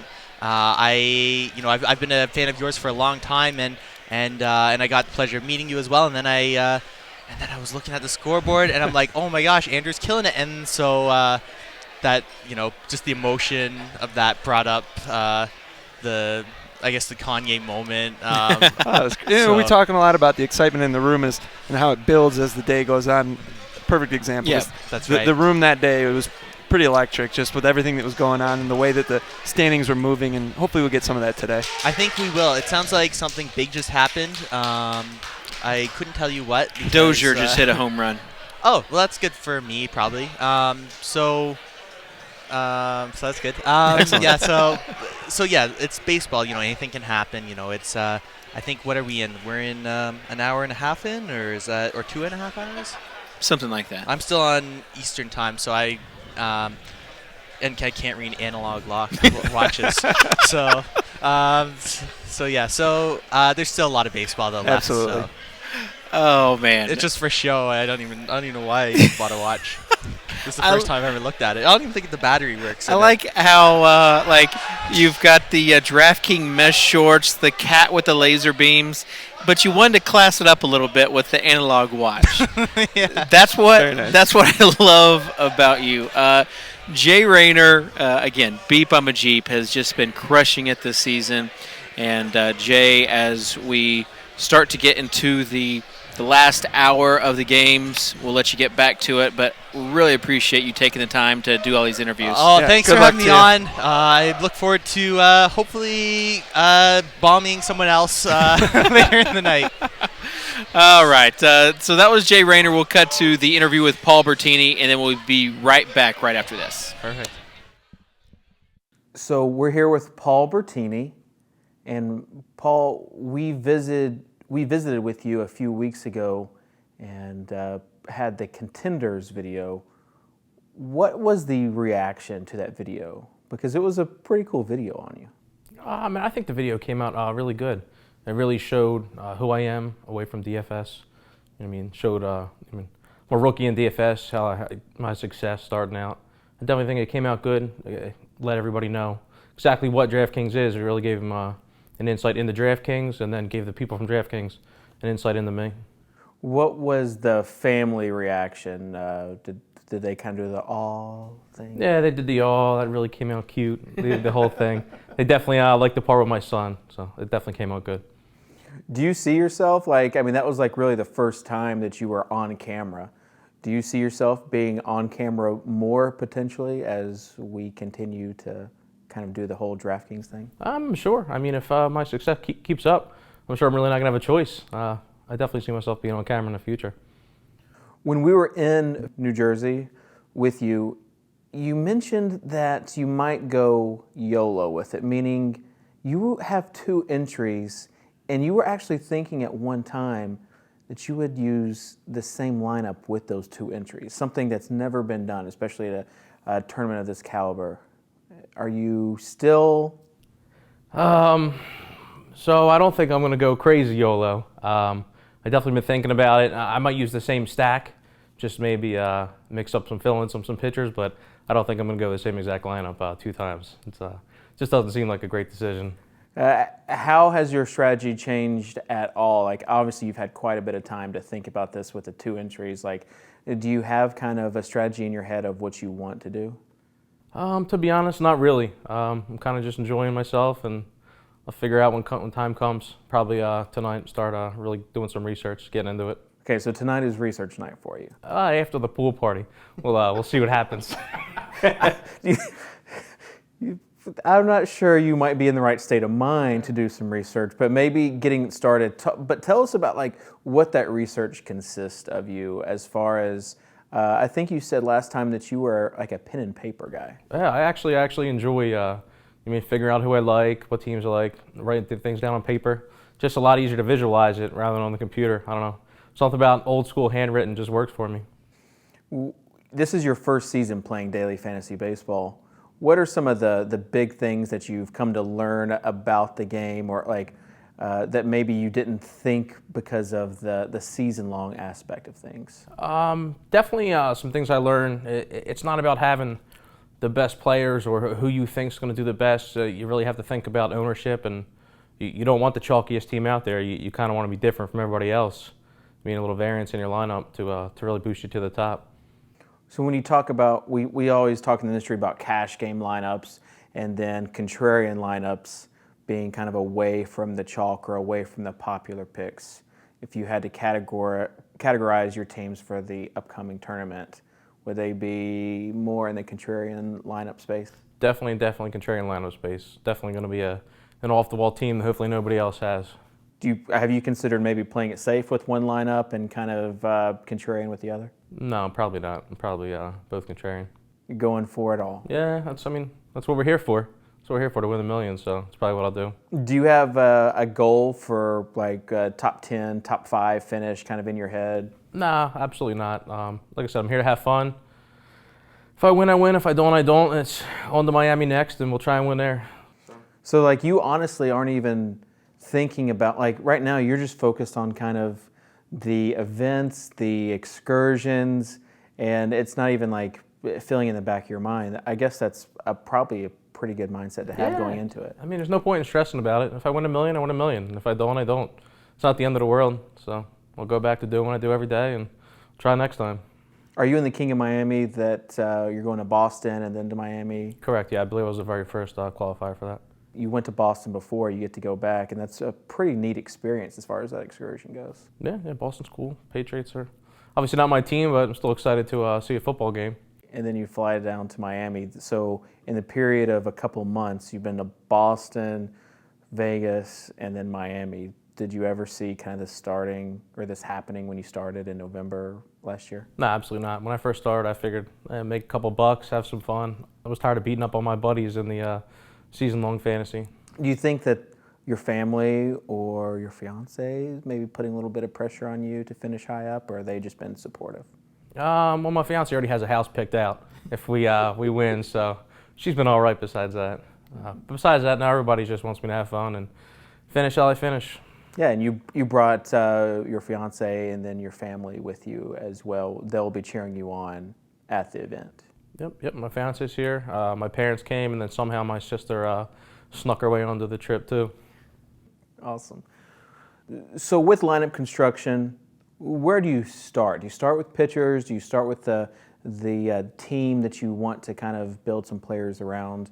Where do you start? With lineup construction, it really depends. If there's a team I really love, I'll start with the stack and we'll go from there. For the most part, I like to at least start with one pitcher that I really like, maybe fit the stack in, and then go from there. See what second pitcher I can fit in, fill in guys and whatnot. The Coors game is included in this slate, and you're not a big fan of the Coors slate. How is that going to potentially change the way you make your team? It'll definitely change the way I make one of my lineups. So I faded Coors back in Boston, trying to go for it all, and it backfired. I think they scored about 13 runs. So Coors Field definitely will definitely play a big part in at least one of my lineups this weekend. So you have 2 entries. Call your shot. Where do you think, with 2 entries, with this field, all the other teams, where do you think that what do you think is a reasonable expectation for you to finish? I think 1st and 9th. First and ninth. That's what I'm feeling. So at least 2 top 10 finishes. 2 top 10 finishes, and Beep on the Jeep will have 5 in the top 10. Is he the guy that you're focusing, that you think probably has the biggest chance with his 5 entries? No, maybe. There's a couple guys up there with 5 that they're all hot recently, so we'll see. So 2 top 10 finishes. Awesome. Well, we really appreciate you being here, and enjoy the rest of the week, and we'll see you Saturday. Thanks. And we are back with Paul Bertini. Paul, you're kind of becoming a more well-known name than what you were last year, partly because no one knew who you were last year. But welcome, and just talk a little bit for people that might not have seen the Contenders video or the interview video, just about basically your kind of rise to where you are now. I just started playing DFS last year. This is really my first full year into it. Played small pretty much. I had a nice win in basketball, and I pretty much bankrolled that into baseball, and been having success ever since in baseball. Yeah, you've been crushing baseball, and you said in the video, like, you were at the King of Boston. You said, "Oh, this live event stuff is pretty cool, so I will, I might want to qualify for Vegas." Actually, I think you said I am going to qualify. He for called Vegas. a shot. Yeah, he did. Give him credit. I did. I called the shot. Yeah, the live event was really cool. I never really even thought of trying to qualify before that, but it was such a good time. I figured definitely want to get to Vegas. Okay. Did you have any Chris Davis shares tonight? No Chris Davis shares. Well, he just hit a home run, so sorry about that. It's okay. But you are off to another hot start. I'm guessing that if you kind of finish in the top 10, top 5, this is going to be a pretty successful trip for you. Yeah, I mean, it's successful regardless. I'm not in last place, so you walk away with money no matter what, so it's a pretty good trip regardless. Which excursion did you do? Did the smooth water rafting, the Hoover Dam, the Colorado River. I did it as well. Yeah. Great trip, I thought. What was your favorite part of it? Really just seeing the Hoover Dam. It was my first time seeing it. It was pretty interesting to see. It's definitely a lot larger in person. Very cool. As far as the lineups, you went Pirates and you went Coors. Pirates and Coors, yeah. I faded Coors back in Boston. They ended up scoring like 16 or 17 combined runs. So I figured it was probably should go with at least one of the Coors teams this time. So I went with the Rockies. Were you surprised that there were as many Pirates stacks? Did you think you would be maybe only one of a few? Yes, I definitely thought there would be less Pirate stacks than there were, but I also thought there would be more Coors shares. I think there's definitely less Rocky shares than I thought. Okay, you've moved into to 4th now. Well, actually, you just dropped down to 7th. That was like a live update. So you talked about how you started small, you kind of ran it up. Now you're on the big stage here. We've got NFL coming up very soon. Do you have big plans for NFL? Yeah, I'm definitely going to play a lot of NFL, really try and get my name out there. Starting off right with the King of Miami week 1. I think it was the very first qualifier for that, so we'll see where we go there. And King of Miami means that you actually get to go to Boston again and go to a game? Yep, fly up to Boston for the Patriots game against the Steelers, and then fly right down to Miami for the live event there. No, your fiance is loving you. She is. She is. All these cool trips, all this fun times, and you also have so your teams. You have a team in 7th, but then you said your core stack might be in better position, but they need to score some runs. They do need to score some runs. I went with Corbin and McHugh, so my pitchers definitely set the Rockies up for a chance to win. I'm sitting like mid-20s with them. Yeah. Okay. Well, I mean, as far as like the whole live event thing, did you get rattled at all when you were like creating your teams? Did you have the old pen and paper? Like, did you get inside your own head? Or were you cool about it? No, actually, believe it or not, I was pretty cool about it. I did do a little pen and paper this morning. But no, I mean, I just figured out who I liked, went with it, and didn't really second-guess myself. Awesome. I think that's valuable on a day like today where there was just a lot of leveling going on and just figuring out what you want to do it and doing it and not worrying so much, and hopefully it works out for you. Yeah, hopefully. Well, Paul, you have been just for me, like getting to know people and like you are kind of an easy person to root for because you're a police officer. This is what you do for just on the side for a little bit of relaxation. And hey, I mean, you're in Vegas right now, so I think it's awesome how well you've done. And even you said even if you won the $1 million, you still plan on going back to work as a police officer. And I think that's one of the things that makes it really easy to cheer for you, and I hope you have continued success. Yeah, thank you. Appreciate it. No matter what happens, I still have work Monday. So. Well, we'll let you get back then and start sweating the games. We hear a lot of chatter going on behind us, so we'll have a video, and then we'll be right back with some scoreboard updates and see what's going on. 4 straight days of scoring, long drives and clutch putts, bonuses for hot streaks. Who knew golf could be so thrilling? Rethink the links with daily fantasy golf on DraftKings. Build the ultimate fantasy lineup by balancing the big salary stars with diamond-in-the-rough prospects. Decipher the studs from the duds with DraftKings player cards. All the stats you need to make the right call are at your fingertips. Golfers who consistently place high offer big bonus value. When you're set, click submit and watch your handcrafted lineup rack up points. Clutch! Track your lineup on the couch or on the go. Talk trash, win cash, and bask in your own drafting genius, all in a day's work. Daily fantasy sports glory. Make it your reality.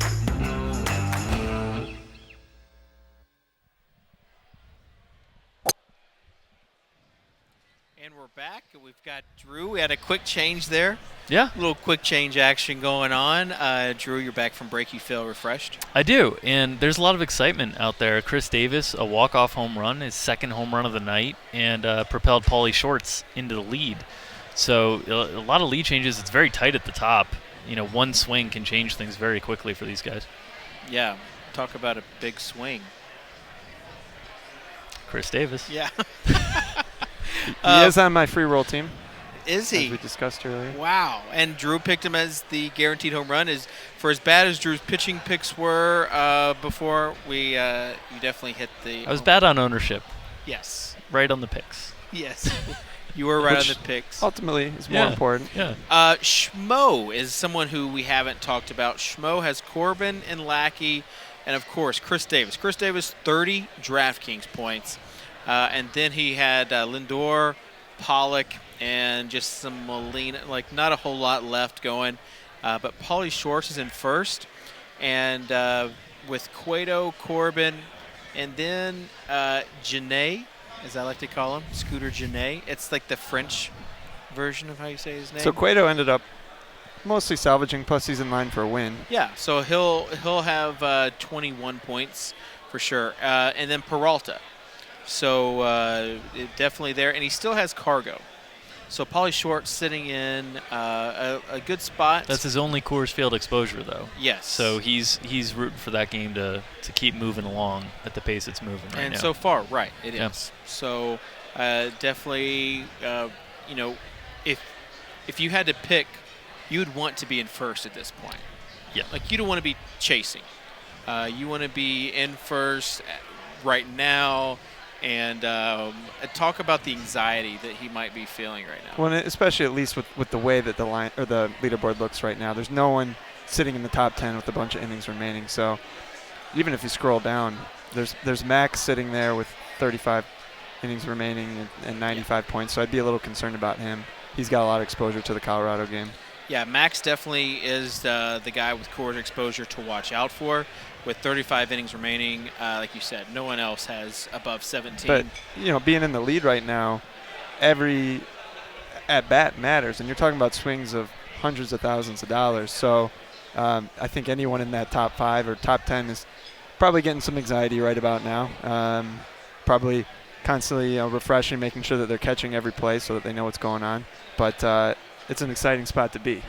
Yeah, and that feeling of being in first and seeing the My Contest page, the live winnings, it's a little nerve-wracking when you're in that spot, and especially if you move out of that spot and you see that big drop down. And this tournament, it's not as big of a drop down as some of the other Millionaire Maker events, but $500,000, that's a huge swing. Well, when you won the Millionaire Maker for football, I know that you moved into first pretty late in the Monday night game. Yep. Was there anyone behind you that you were worried about? What were you fading down the stretch there? Yeah, I got a little bit fortunate. I started off and I got into first quickly, and then I lost it in the second half. And sitting there for a half, being in first and seeing that My Contest page was really intimidating, and it started to feel very real.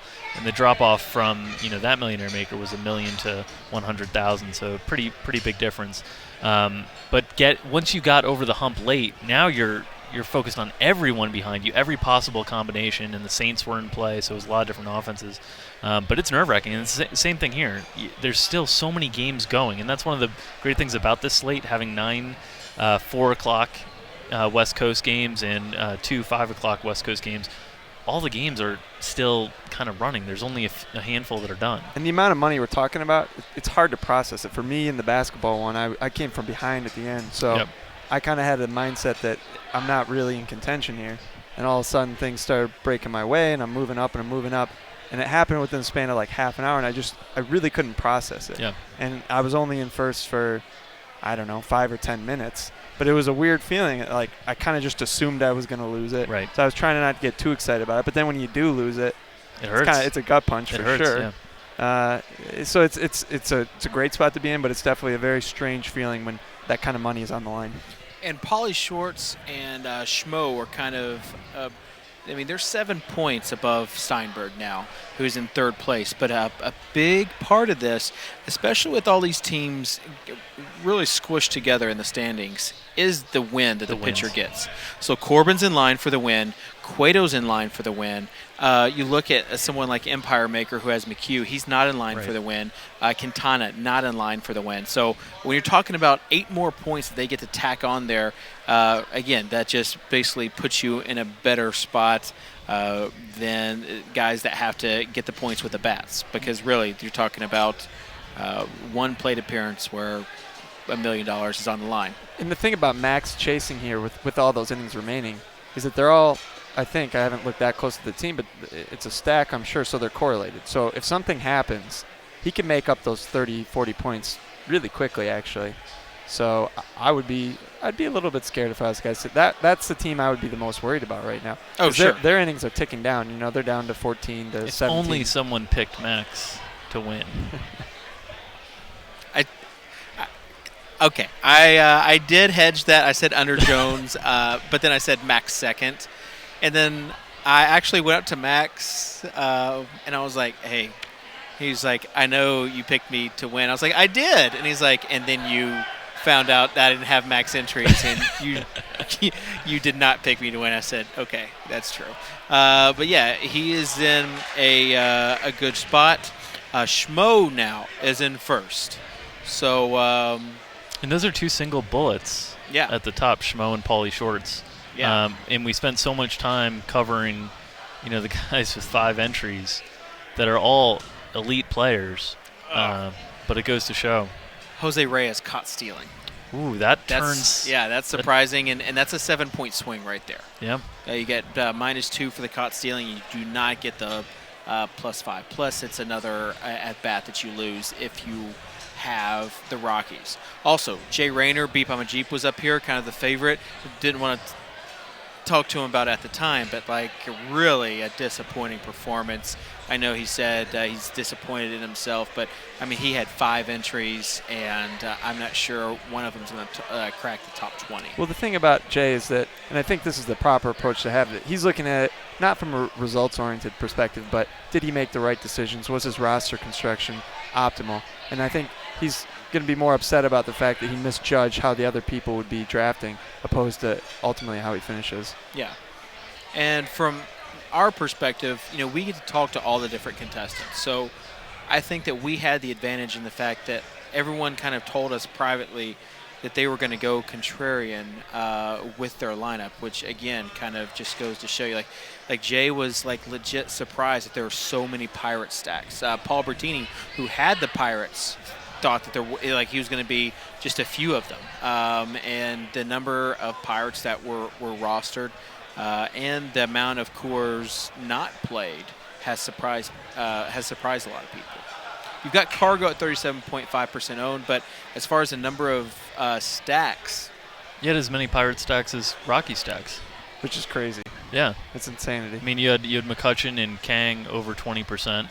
And you know, it's 2 players over 20% versus 5 players over 20%, but still, you know, that's impressive. And if you take a look right now, of course the standings can and will change, but right now, top 10, they're all the first team entries except for 2.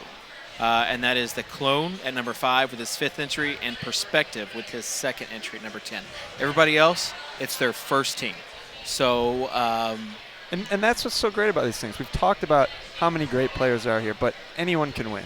So if you can get a seat here, you have a really, really great shot at $1 million, no matter that you're competing with some of the best players in the world. And then if you win, you get to say, hey, I beat all the best players in the world, and I'm the world champion at fantasy baseball right now. Yeah, and that's, I mean, we've talked about, and you've kind of seen just the way we've talked about things, like kind of thought that it was Steinberg, and he's still, of course, like in the running, but then it was, you know, the Clone, and then Pauly Shorts, and now Schmo. So like the lead is changing, and again, one crazy Coors inning could completely flip these standings. So that's what it will. Yeah, one crazy inning would flip these standings. How's that? Much better. Okay, so yeah, I mean that's you feel like everybody's just wanting Coors just to like erupt. Like I talked to Goulet's, and he was just basically saying, right now there's only 4 runs in Coors, so we're pretty much dead. And so like you've got a lot of people that want that atmosphere just to kind of score a lot of runs. So it would be crazy to see how congested the leaderboard gets with one big inning from Colorado, or even San Diego, because you know there's enough exposure to San Diego. Sure. But it's fascinating to me how tightly congested the leaderboard. No one's running away with this, and you've talked about all the different names that we've talked about being in first place. You know, upwards of almost 10 different names in the last half hour, 45 minutes. You know, switching around those top 5 spots, and we're fairly late in the game here. Absolutely. You know, we're in the 5th, 6th, 7th innings of the 8 o'clock or the 5 o'clock West Coast, 8 o'clock Eastern games.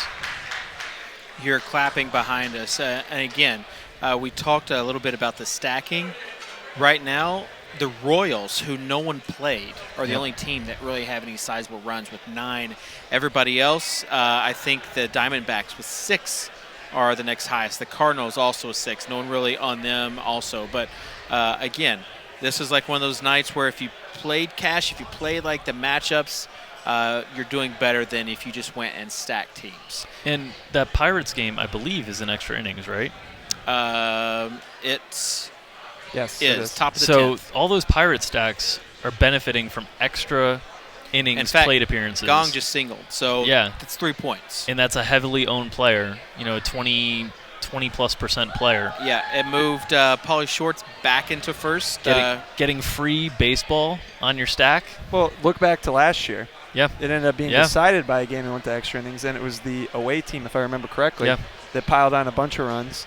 and that was what decided a champion. Yeah, because if you're stacking that home team, even though you're getting those extra innings, usually max 1 run. That's right. Or the game's Game over.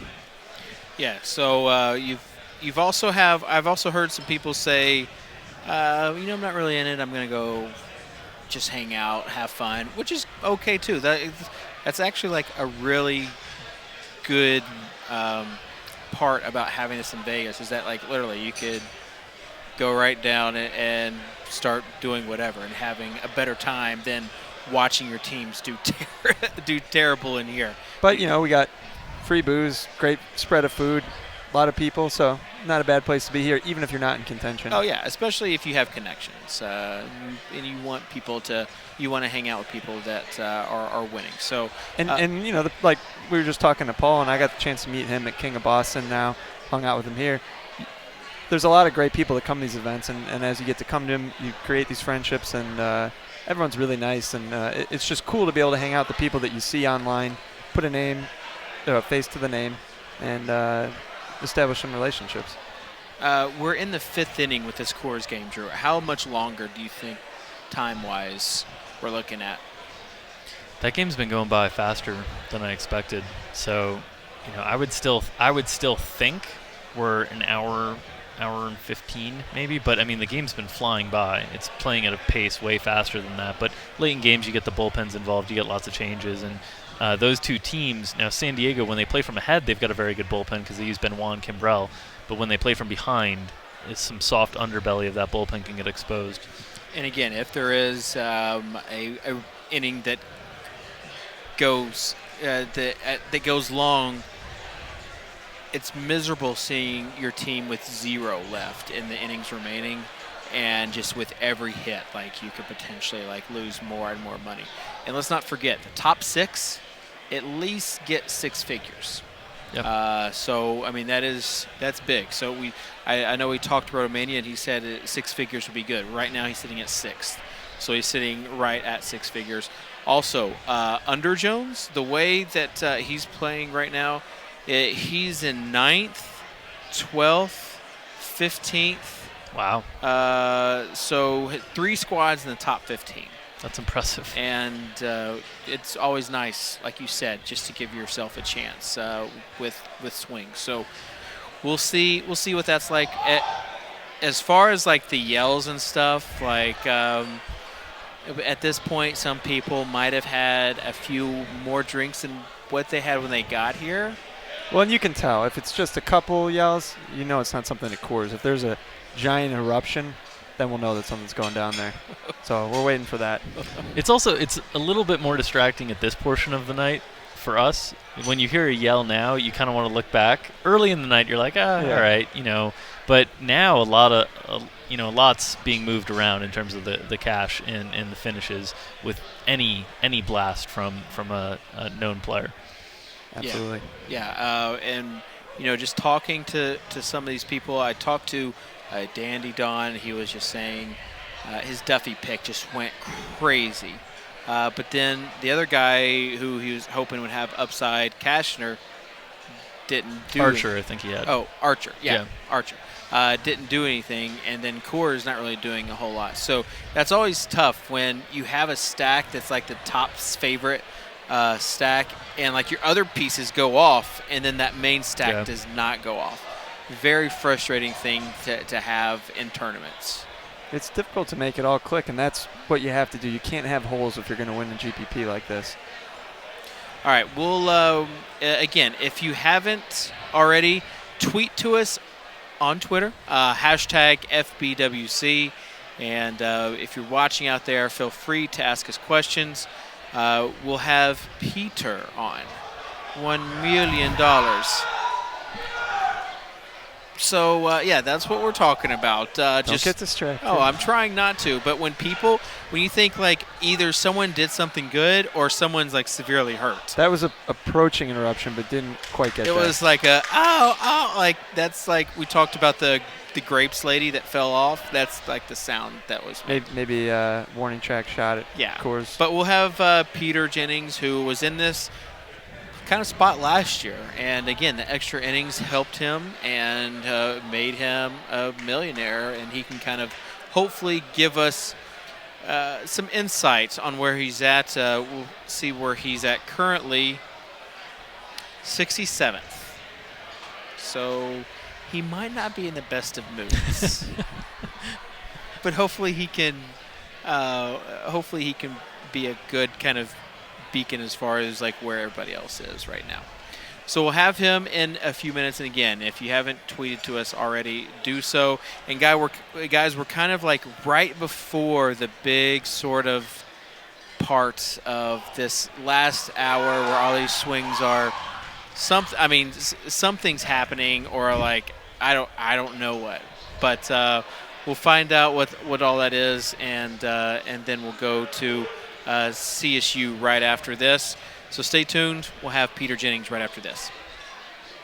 It would be a big win, financially to take home another $1 million. But I think even more important than that would be what it does for my brand, for me as CSU Ram 88 across the daily fantasy industry. I think that's something I've worked really hard for over the past 3-4 years, and being able to build that brand even further would be great.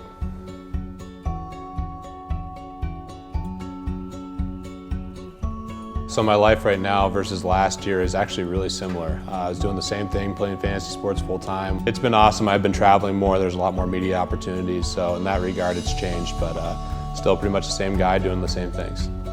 That's the first time I've seen him in the last 6 months, probably. He doesn't call me anymore. It's awful. No, he's been great. What's been most impressive is the grind. He's probably worked harder since he won the $1 million.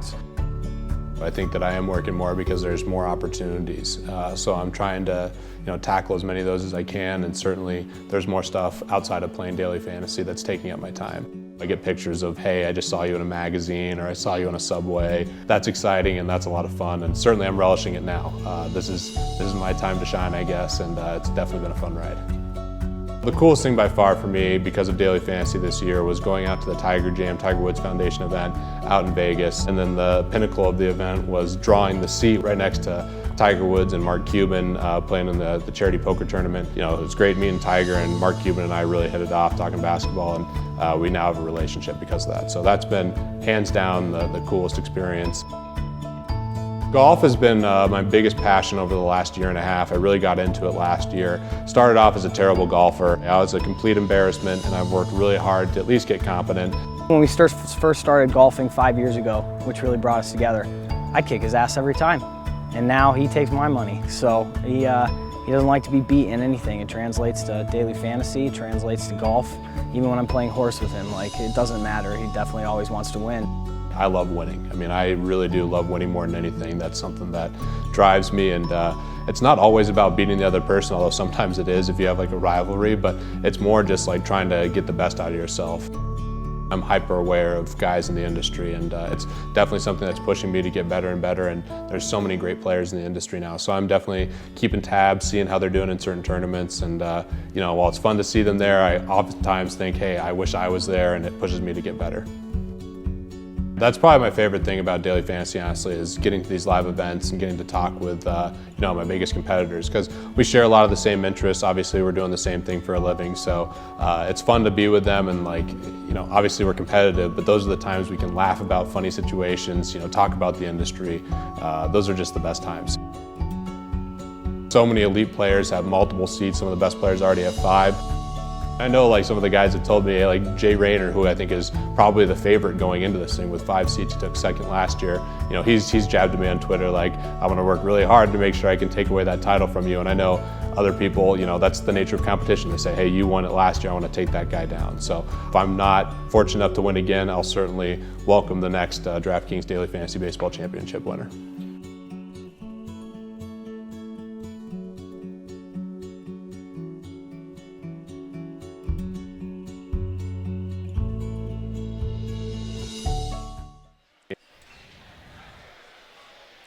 And we're back with Peter.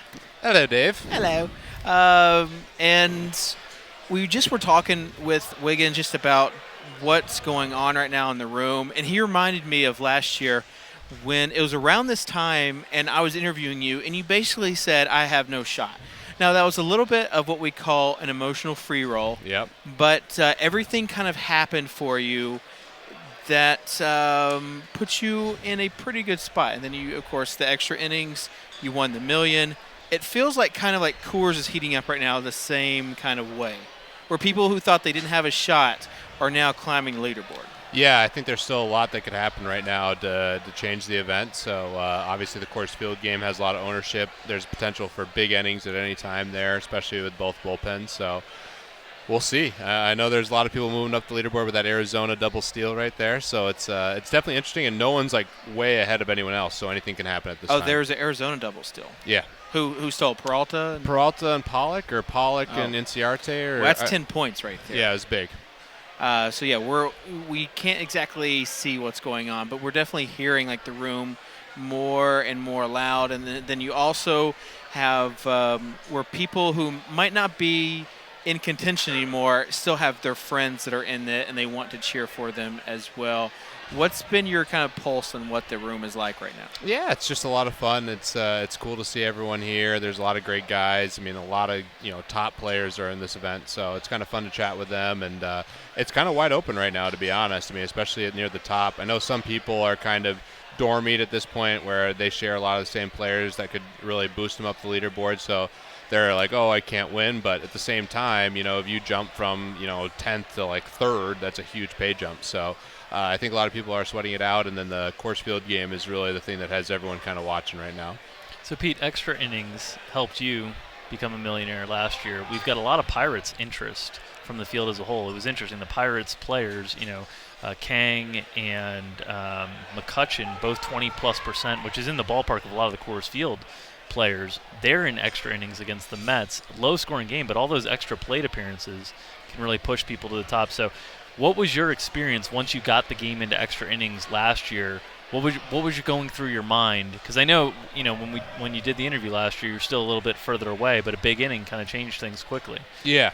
So you're just rooting. If you're in extra innings, you're just rooting it for it to go on. Obviously, if you have a team that's going. So the big play for me was Napoli actually making a big play at first base to keep the game alive, because Toronto could have won the game. So, Tucker home run. So. Yeah, it's interesting. You're just you're rooting for the game to go on. Obviously, you want to be the road team. The Pirates, it's interesting. McCutcheon, he's having a pretty decent game. Aramis had the early home run. So yeah, they're just rooting for the game to continue on, and hopefully get a lot of plate appearances, because you're not getting any negatives outside of caught stealing. So you're just hoping for those situations. Oh, it's funny with that home run. As I was talking to Pauly Shorts. He's like, I really want Preston Tucker in my lineup.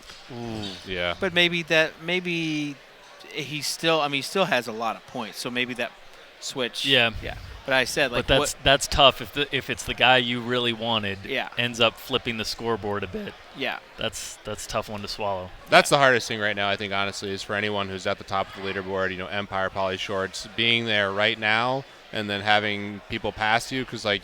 This point in the event, you can feel like, hey, I have a real shot at $1 million. I have a real shot to win this thing. And any big event, especially in baseball, can really change things. And if we see like a 5-run inning from Coors Field, there's just so much up in the air right now. So it's fun. There's still a big sweat going on. Right. And not just like losing like out on the potential of $1 million, but like a big Coors inning could mean like going from $250,000 to like $25,000. Life-changing money, right. For sure. So, they're in a tough spot, but then again, like, they've been cheering this whole night, and so I'm guessing they feel pretty good, those teams up at the top. So, as far as you in this event, you feel like you're pretty relaxed going into this, like having one entry compared to other people, like having 5, maybe not put as much pressure on yourself as you have in the past? Yeah, there's a lot of pressure, but it's not, you don't have to build a lot of lineups. I am disappointed. Everyone has the woulda, coulda, shouldas, but I know I saw you guys on the YouTube channel talking before. My biggest debate at the end was Corbin and Dozier versus Quintana and Shoop. Obviously made the wrong choice there. I was going to do a Rocky stack pretty much no matter what. Once I knew. I called that. Did you hear me call it? Yeah, I heard you call it. I wasn't on it initially because it's not the right game theory play, but then the CSU Colorado Rockies thing, and I was like, all right, now I got to do it just because, Coors Field was far and away, in my opinion, the most obvious team to go after. But just because they're the most obvious, the most optimal team doesn't mean it's the right game theory choice in a big tournament, especially in a top-heavy tournament like this.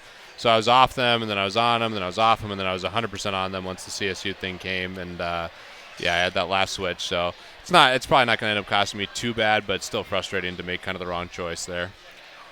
Talk about these.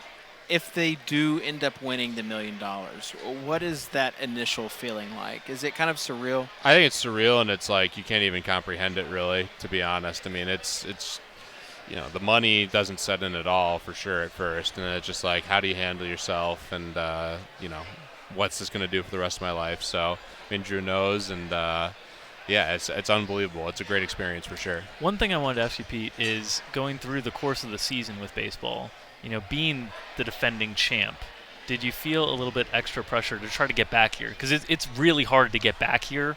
I can attest to that. I wasn't able to do it. But was that a focal point in your mind? Just try to get back here, try to give yourself another chance. Oh, yeah. Had to defend, and was fortunate to get a seat early. Definitely tried for more because I'm competitive, saw other guys with more, and so certainly can, relate to you in terms of going after it and not having all the success. Had some bad beats at the end, but yeah, there's definitely a lot of pressure, and I feel that way with every DraftKings live event. I've been fortunate to qualify for all of them, and it's just something I want to be a part of every single one of them. So there's a lot of pressure, and certainly you're going after it. And I would say it's a good defense if you can get back.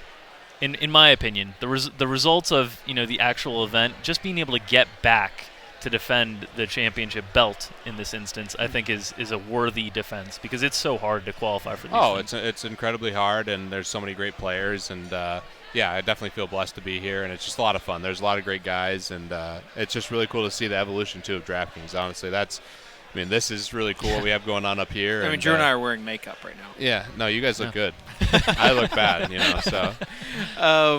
There was some talk before about you maybe like coming in with the belt on. Did you bring the belt? No, I didn't bring the belt, and I would never come in like that. But with a hype team. Yeah, it's just fun. It's fun to defend. I have a lot of friends here, and lucky my fiance's here, and just been a good time. That's why I truly value more about anything playing daily fantasy for a living is getting to come to these live events, have a lot of fun. DraftKings takes amazing care of you, and you get to be with your close friends. So it's just been a great time. Awesome. Well, we'll go to a break right now, and then we'll come back with another scoreboard update, see what is happening. Not a whole lot of cheers going on behind us. So that Tucker home run seemed to kind of mute the crowd. Yeah, so right after we get back from the break, we'll have Rotomania on. Jeff, awesome dude, by the way. Jeff is awesome a great guy in the interview, and he'll be a fun interview as well. So, Pete, appreciate you being on with us. Thanks for having me, guys. Enjoy you guys the are rest killing of your time. it. Definitely appreciate it. And we'll be right back right after this. AKA Rotomania. Jeff, you have 5 entries into this tournament. Yes, thanks, Save. Thanks for having me. I kind of snuck in at the last minute. I kind of waited for everyone else to max out, and then hopefully I went unnoticed and grabbed some few seats. You got the last qualifier. You won it. So number 80 was your 5th and maxed out entry. Did you feel like that completed your set kind of? I kind of wanted. I saw those other guys. I think there's 3 or 4 other guys who had 5 seats, and so I wanted to hopefully level the playing field for myself and at least give myself a good chance. Let's talk about your background in fantasy sports. Rotomania actually was the name of a site that you used to have. Yes, it was back in the day when MySpace was popular. And so I saw a need for some type of organized message board forum. Well, there were lots of message boards out there, but they were asking people, who to start, who should I make this trade. So I kind of made this message board on steroids, and it was kind of fun. We had I think at one point we got up to 10,000 members, but life got busy and at that time, the fantasy sports industry isn't nearly what it is now. Right. There was no DFS at that point. And so kind of a little project had to go away, but it was a fun little ride. And now you're a player. Yes. Well, in the fantasy sports sense. Right. Right. Not a professional player, but maybe a professional daily fantasy sports player. do you think your fantasy background has kind of given you an edge as you're kind of competing against other people? I don't know if it's like an edge so much, but helps me with the grind. You know, you have to have a passion for it, so I got that checked off, and so I just enjoy following sports, enjoy following stats, and so I think it helps me a little bit, at least stay in the game. Describe your style of play. Are you more of a risky player, or are you more like of a cash game, the favorite sort of player? No, I try not to go the majority. For the double ups, 50-50s, I'll play the popular picks, but I like to do what a lot of these guys do and be a little contrarian and kind of do your own thing a little bit. So with so many contrarian guys in this tournament, you think that maybe the contrarian play is like to actually have a cash game lineup? It could be. It could be all Coors, on Saturday. It's like one of those things where everybody sees a player and it's like, well, everybody's going to play him, so I'm not going to. Right. It definitely could be that way. Am I getting in your head right now? No. Okay. No ideas. But let's talk about that, though, because you do have the Coors that's going to be included, and the Texas game is going to be included, the last 2 games of the night. Right. 2 hot-hitting environments. You've got 5 lineups. Yes. So I'm guessing that means you're going to kind of mix and match with fading or going heavy on those 2 environments. I don't know yet. I think I kind of developed a system that kind of got me here, and that's kind of kind of reading the Vegas lines, kind of seeing them as a puzzle. So I usually just wait until the day of, see what Vegas is saying. And all right. So as far as like the money goes, like what would be a successful venture for you? Successful finish? Yeah, you've got 5 entries, 2 top 10, 1 top 3. Man. Yeah, I think anything with that 6-figure amount is acceptable and low household. Yeah. Do your friends and family know that you have like a pretty incredible chance at such high stakes? Some. My wife's still kind of like, she's proud of me, but she's like wrapping her head around it, and she teaches at a private Christian school, and so she's not sure how much she should like broadcast. Right. But has she already planned like the house that she wants? Oh no, she's a saver. Might get like a minivan and soup it up. Like a really high-end luxury minivan. That's the DK minivan. Yeah, inside, that would be. So that's like the purchase if you win $1 million. Yes. A nice minivan. Yes, probably so. That's the splurge item. Awesome. Well, if you could call your shot as far as one thing that you want, or where you're going to finish, like where your top 2 finish is going to be. Where my top 2 finishes going to be? Yeah. Wow. Hopefully, I've been rolling hot recently coming in, so I kind of I'd be a little disappointed if I don't at least have 1 in the top 10, and so. I'm not saying where you're going to be disappointed with. I'm saying where are you going to finish? Oh, where am I going to finish? Maybe if I finish behind Jay, that'll be great. Okay. I'll take number 2. Okay, you'll take number 2. There you go. Number 2 is not bad. Well, Jeff, it's a pleasure talking to you. And you're one of the, like Jay said, you're one of the nice guys, and you're an easy person to root for. So if you are on the side of a bus, or maybe if you're even on the side of your luxury minivan, I'm sure you'll represent the industry well. Thanks, Dave. Appreciate you having me. And we are back. All right. Al, so hey guys. I'm here with Jeff. Doing good. Awesome. I bet you're feeling good, especially after that last Preston Tucker home run. That was timely. Yeah. As our buddy DB would say, that didn't suck. No, not one bit. So basically you have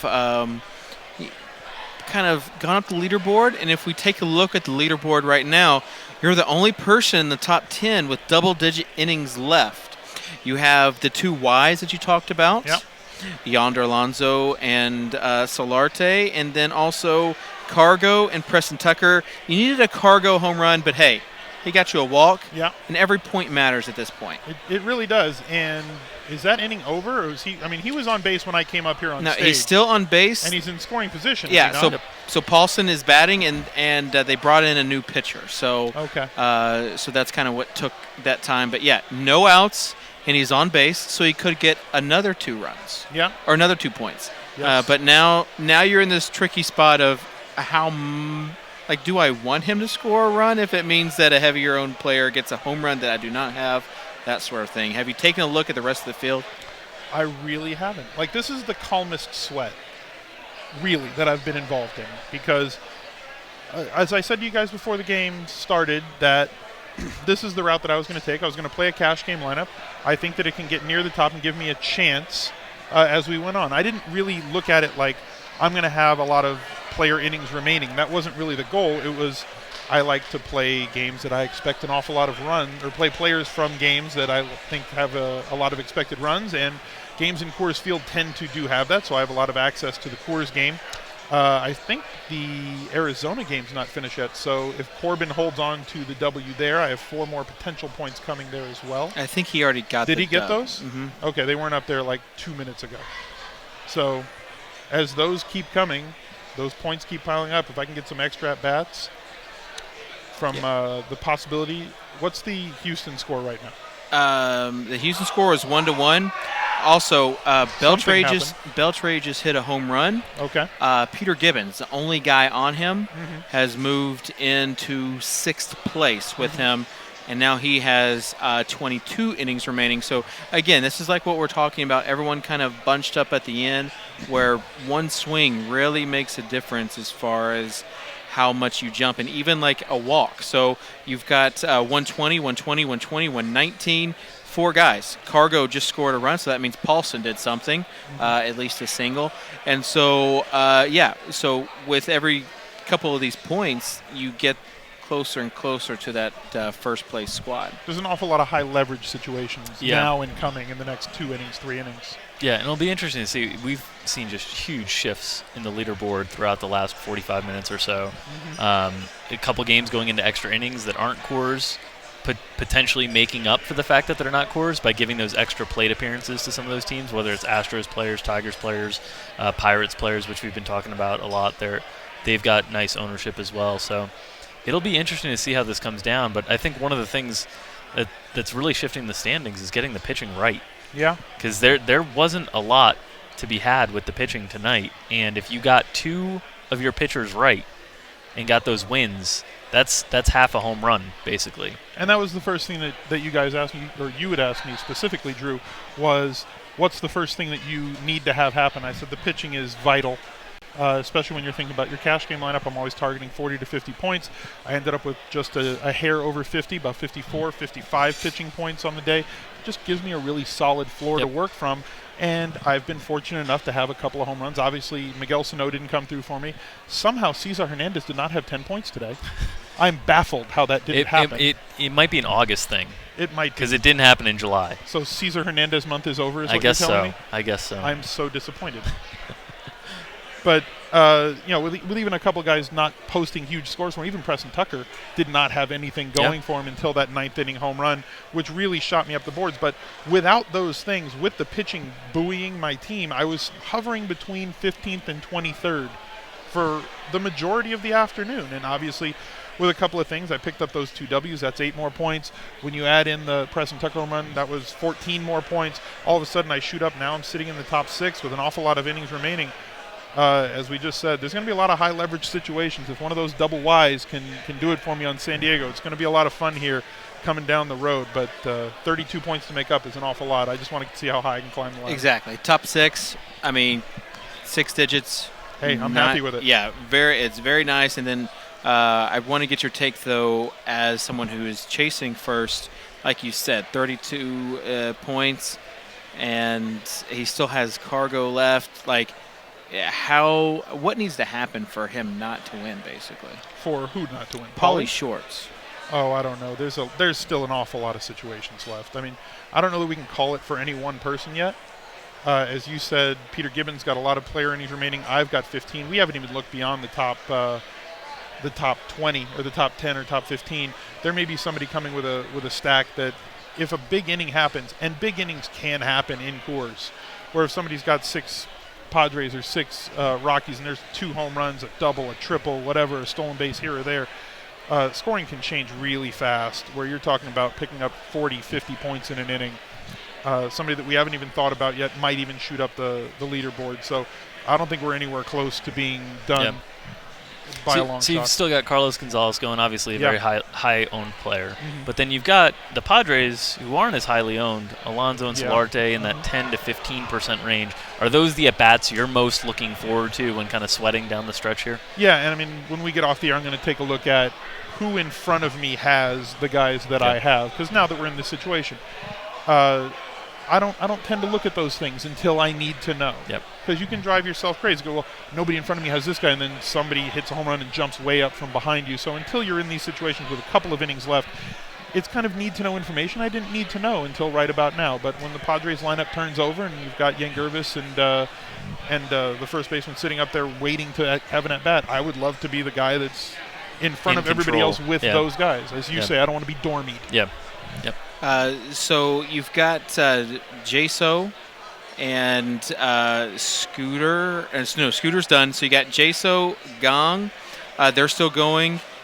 Cargo against Arenado and McCutcheon and Colby Rasmus for Schmo. So the extra innings potentially coming into play again, as 2 games are in extra innings.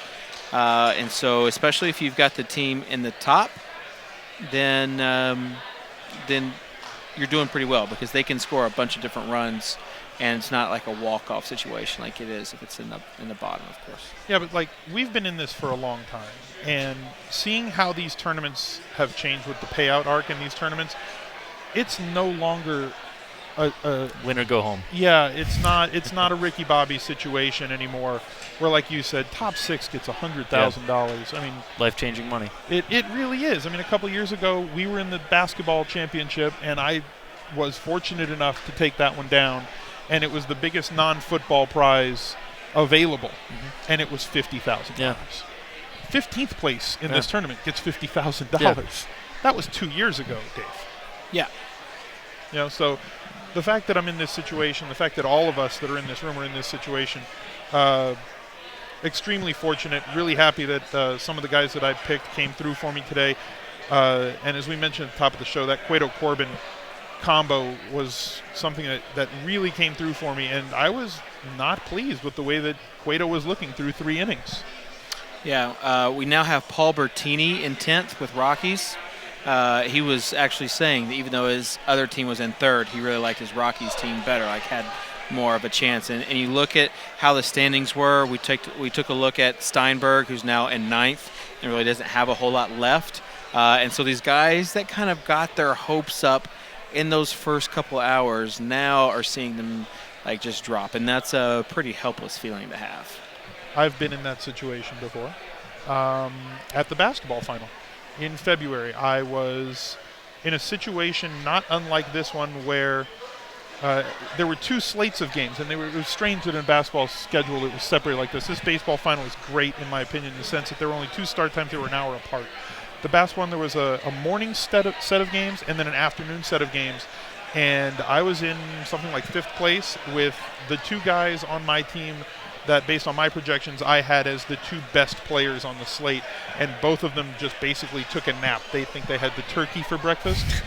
They had a little bit of the itis, and it put them to sleep during their games, and all of a sudden I just kept trickling down, as opposed to having a lot of player minutes remaining, like Andrew Wiggins did in that tournament. He shot way up the charts in that one. Yeah, and you need a Gallinari. Danilo Gallinari, he needs to have a pet named Danilo. Yeah, you need to have your own Gallinari. So I guess maybe that would Preston be Tucker. Yeah, or one of the Ys. Well, I said if Yangervis hits a home run, I will buy an animal and name it Yangervis. Do you have an animal in mind? No, I'm open to suggestions. Okay. It could be an iguana. Yeah, I've had quite a few run-ins with iguanas. What? He's been attacked by an iguana at breakfast. Had an incident. Oh. I think they think we're alike. Oh. I think they think I'm one of them. No comment. As far as Al, like you're in 6th, you're pretty cool and calm, like you said. Like this is the coolest I've ever seen you. Normally, you have your hands in your pockets and you're just like walking around, talking to yourself. Usually, yeah, sweating. Actually, just profusely, just dripping from my face. Actually sweating. But I'm glad that you're repping the DK Pro team. You're in the top 6, and hopefully one swing of the bat will get you back up in that top 3, and then we can have a little bit of late inning drama. That's what we're hoping for, and right? Late, We said this and early. late night DK Pro party. Yeah, exactly. I think as well. Exactly. We'll have to. Al and I would be dancing fools if that happened. Well, Al, thanks for being on, especially after that Preston Tucker home run. Now you're in 6. We're going to be we're going to basically cut and have a video, and then we'll have Max Dallery on right after this. Max also has a few teams left. Fantastic, Dave. Thanks for having us. DraftKings always top notch. Being in a suite at a Red Sox game is pretty awesome. It's a good experience, and we're looking forward to the event tomorrow. I love that it's only 12 people, so I got a good chance at the 50 grand, I feel like, and I'm excited.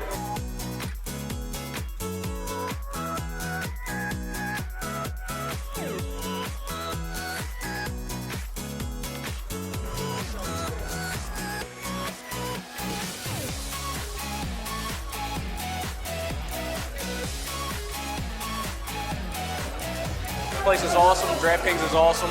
It's been a great experience. I mean, win or lose, it's still a good weekend. Pretty excited. I'm in first place right now, but we still got this Denver game going on, and I know a lot of people are on those players. So yeah, hopefully I can hold on to this lead. Yes! There's a rain delay with the Colorado game. I'd much rather be coming from behind than sitting in the lead and try and fade anything from happening.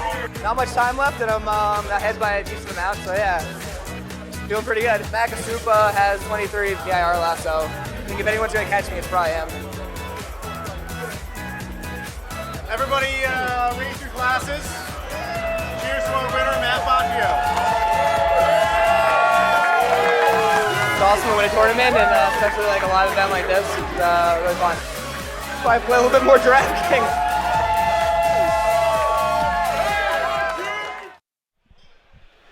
And we're back. What was that SNL skit? Well, you probably don't remember it. Anyways, we're back with Max Dallery, and you've got a team kind of creeping up there. Yeah. And, yeah, if stuff goes right, you could have a shot at winning it, which is what I originally said that you would do. And then you backed off, so you kind of doubled your chances there with picking 2 winners. And then I got the tweet that you had picked me, and I watched it after, and then you backed off. Yeah, so I don't know what that was. I did. I should have stuck with my guns. I should have acted like, oh, yeah, I totally knew he didn't have 5. I knew he had I thought you were going on a limb. I liked it, you know? I know. But I still, even so, like the first time putting you against those other guys with the same chance, I picked you. Yeah, so there you go. All right. And I still picked you. I appreciate it. I still picked you. And actually, I mean, you have another lineup that's not that far behind. I mean, either, I need the Rockies. Is that how far? Yeah, so we have you just need a lot of the Rockies and Padres. And right now they're 5-4, so like I guess you're rooting for like some extra innings. Something like that. Would be really nice because we're getting some extra innings out of these other games, like the Pirates are getting extra innings. I think they have Gong and McCutcheon coming up next. Yeah, I have Kong on one of the teams. I don't know if that's... So you basically went with the chalk teams here. I mean, what was your approach coming into this? Did you think people would overthink it, or you just say, I don't care, I'm just going to go with the guys I think I generally just focus on what I was trying to do. Yep. I know a lot of people overthinking it. I kind of definitely went different with my pitchers. This was definitely a slate that it was definitely no clear-cut options. So I kind of went with kind of more contrarian pitchers, although there's no ownership percentages that were really through the roof out of any players. So it's kind of interesting that the slate didn't do that because they really raised the prices on the cores, which I think is a good move.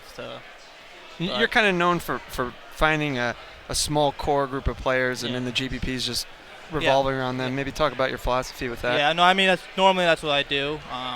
So even like in a Gold Glove or something like that, I may have one player different. Today it's a lot more at stake, because I don't want to have like one player different, but I definitely had like 2 or 3, but went with the core guys again. But I only think I had one player. I think Jason was on all my teams, and it looks like he's at bat now. But then I had a lot of players on 2 of my teams, so definitely happy where I am, I think. If things go well, I have a chance. That Rays caught stealing was definitely a tipping point. I think at that point I would have been top 10 with the most innings remaining if that happened. But yeah, I mean, a couple of home runs and things could drastically change on the leaderboard. My question to you is, first, leading off with the statement, you're arguably the best cash game player right now in the NBA and in baseball, and certainly going into college football and football. So being kind of the best cash game player, winning some big GPP, online GPPs, are you a real competitive person where you really want to win a live final? I mean, of course, everyone wants to win a live final. I mean, it's kind of the peak. There's the most media, the most attention. I mean, I definitely want to be one of the best players in all regards and kind of worked hard for that. So I think getting the live final win would be another thing to the resume that a lot of top players have had, and that's something that I haven't had. I mean, I think the live final is 10th is my highest, so even a top 3 would be something that I'd really look forward to that could make that happen. You think you put any pressure on yourself to make that happen? I mean, there's only so much you can do. I kind of focus the same approach. I mean, today I mixed it up a little bit with my teams, but it's not something that you don't want to overthink or second guess, because, I mean, that's the mental aspect of second guessing yourself can be tough. So if you kind of do what you always do, then I think you can limit that, because you're always a couple players away from being in first place, and you don't want to be, oh, I was this guy at some point, but I wanted to do something different, and then kind of second guess yourself, because the mental aspect of that can be tough. So you want to limit that, especially when you play kind of the high stakes stuff and big moments like this. So we've talked some today about just being out of your routine, being in Vegas. I know you were continuing to play cash games since you've been out here. How does that impact you? Do you feel like it's something you struggle with, or you kind of find a rhythm when you get out here? I've been here a few times, but I mean, I try to keep the same routine as much as I can. I didn't go to an excursion yesterday because I was worried that we might get back too late to play. So, I mean, I try to keep it as much as I can. I wouldn't say I struggle with it, but it obviously is different being in Vegas, the distractions and being in a hotel rather than your apartment.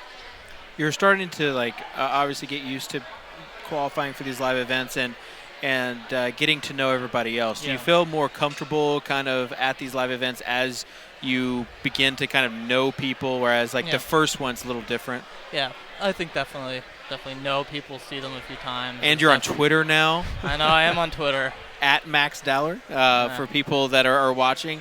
So yeah, I feel like you're a very likable person. So being on Twitter and kind of letting people interact. I mean, I think that if there's like a lot of, so when I put those many entries, it's kind of people. I guess I was dehumanized because like a robot or things like that. Right. Kind of playing every slate, playing a lot of teams. But I definitely wanted to kind of put myself out there. And now, I mean, I do this full time. So before it was kind of, this is a serious hobby, but now that I'm full time, I can kind of fully immerse myself, getting to know people and kind of. Okay, with it being full time, I've never been to your house or even heard what it looks like. But do you have a pretty sick man cave? I just imagine you with a sick man cave with screens everywhere. I do have 2 screens and multiple monitors, but I live downtown Boston. So it's a 2-bedroom place. So one bedroom's the office. Okay, so you're really letting me down here. I mean, You at least have a recliner. I was like, yeah, no, I don't. I have a couch and my desk and can watch. He's the failing game. to mention that the previous tenant of his place was no other than Rajon Rondo. I didn't want to say it. I didn't want to say it. That's what like if this guy had Rondo's apartment, then I want there to be like screens everywhere, and like after he wins, he pushes a button that's like a strobe light. And party outed me there, but yeah, I mean it's a great location. I think doing it full time is like you're inside a lot. So being in like downtown Boston, there's a lot of things going on. I think that's if you go from like your bedroom to your office watching games all day, you don't want to. I mean, obviously I'm not complaining, but it's good to be able to get out and do things that are right in the area rather than being in the suburbs. And but not that there's anything wrong with being in the suburbs. Yeah. So when you went from playing part-time to full-time, I know you put a lot of work into it, and it's very important for you to try and improve. Was there one thing that you kind of did to help kick into gear when you had more time? Were there any changes that you would point to? It was just kind of making sure that like every lock I'm there. I was like, I'm not going to meet my friends till after lock.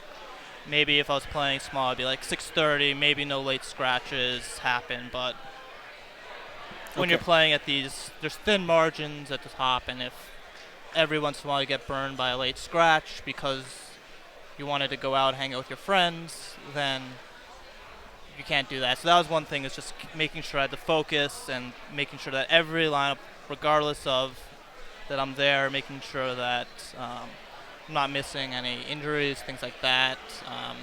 If players taken out, taking advantage of in the NBA especially that's huge. If you're not doing that, it's very tough to compete at the highest level. We're like ending baseball season, but then going right into football season. Yeah. Do you feel like as a player, like you need some sort of break? Have you thought about that? Because you're like, Pete, the reason why people think that you or thought that you were a machine is because like you were a machine, like you played everything. Yep. And so like, have you thought about like maybe scheduling breaks? I mean, this football season is going to be huge, so I want to be there. I think maybe after that, the All-Star break was a nice break. I think that's the only real time that there's nothing going on. Right. So that was definitely a good break. It's good to have a breaks, but you don't know what the future is going to hold, how the industry is going to change. And you also get out of your routine a little bit. Yeah. No, so I definitely want to take advantage of this football season since, as everyone knows, it's going to be gigantic. So I think that is, but I think we'll see what happens. It's definitely good to have some breaks. I think maybe after baseball season ends, you kind of have not the daily routine that you have with baseball and doing football. When you're going to start hockey, it's a little less. It's only focused on the weekends. So I think that might be a little bit of a break. Right. But there's no plans for an extended stay from a break from a fantasy. Well, one of the benefits of being up here and going to these live finals is like meeting people, and I really enjoyed talking to you the past two events, and even when we went to New York City, talking to you. And I hope that you kind of stay around, not as like an expert, but just like as a player, because I think people need to get to know you more. So maybe you could do like a Periscope video of your apartment. Oh man, I don't know. We'll see. Maybe. Wiggins is the one. Wiggins is the one that outed you, not me though. Let it be known I did not say it. Okay. It was a bit of a tag team. Let's be honest. You guys planned it out beforehand. Yeah. Get him at the end. All right. I like him better, so he's gonna bring it up. Nothing against you. I mean, I like him better than myself, too. So thanks to Max Dallery. And, Max, you're in 14th right now. But, again, a lot of innings remaining. And you're literally one swing away from being in that top 8 position right now. Yep. So good luck to you the rest of the night. We'll let you enjoy the rest of your trip. And we'll be right back after this. All right. Thank you, guys. Good luck. Welcome to Las Vegas. A city known for handing out big prizes, and this Saturday is no exception as DraftKings is giving away $4 million in prizes at the Fantasy Baseball World Championship, and one person will be walking away this city's newest millionaire. Today is Arrival Day, so players from all over the country are arriving in style at the world-class Wynn Resort and Casino.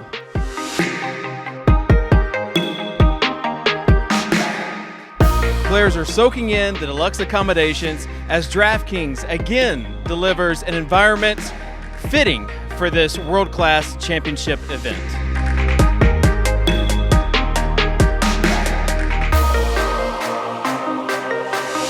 We'll be having coverage this whole week, so make sure you're following along. On DraftKings.com at the live coverage page, we'll have videos and a live blog. If you want to participate in the conversation, go to Twitter and use hashtag FBWC, and we'll see you on Saturday, where we'll be streaming live from the main event.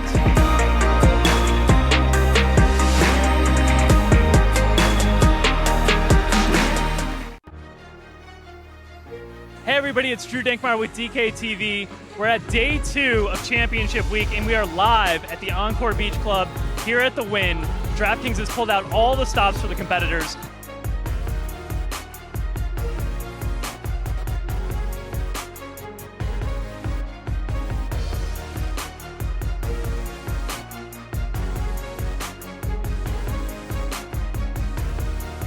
We've got life-size beer pong with giant volleyballs and big bins that people are shooting in. We've got a batting cage. We've got fast pitch. We've got a knockout punch station. All the contestants are having a great time. They're relaxing, food and drink, unwinding before the big championship on Saturday. Tomorrow's excursion day, so make sure to follow along live on DraftKings.com on our live page. Follow along on Twitter with hashtag FBWC, and we'll see you on Saturday for all the live main event coverage. You don't want to miss it.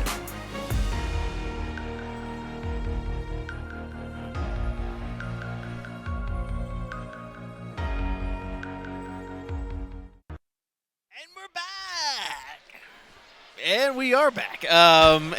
We've got Drew in for Max. So that was a fun talk with Max. Just like he said, people thought I was a robot, dehumanizing me, and this is kind of a way for him to show that he is not a robot, and he's a real boy. Yeah, and I mean he works as hard as anyone in the industry. Definitely. So I think some of the criticisms on him have been a little bit unfair. He's brilliant fantasy mind, and he puts the time in, so he deserves all the success he's had. I'd also like to point out that our buddy Al Smizzle brought Dessert Life there. So I will definitely be partaking. Oh, are you going to eat it right are you now? going to eat it right now? Keep talking. You animal. Okay, I'll keep talking. You eat. So, Drew, you're out there. What's happening now with that Rockies game? Yeah, so that game's getting interesting in the later innings. Lots of bullpen changes, and Charlie Blackmon just got thrown out stealing. One of the things we talked about in the pregame was Derek Norris being so bad at throwing out base runners. He's caught 2. I think that was his 3rd, actually. Oh, Blackmon. wow. So that slows down the momentum to an inning in a big way. And, we've got all these extra inning games going with Detroit and Houston and the Mets and Pittsburgh, and the guys who are sweating those games just, they want them to end. Because there's too many people lingering around with exposure to those players.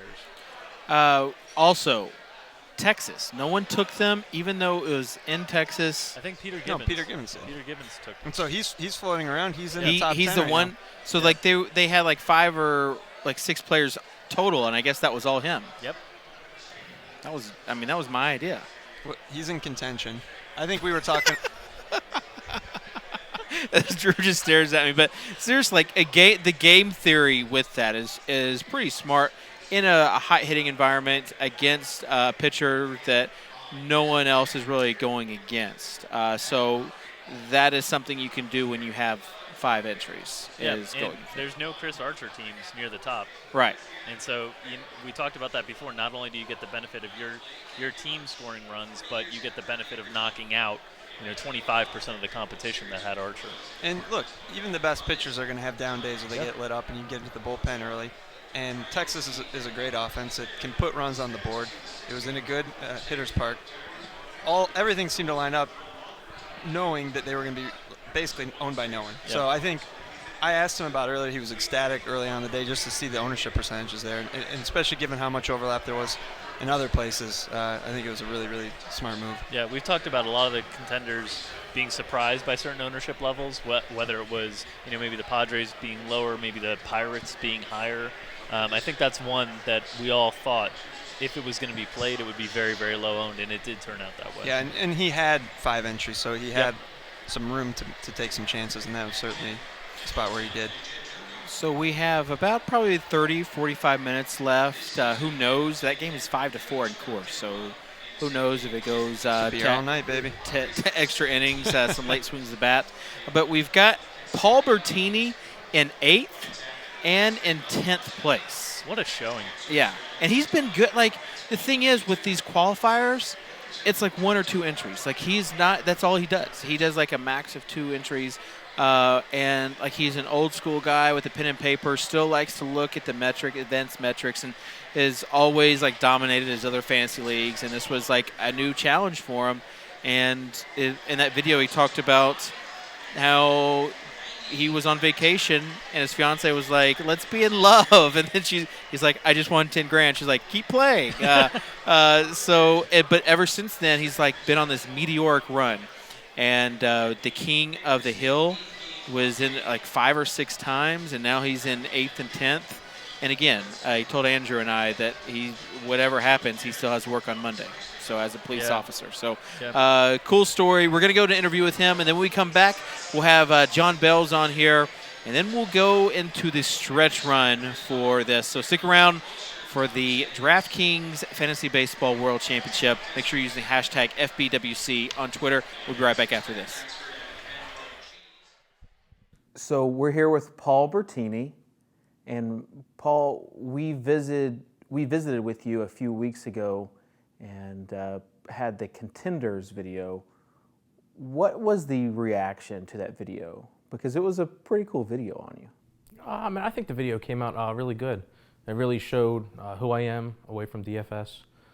Showed my rookie in DFS, how my success starting out. I definitely think it came out good. Let everybody know exactly what DraftKings is. It really gave them an insight into DraftKings, and then gave the people from DraftKings an insight into me. What was the family reaction? Did they kind of do the aw thing? Yeah, they did the aw. That really came out cute, the whole thing. They definitely liked the part with my son, so it definitely came out good. Do you see yourself, that was like really the first time that you were on camera. Do you see yourself being on camera more potentially as we continue to kind of do the whole DraftKings thing? I'm sure. If my success keeps up, I'm sure I'm really not going to have a choice. I definitely see myself being on camera in the future. When we were in New Jersey with you, you mentioned that you might go YOLO with it, meaning you have 2 entries, and you were actually thinking at one time that you would use the same lineup with those 2 entries, something that's never been done, especially at a tournament of this caliber. Are you still? So I don't think I'm going to go crazy YOLO. I definitely been thinking about it. I might use the same stack, just maybe mix up some fill-ins, some pitchers, but I don't think I'm going to go the same exact lineup 2 times. It just doesn't seem like a great decision. How has your strategy changed at all? Like, obviously, you've had quite a bit of time to think about this with the 2 entries. Like, do you have kind of a strategy in your head of what you want to do? To be honest, not really. I'm kind of just enjoying myself, and I'll figure out when time comes. Probably tonight, start really doing some research, getting into it. Okay, so tonight is research night for you. After the pool party, we'll see what happens. I'm not sure you might be in the right state of mind to do some research, but maybe getting started. But tell us about what that research consists of you, as far as I think you said last time that you were like a pen and paper guy. Yeah, I actually enjoy figuring out who I like, what teams I like, writing things down on paper. Just a lot easier to visualize it rather than on the computer. I don't know.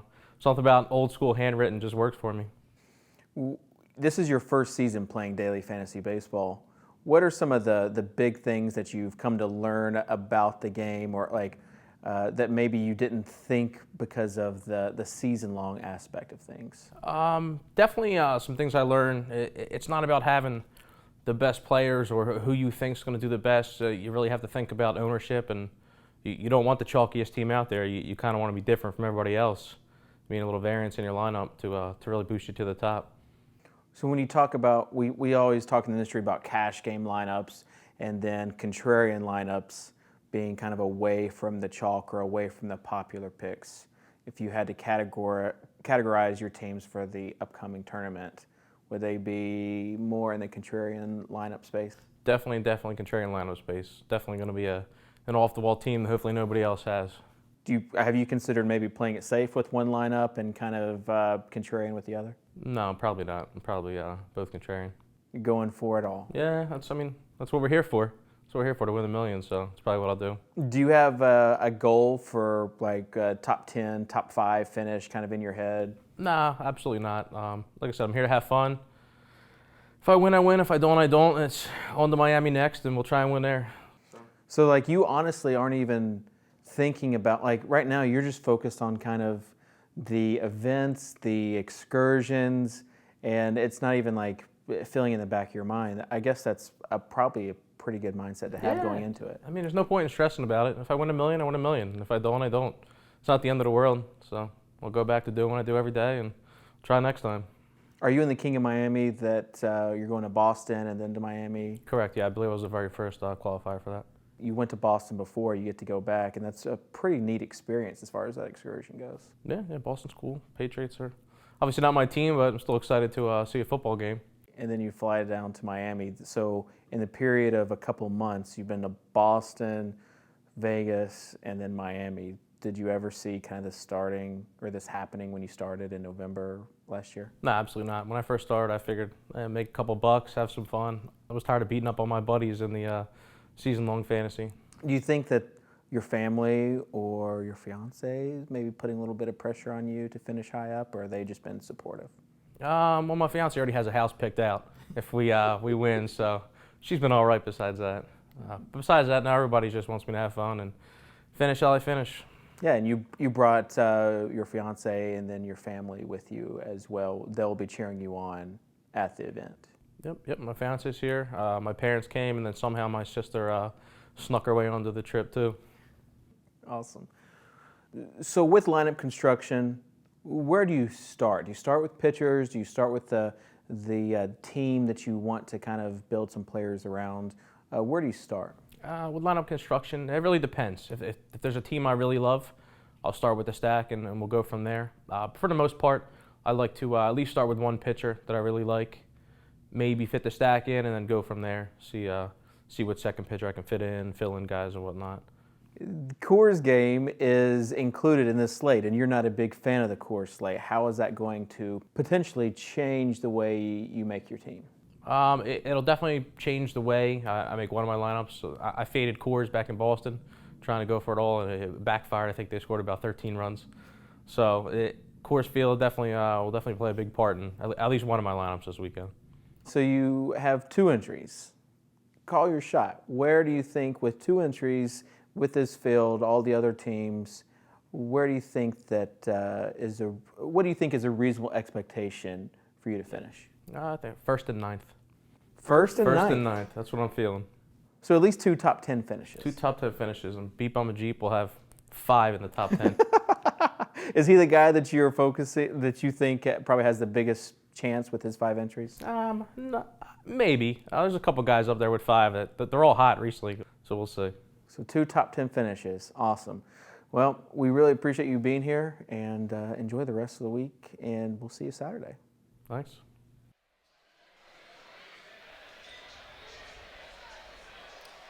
So we're back, and during the break, we had a couple big play events. We had Shin-Soo Choo hit a home run. We were talking just before, Peter Gibbons, the only person on the Texas stack, moved him from 8th place to 5th place. And then we had Justin Upton get picked off on the base paths as well, which you noted, Andrew, really important in a game that's a 1-run game in Coors Field late. A lot of the people sweating Coors Field could be looking at extra innings there. There was 1 out. He was on second. Yeah, gets picked off, and then Jed Jerko flies out to the wall in center field. Another highly owned player that could have swung something. So a lot of action while we were on the break there. Some moaning and groaning. Yeah, the crowd was starting to get pretty live here, and we've got just a few games left, just a handful of innings left for the top players. If you're handicapping this from here, we've got Paulie Shorts with a 13-point lead, but innings kind of dwindling. You think Paulie Shorts is the heavy favorite at this point, Andrew? I think he is. There are a few guys behind him that could catch him, but a lot of the people behind him don't have enough innings left, I believe, to catch him. And he's got, I think, about 20 points on the guys that do have double digits remaining. So if I were to pick a spot, it would certainly be his. I think he's a favorite over the field.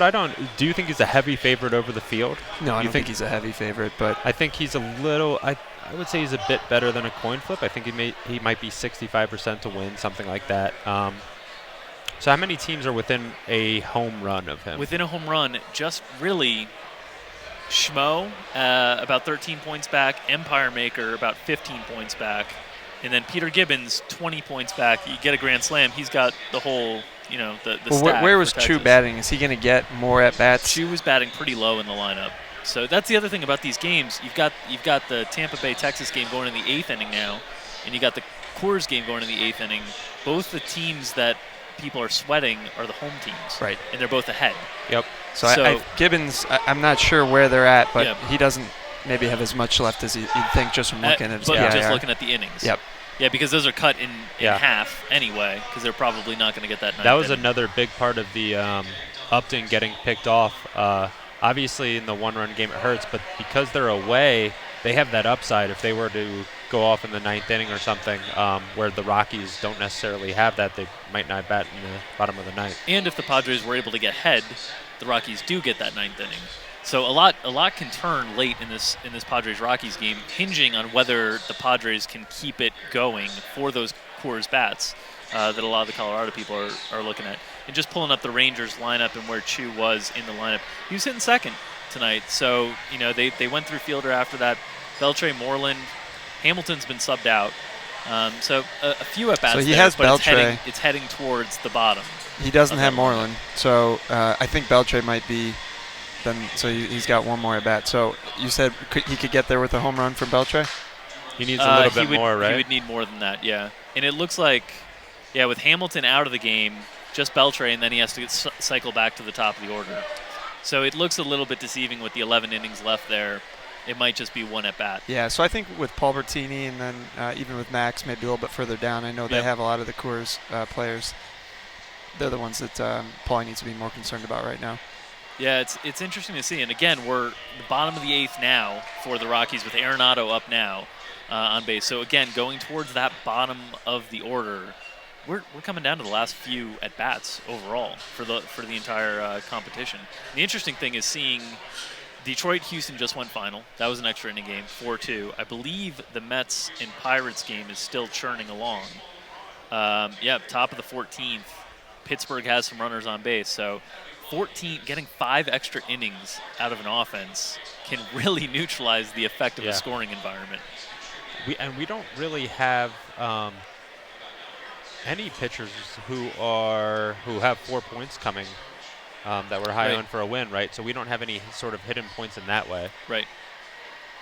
So and it looks like Pittsburgh's now trending towards the bottom of their lineup, but they could swing around. And Kong and McCutcheon, 2 and 3. They're around the 6-7 spot now. If they could swing this inning around, they've got nobody out, a couple runners on base. We'd have to click through and see though if that would even make a difference because I know Paulie Paulie Shorts has Kong. Oh, does he? Okay. Yeah. So that would be an extra insurance at bat.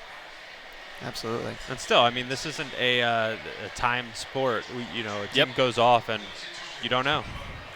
Yeah.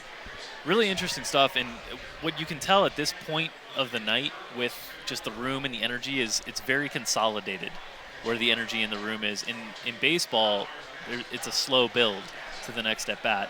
So you can tell kind of around the room that there's just pockets of people sweating very, very hard because, it's huge sums of money. But there's a lot more onlookers at this point in the evening as we get into the later stages. Absolutely. So what are the big takeaways from you guys thinking about all the guys that we talked about coming in with all the multiple entries? We've got Peter Gibbons with one of those multiple entries in the top 10, but a lot of single entry. The clone is in 4th, top 5, but out of innings. But a lot of single entries. Al Smizzle, our own. Scotty, 71 in 8th right now. And, Paulie Shorts and Schmo up at the top. I was just talking to Smizzle, and he said that he thought that because of the number of people who had multiple entries that he thought it was optimal to play his cash game lineup, and that's pretty much what he did. And I thought that he pretty much acted in a contrarian way. I think he was trying to be contrarian by playing that cash game lineup. And so yeah, I thought that the ownership percentages were overall, other than cargo, were lower than what I had anticipated. I think people were definitely taking a contrarian approach, and I thought that was a pretty good strategy from Smizzle and people that played some of those that cash game type of lineup. What are your thoughts, Andrew? On I would have expected to see more of the guys with 5 entries floating around the top 10 and in contention at this point. So I'm a little bit surprised by that. But it's good to see some of these single entry guys looking like they can take it down.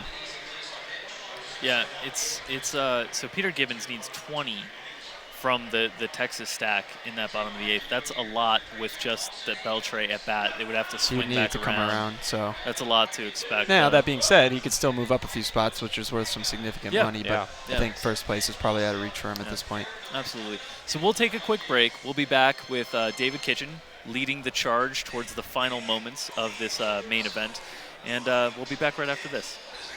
Fantasy baseball is supposed to be fun. Don't let the grind of season-long suck the excitement out of the game you love. When you're rooting for fresh batters and pitchers daily, every inning feels like the bottom of the ninth. Hold on to your rally cap. This is Daily Fantasy Baseball on DraftKings. Build the ultimate fantasy lineup by balancing the big salary stars with diamond-in-the-rough prospects. Decipher the studs from the duds with DraftKings player cards. All the stats you need to make the right call are at your fingertips. Consider drafting teammates to cash in on their next big rally. When you're set, click submit and watch your handcrafted lineup rack up points. Batter up! Track your lineup on the couch or on the go. Talk trash, win cash, and bask in your own drafting genius, all in a day's work. Daily Fantasy Sports Glory. Make it your reality.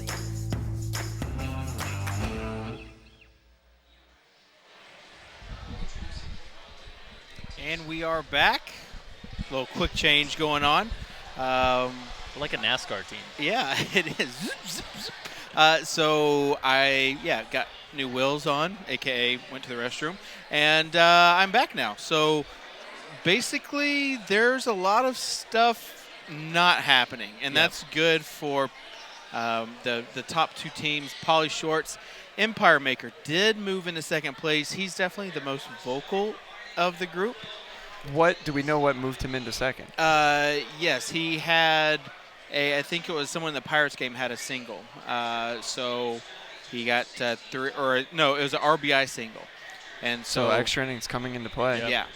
And so moved him in second. His buddy just yelled out, that was a $250,000 RBI single. So yeah, that's the stakes we're playing right now. Yes, that is. And also, Jed Jerko had a shot that just died basically at the warning track, and everybody was yelling, "Go, go, go!" Yeah, and then Jerko 21% owned. Yeah, that would have moved a lot of things around. Would have definitely moved stuff around. Peter Gibbons though in 5th, and got the Texas bats and Jose Reyes.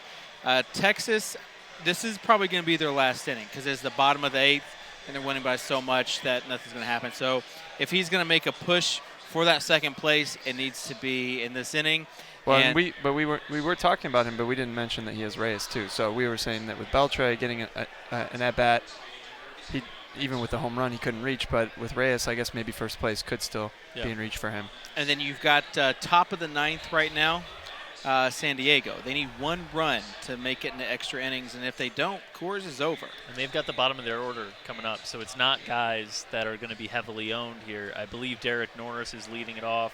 Looking at ownership, he's at about 5%, and then Amarista, that's far away from the guys that are heavily owned there. People are just rooting for the extra innings there. So it looks like we're looking towards a slow grind towards the end. Yeah, and we thought this would be maybe something at the end, like 1 swing of the bat, but it still could be that way. But Pauly Shorts is in a really good spot right now. Yeah.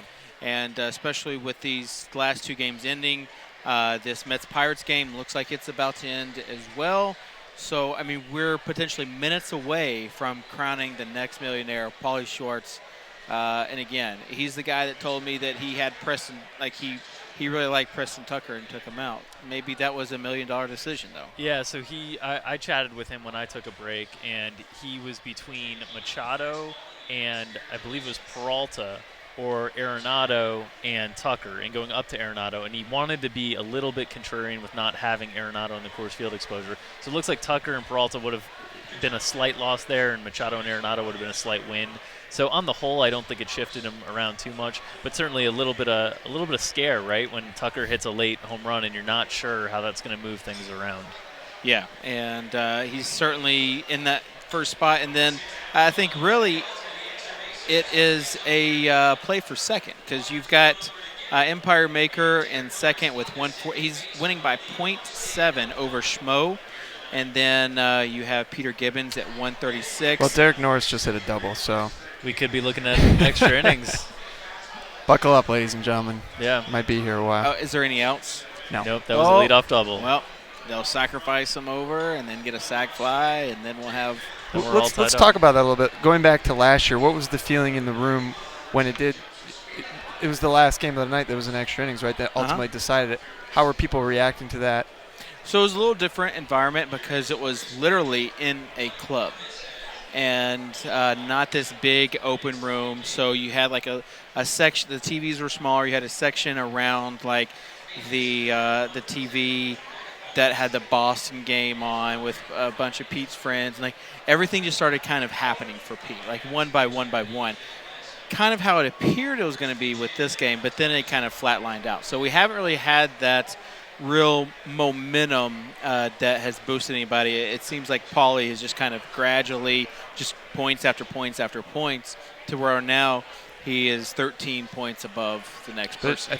Correct me if I'm wrong, but I think it was in maybe the 12th inning where they just put up about 6 runs or so, the Red Sox. Yeah. And so it was a couple home runs, but he was behind, and then all of a sudden in those extra innings, the landscape completely changed. So if we do end up getting extra innings here, could definitely have that with the game of Coors You just Field. don't know, yeah. Yeah, especially if you have Padres. Yeah. Because all Rockies takes is one hit, one home run, you're done. Padres, they can literally put up 4 or 5 runs, and stuff changes really quick. Exactly, yep. So, yeah, we'll see what happens. Let's check on that Texas game. And they're still in the bottom of the 8th. Looks like Beltre made an out, though. Yeah. So moving away from Peter Gibbons' players because Josh Hamilton has been subbed out. So he's got to turn the whole lineup around to get extra at-bats there. And so then it would be down to just Reyes for Peter Gibbons' hopes. Yeah, probably not going to happen. Beltre grounded out. So now you've got Mike Napoli at pinch hit for Moreland. When you take a look at lineups, do you look at people that get pinch hit for frequently? I think it's something to take into consideration if it's a team that does do the platoons, like the Tampa Bay Rays have been doing that for years and years. But I think in this instance, these are good situations that you're getting the pinch hits for because it's the game's out of hand, right, and your guys have scored all these runs and all these points. But it's definitely something to consider when you're constructing tournament stacks, considering whether that team is a team that is prone to using pinch hitters often.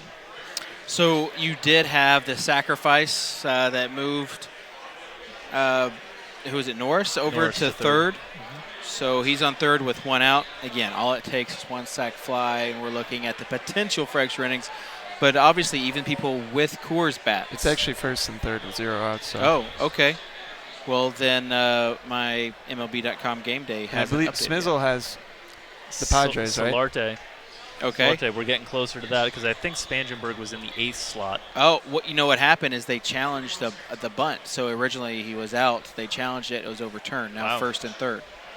So now you could get a really interesting Smizzle at bat coming up.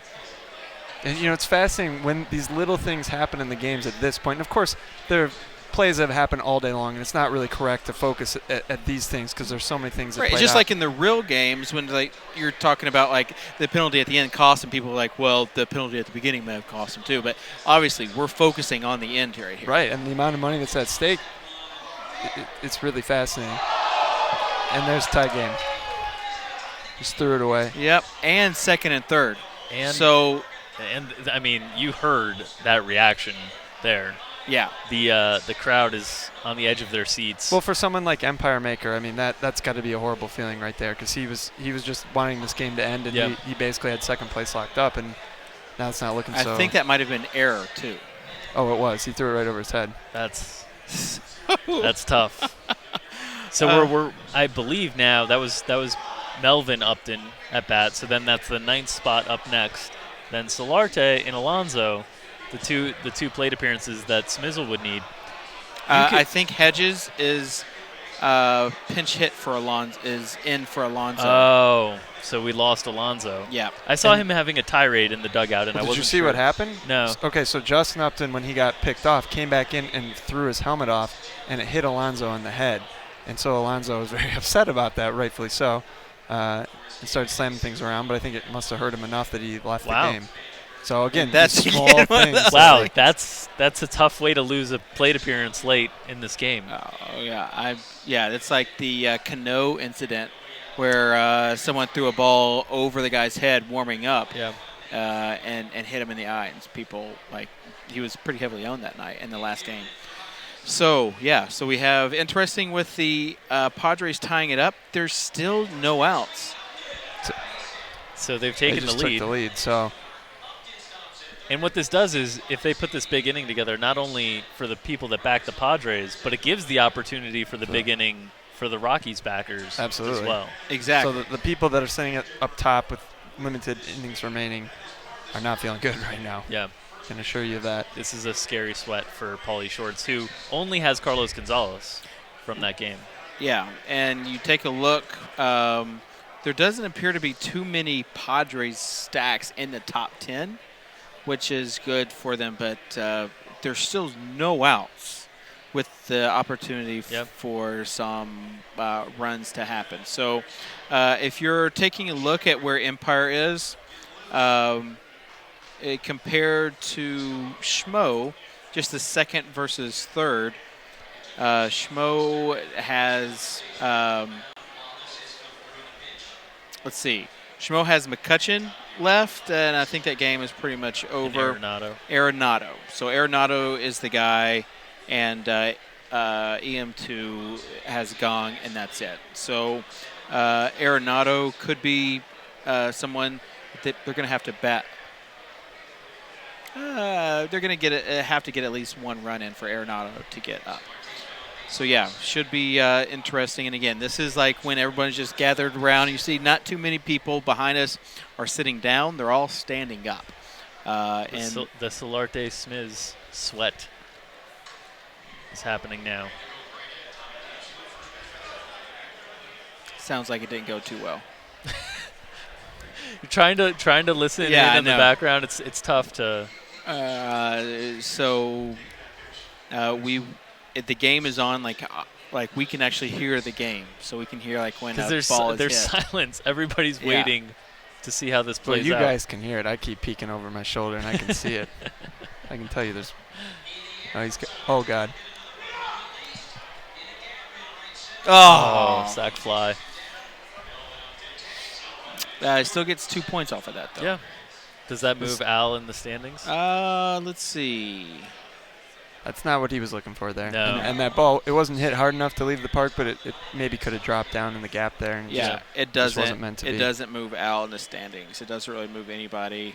Again, Peter Gibbons is all Rangers, and they're pretty much done. And Reyes. And then you have Under Jones, and he doesn't have any Padres either. Wouldn't this be nice to have that Yonder Alonso plate appearance right now? Yeah, 12.5. Incredible. Per sit owns. I'm sure Al will tell us about the whole batting. That's a tough story. Yeah. So you hear people in the background saying "Go ball."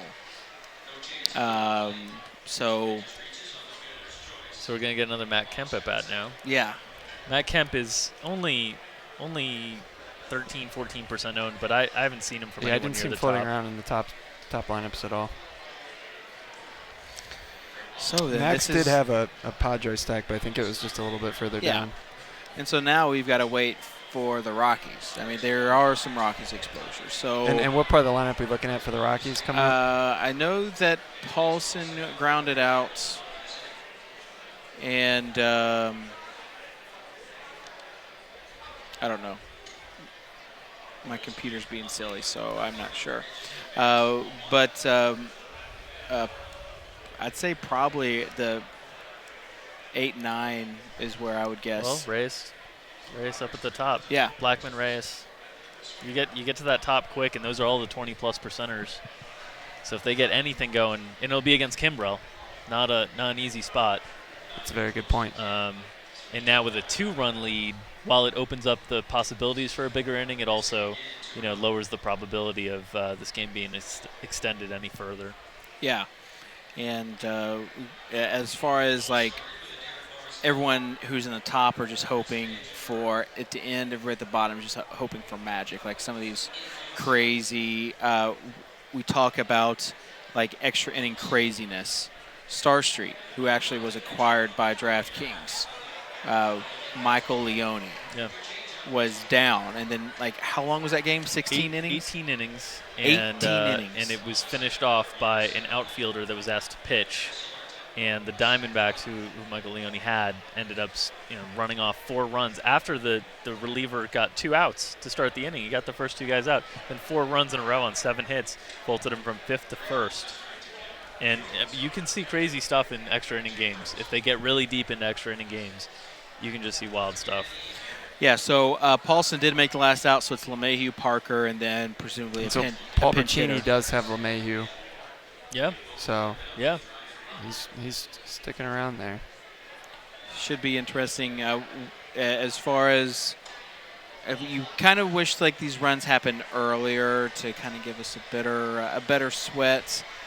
But it's tough to beat the sweat that we had for, like, the basketball championship. That was a pretty incredible sweat going back and forth, and especially with basketball, like, action was constantly happening. Now we're kind of in this lull where a lot of stuff has to happen for, like, Pauly Shorts to lose this. And with the basketball one, there was a number of teams that were right there who had a decent amount of people left. So, like you said, it was kind of fast and furious at the end. A lot of times in basketball, you'll see somebody run away with it, and that just wasn't the case that night. Yeah, and as far as Pauly Shorts, we'll try to get some info on him. They're bringing out the checks right now, so they're getting ready. The DraftKings staff is getting ready for the check presentation. There will be confetti. There will probably be loud music. You sure about the confetti? I was hoping there would be confetti, but... Did you not see yesterday? They had, like, I'm pretty sure when we were doing our run-through here, they were having, like, confetti tests. Which would be a pretty cool job to have. I'm the confetti tester. So, yeah, we'll see what happens there. And then trying to find my sheet on Pauly Shorts, but screw it. Yeah, we're just like in a waiting game. A bit of a programming note. After these, as soon as the game's in, we're going to exit stage right, and they're going to show the check presentation. So if you want to see kind of the check presentation and everything, and then right afterwards, we'll have the winner on here interviewing them. So the Padres just ended their 9th inning, Yes. which you heard very loudly. Yes. Hey, catch that. The Texas game is now final. Texas. So we're down to just Coors Field. Yep. That's the only remaining game? That's the only game left in this slate. Got a half inning left. Yeah. David Kitchen, will there be magic tonight? Not with the 7th, 8th, and 9th hitters up. Like it's well, but they're going to need a rally anyway if they're going to be able to catch him, because I guess Paul Bertini's probably the best. Right, I'm just saying, like, I could definitely see. You're just saying I could definitely see like 2 outs right off the bat. Then again, it's Coors, so who knows? But let's just like look at the standings right now, and let's assume bases get juiced with Reyes up. That would mean 20 points from Peter Gibbons. Which would that be, would actually put him in first place. Would be just enough. By 0.45 would points. Be just enough. So that's what he's hoping for. He's probably hoping for any points, like even the 5th to 4th. There goes my laptop. It was a good run. It was a good run. Well, and you have Paul Bertini with a number of players there, including LeMahieu. Yeah. So he's only, I think, 12 behind. No, 15 behind. He's got 2 teams there. Yeah, he's about 15 behind. So if they start to go on a rally there, then he's going to probably pass Peter. So. Yeah, this is going to be just for all the marbles, basically. And even like Bertini, who is in 8th and 10th. Is he still in 8th and 10th? 9th and 10th. 9th but and one 10th. of the teams is done. Okay, so the presumably that 9th place team, like this is still potentially like a $30,000 or $40,000 inning. It's big money.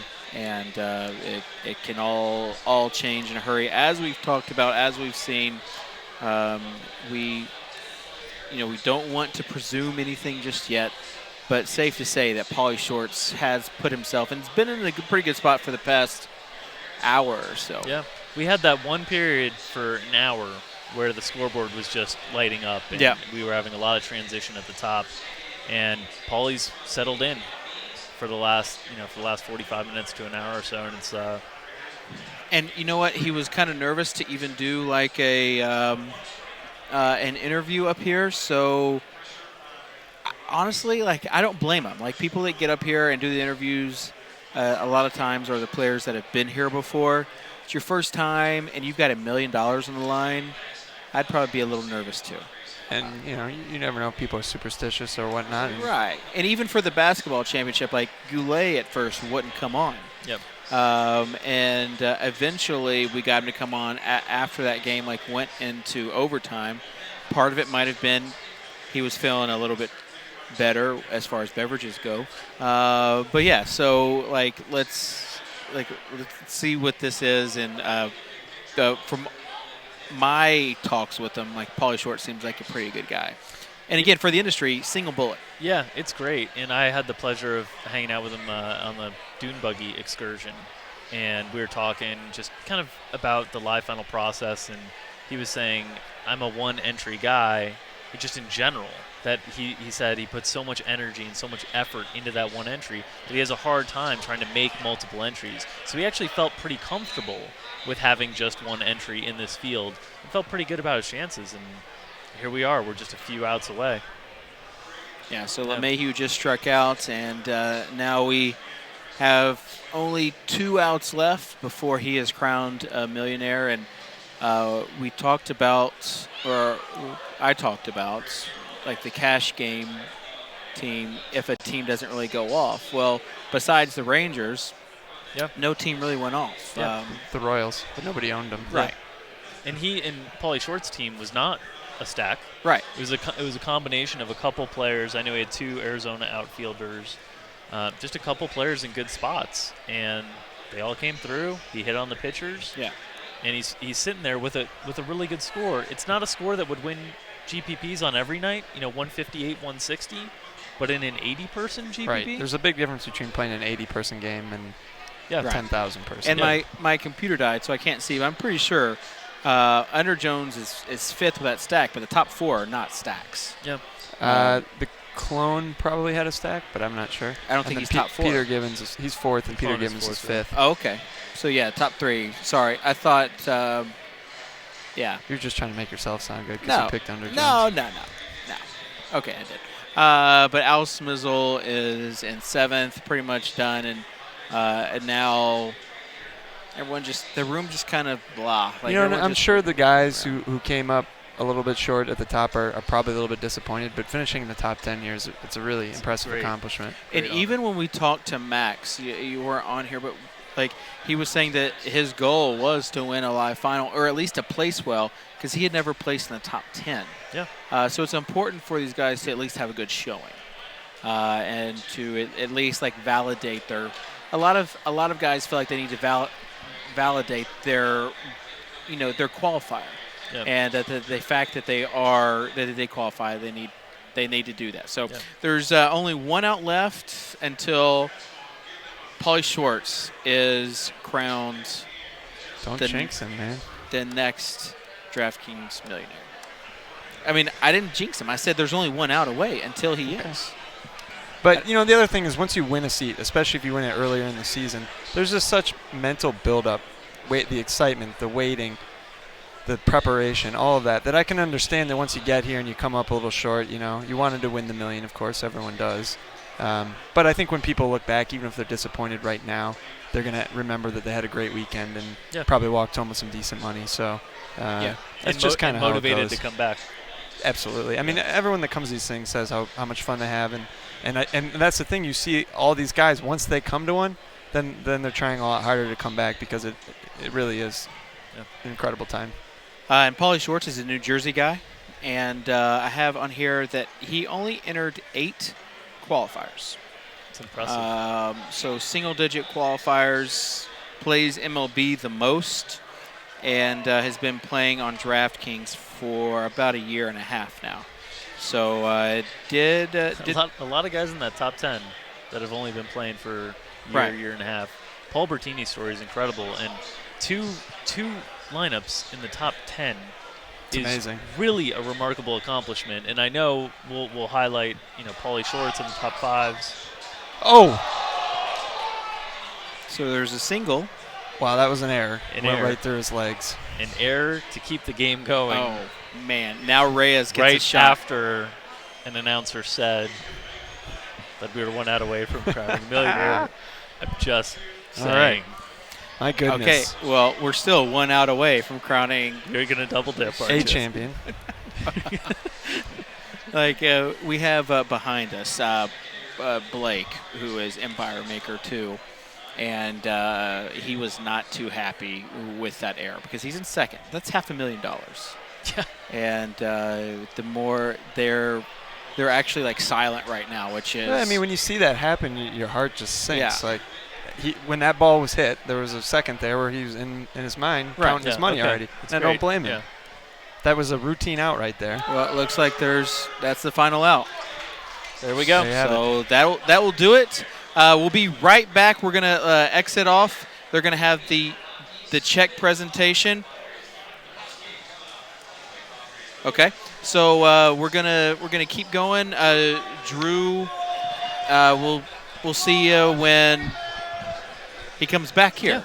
Yeah. So Paulie Schwartz will come back here and we'll see you. I'll slide out so everyone can see the lovely check presentation. Yeah. So we're kind of wondering where. If you're in Las Vegas, I'm sure Empire Maker will be throwing quite the party tonight, yes. even as a second-place finisher.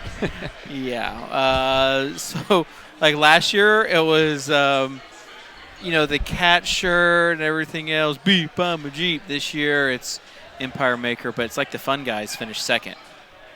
Makasupa is also someone. So I don't even know if he's like in the room right now. So champagne is being passed out. Now that it's over, it feels like a weight has been lifted from the room. Yeah. People are talking a little bit more. And people can now kind of enjoy themselves too. Go back to enjoying themselves. Yep. Have a drink afterwards. So. Well, we're about to have the check presentation. This is Nikki. And so, Nikki, we are about to have the check presentation. So I'm like the camera's right there. So I'm going to ask you if you could please get up, like in the nicest way possible. I'm sorry. They told me that you need to get off. I'm sorry. If you want, whoa. If you want to see Nikki Goulet, go to DKTV and check out the Contenders video. Yeah, unfortunately, you have to leave. You are. Because they're going to kill us if you don't get out of the way. They're having the check presentation. Someone's going to get like what Adam had, and they need their spotlight. Okay. Thank you, Nikki. Have a good one. Well, I was just going to let you handle that one. Good work. So, yeah. Okay. Excellent. So we've got the trophy girls that have the checks, and they're taking pictures with those checks. And again, I don't know. Have you seen Pauly Shorts?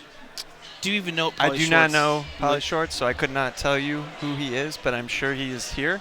Yeah. Given that he just won $1 million. Okay, now they're playing some. What is this? Conga? Music? I don't know. They have some lovely ladies, and John Aguiar is about to do his thing. Okay, and we have. I see over there you have Team Empire Maker, and again, I still do not see the millionaire Pauly Shorts. We should probably let him talk, yeah.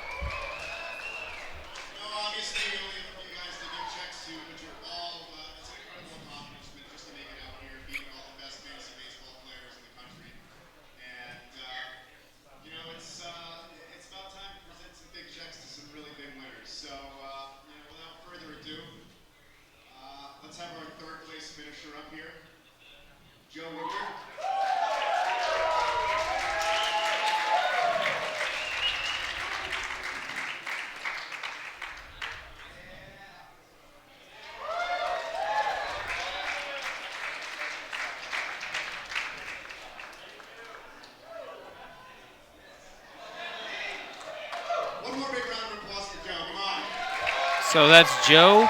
You know what? His name is Schmo. Joe Schmo. Schmo. It all makes sense now. 250 grand. Not too bad. Not too bad.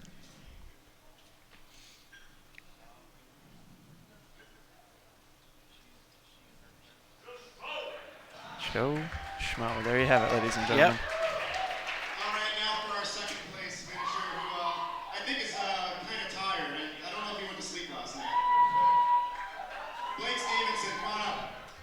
There's Blake up there.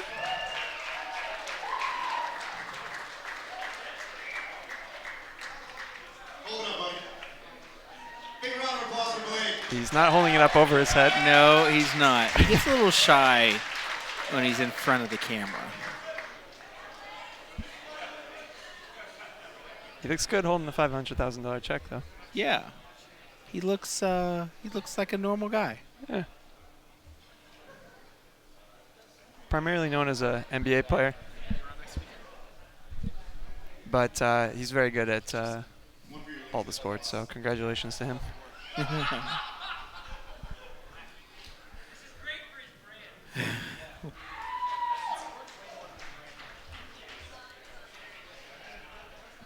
So we just had a comment. This is great for his brand, which Empire Maker. Probably doesn't care so much about his brand. Okay, so Pauly Shorts is in the building. $1 million playing fantasy sports. Oh, look at him. He's got the DraftKings polo on. Pro move. And he did it. He held it up over his head. Yep. Oh, there we go. The confetti. And we're seeing a new commercial in the making. Yep. So you're going to see this commercial all the time. All right, this is pretty good confetti. Yeah, this is unreal confetti. Told you they I told you they tested the confetti. So I'm seeing the like the organizers in back and they're high-fiving because the confetti went off. Like, and that's always, I guess, like if the confetti did not go off, it'd be bad. Beautiful. Simply beautiful. Be telling our children about these, our grandchildren about this confetti show.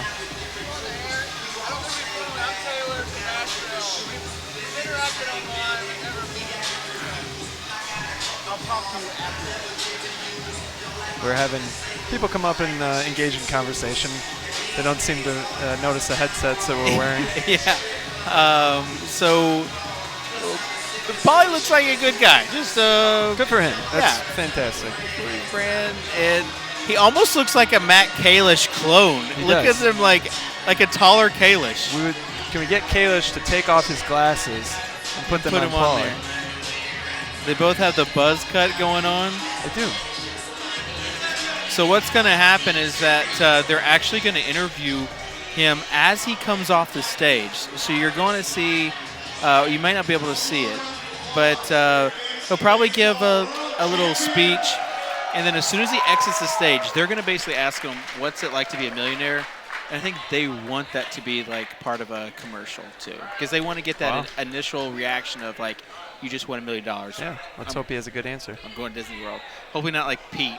Pete's reaction was $1 million.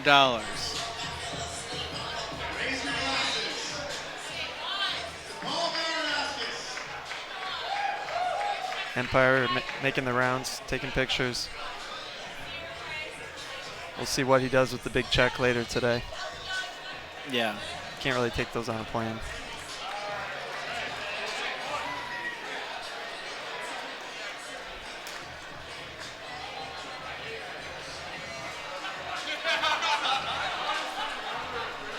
So I think they're doing all the media opportunities. Empire's hanging out in the backwards hat club. He's having a conversation with literally 4 other people wearing a backwards hat.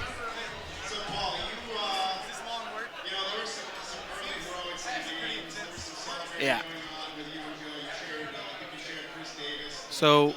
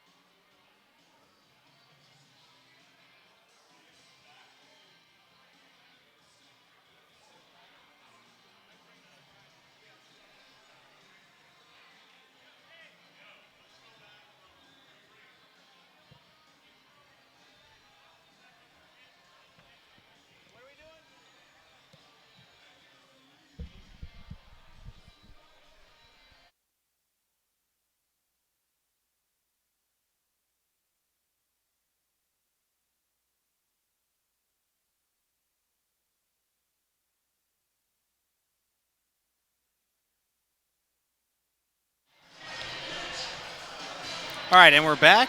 We're about to. He's rolling around in confetti right now up there. And again, this is all for the promo stuff. I think a big piece of this is that DraftKings is, out there that they've got $450 million to advertise with, and they're going to. Well, look, I mean, he's living the dream right now, and what they're selling is the dream. Right, and they need. They need commercials because right now it's really just Drew's shot and the Gomes brothers shot, and so there's going to be other promotions, but he's going to be they're going to interview him for a second right now, and then he'll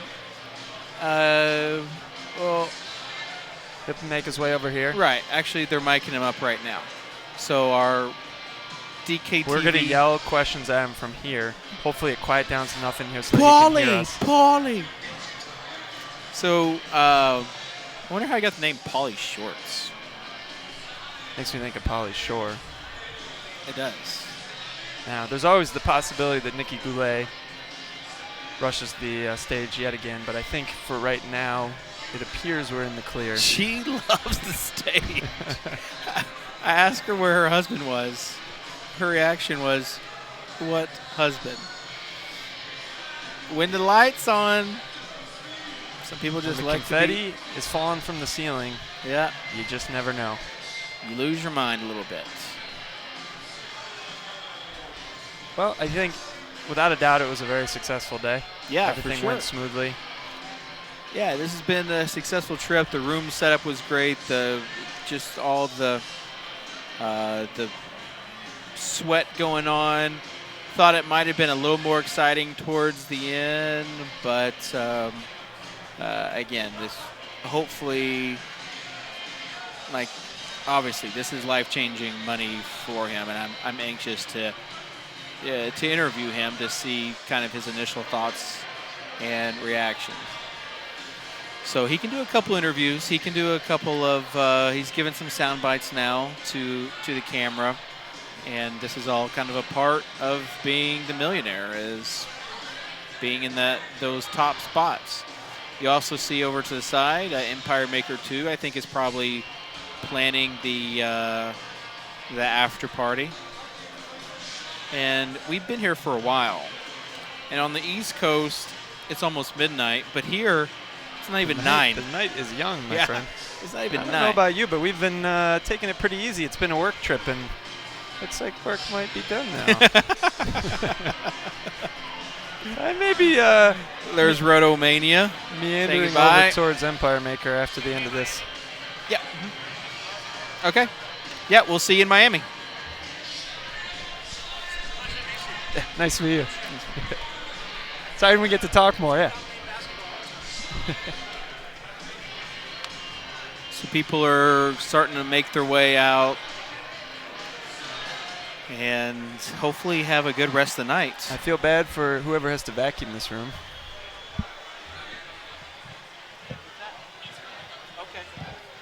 And we're told he's heading our way. So he is coming up any second, apparently. And yeah, and the thing about these events is that they're running so many of them. They're getting better with everyone. Yeah. More experience. I mean, last year, a year ago, the planner was Matt Kalish's wife, Ashley. Yeah. And she was having to do everything. Now, I mean, their planning staff is huge. You see all the work that's going into this, and not just this, but you've got all these bucket list events. You've got the King of the Beach in Miami. Okay, so yeah, we're gonna walk them on. We'll do it live. Yeah, and just to get a little ahead of ourselves, the basketball one, in my opinion, is the one really to shoot for. With March Madness going on, you're in Vegas. You have a dedicated area to watch every game. It's absolutely fantastic. Okay. And Paulie Shorts is making his way up. Yeah. Right so now. we're basically going to introduce Paulie Shorts. Paul from New Jersey, and again, only 8 qualifiers. Congratulations, man. Sit down, have a seat. This is the newest millionaire seat. It's a little, hold on, twist it up here. This is Drew's fault. It is Drew's fault. I think that should be good. We clear down there. There we go. Bingo. All right. Bingo, bango, bongo. All right, we're good. So we have the newest millionaire, Paulie. Can I call you Paulie? Oh, Yeah. I'll call you Paul. That's fine. Congratulations. Thank you. Initial thoughts, reactions. You've been sweating this for like the past hour. Yeah, I needed that Colorado game to end. Yeah. I needed it to end quickly. I decided to fade it with the exception of Cargo. So knowing that it was the 5 o'clock game here, I knew it was going to come down to it once I had the lead with the other games over. So When you came into this tournament, you are a single entry player, and you only tried a handful of times for the qualifiers. You made it. You're playing against like 6 other people that have the max entries of 5. Yeah, what shot did you kind of give yourself not a great shot with the competition that's out there. You know, you see CSU Ram, you see all those guys out there, and you know, you hope that you can put something together good. So what's it like did. that those guys were like looking up at you on stage? Unreal. I'm not really hasn't sunk in completely yet, you know. Yeah, So. it might take a few days for that to sink in. Did you check? I'll let Andrew ask a question after this, but did you check your like My Contest page throughout the night just to see the $1 million? I did. So I got some screenshots of it because just in case I didn't win $1 million, I can say I was there for a period of time. Right, it's smart. So just sum up the whole weekend experience. You know, it was to relax. You know, I had a good luck ritual massage last night. I went for the 2-hour massage, and I got to tell you, man, it paid off. Yeah. Seriously. You know, I got to go find that woman and give her a bigger tip. So it was a great weekend. The sun buggy, you know, I designated last night and this morning mostly to, you know, hard research, you know, outside of what you do. And it paid off. I mean, I picked my team 2 hours before, and normally I'm bouncing back and forth until start time. And I said, you know what, I'm done. I'm not going to change it. And now you're here. Did you allow yourself ever before this tournament, like, to think about what you would do with the $1 million or what you would do if you won? Yes and no. Okay, Yeah. so since you did kind of think about it, like, what's going to be next? Pay off the house and kids' education. You know, let's get that behind us. Okay. So being responsible. Yeah, absolutely. Oh, very nice. Well, what comes now as far as, like, are you going to go get a big meal? You have any plans now? Like, They actually just invited me out to dinner. They said I needed pants, so I got to go run out and buy a pair of pants. I think I can afford it. I think so. Oh, you didn't bring any pants with you? Oh, well, yeah. Just go in and say, I'll take the nicest pants you have. Exactly. Make sure you wear the belt to dinner. Yeah, no kidding. This thing's awesome. It's heavy. Oh, yeah. So as far as, like, your MLB, do you play NFL as also? A little bit. You will now? I will now. Yeah? I will now. But MLB is kind of your main sport. It is. Okay. It is. And do you want to, like, tell people that may not know, like, kind of a brief synopsis about who you are? Because they probably don't know. Fantasy-wise? Yeah. I started playing 3 years ago. I got heavy, you know, more so this year than any other year. I was able to build a bankroll.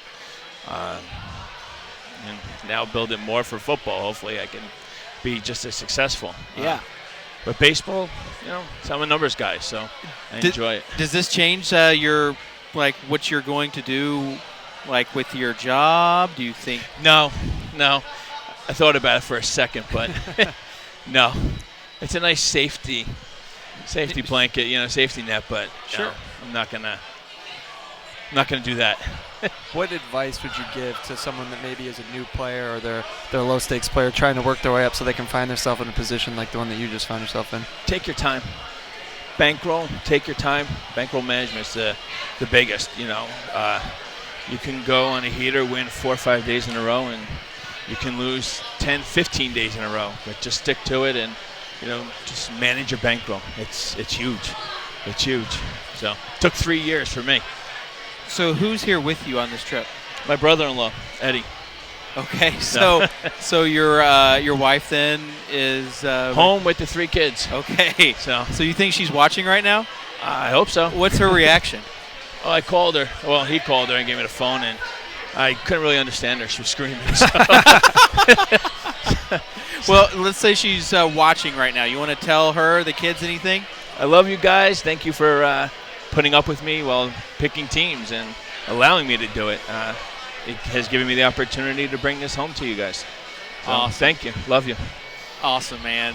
Well, I only got to meet you at the dessert table, but I told Drew, like, he seems like a really nice guy, and definitely, like, you seem pretty humble and get your head on straight. You're you're going to be fiscally responsible Absolutely. with the money. So I wish you nothing but the best and hope that we see you at more of these live finals. Thank you very much. Paulie Schwartz, everybody. Thank you. Congratulations, man. Thank you.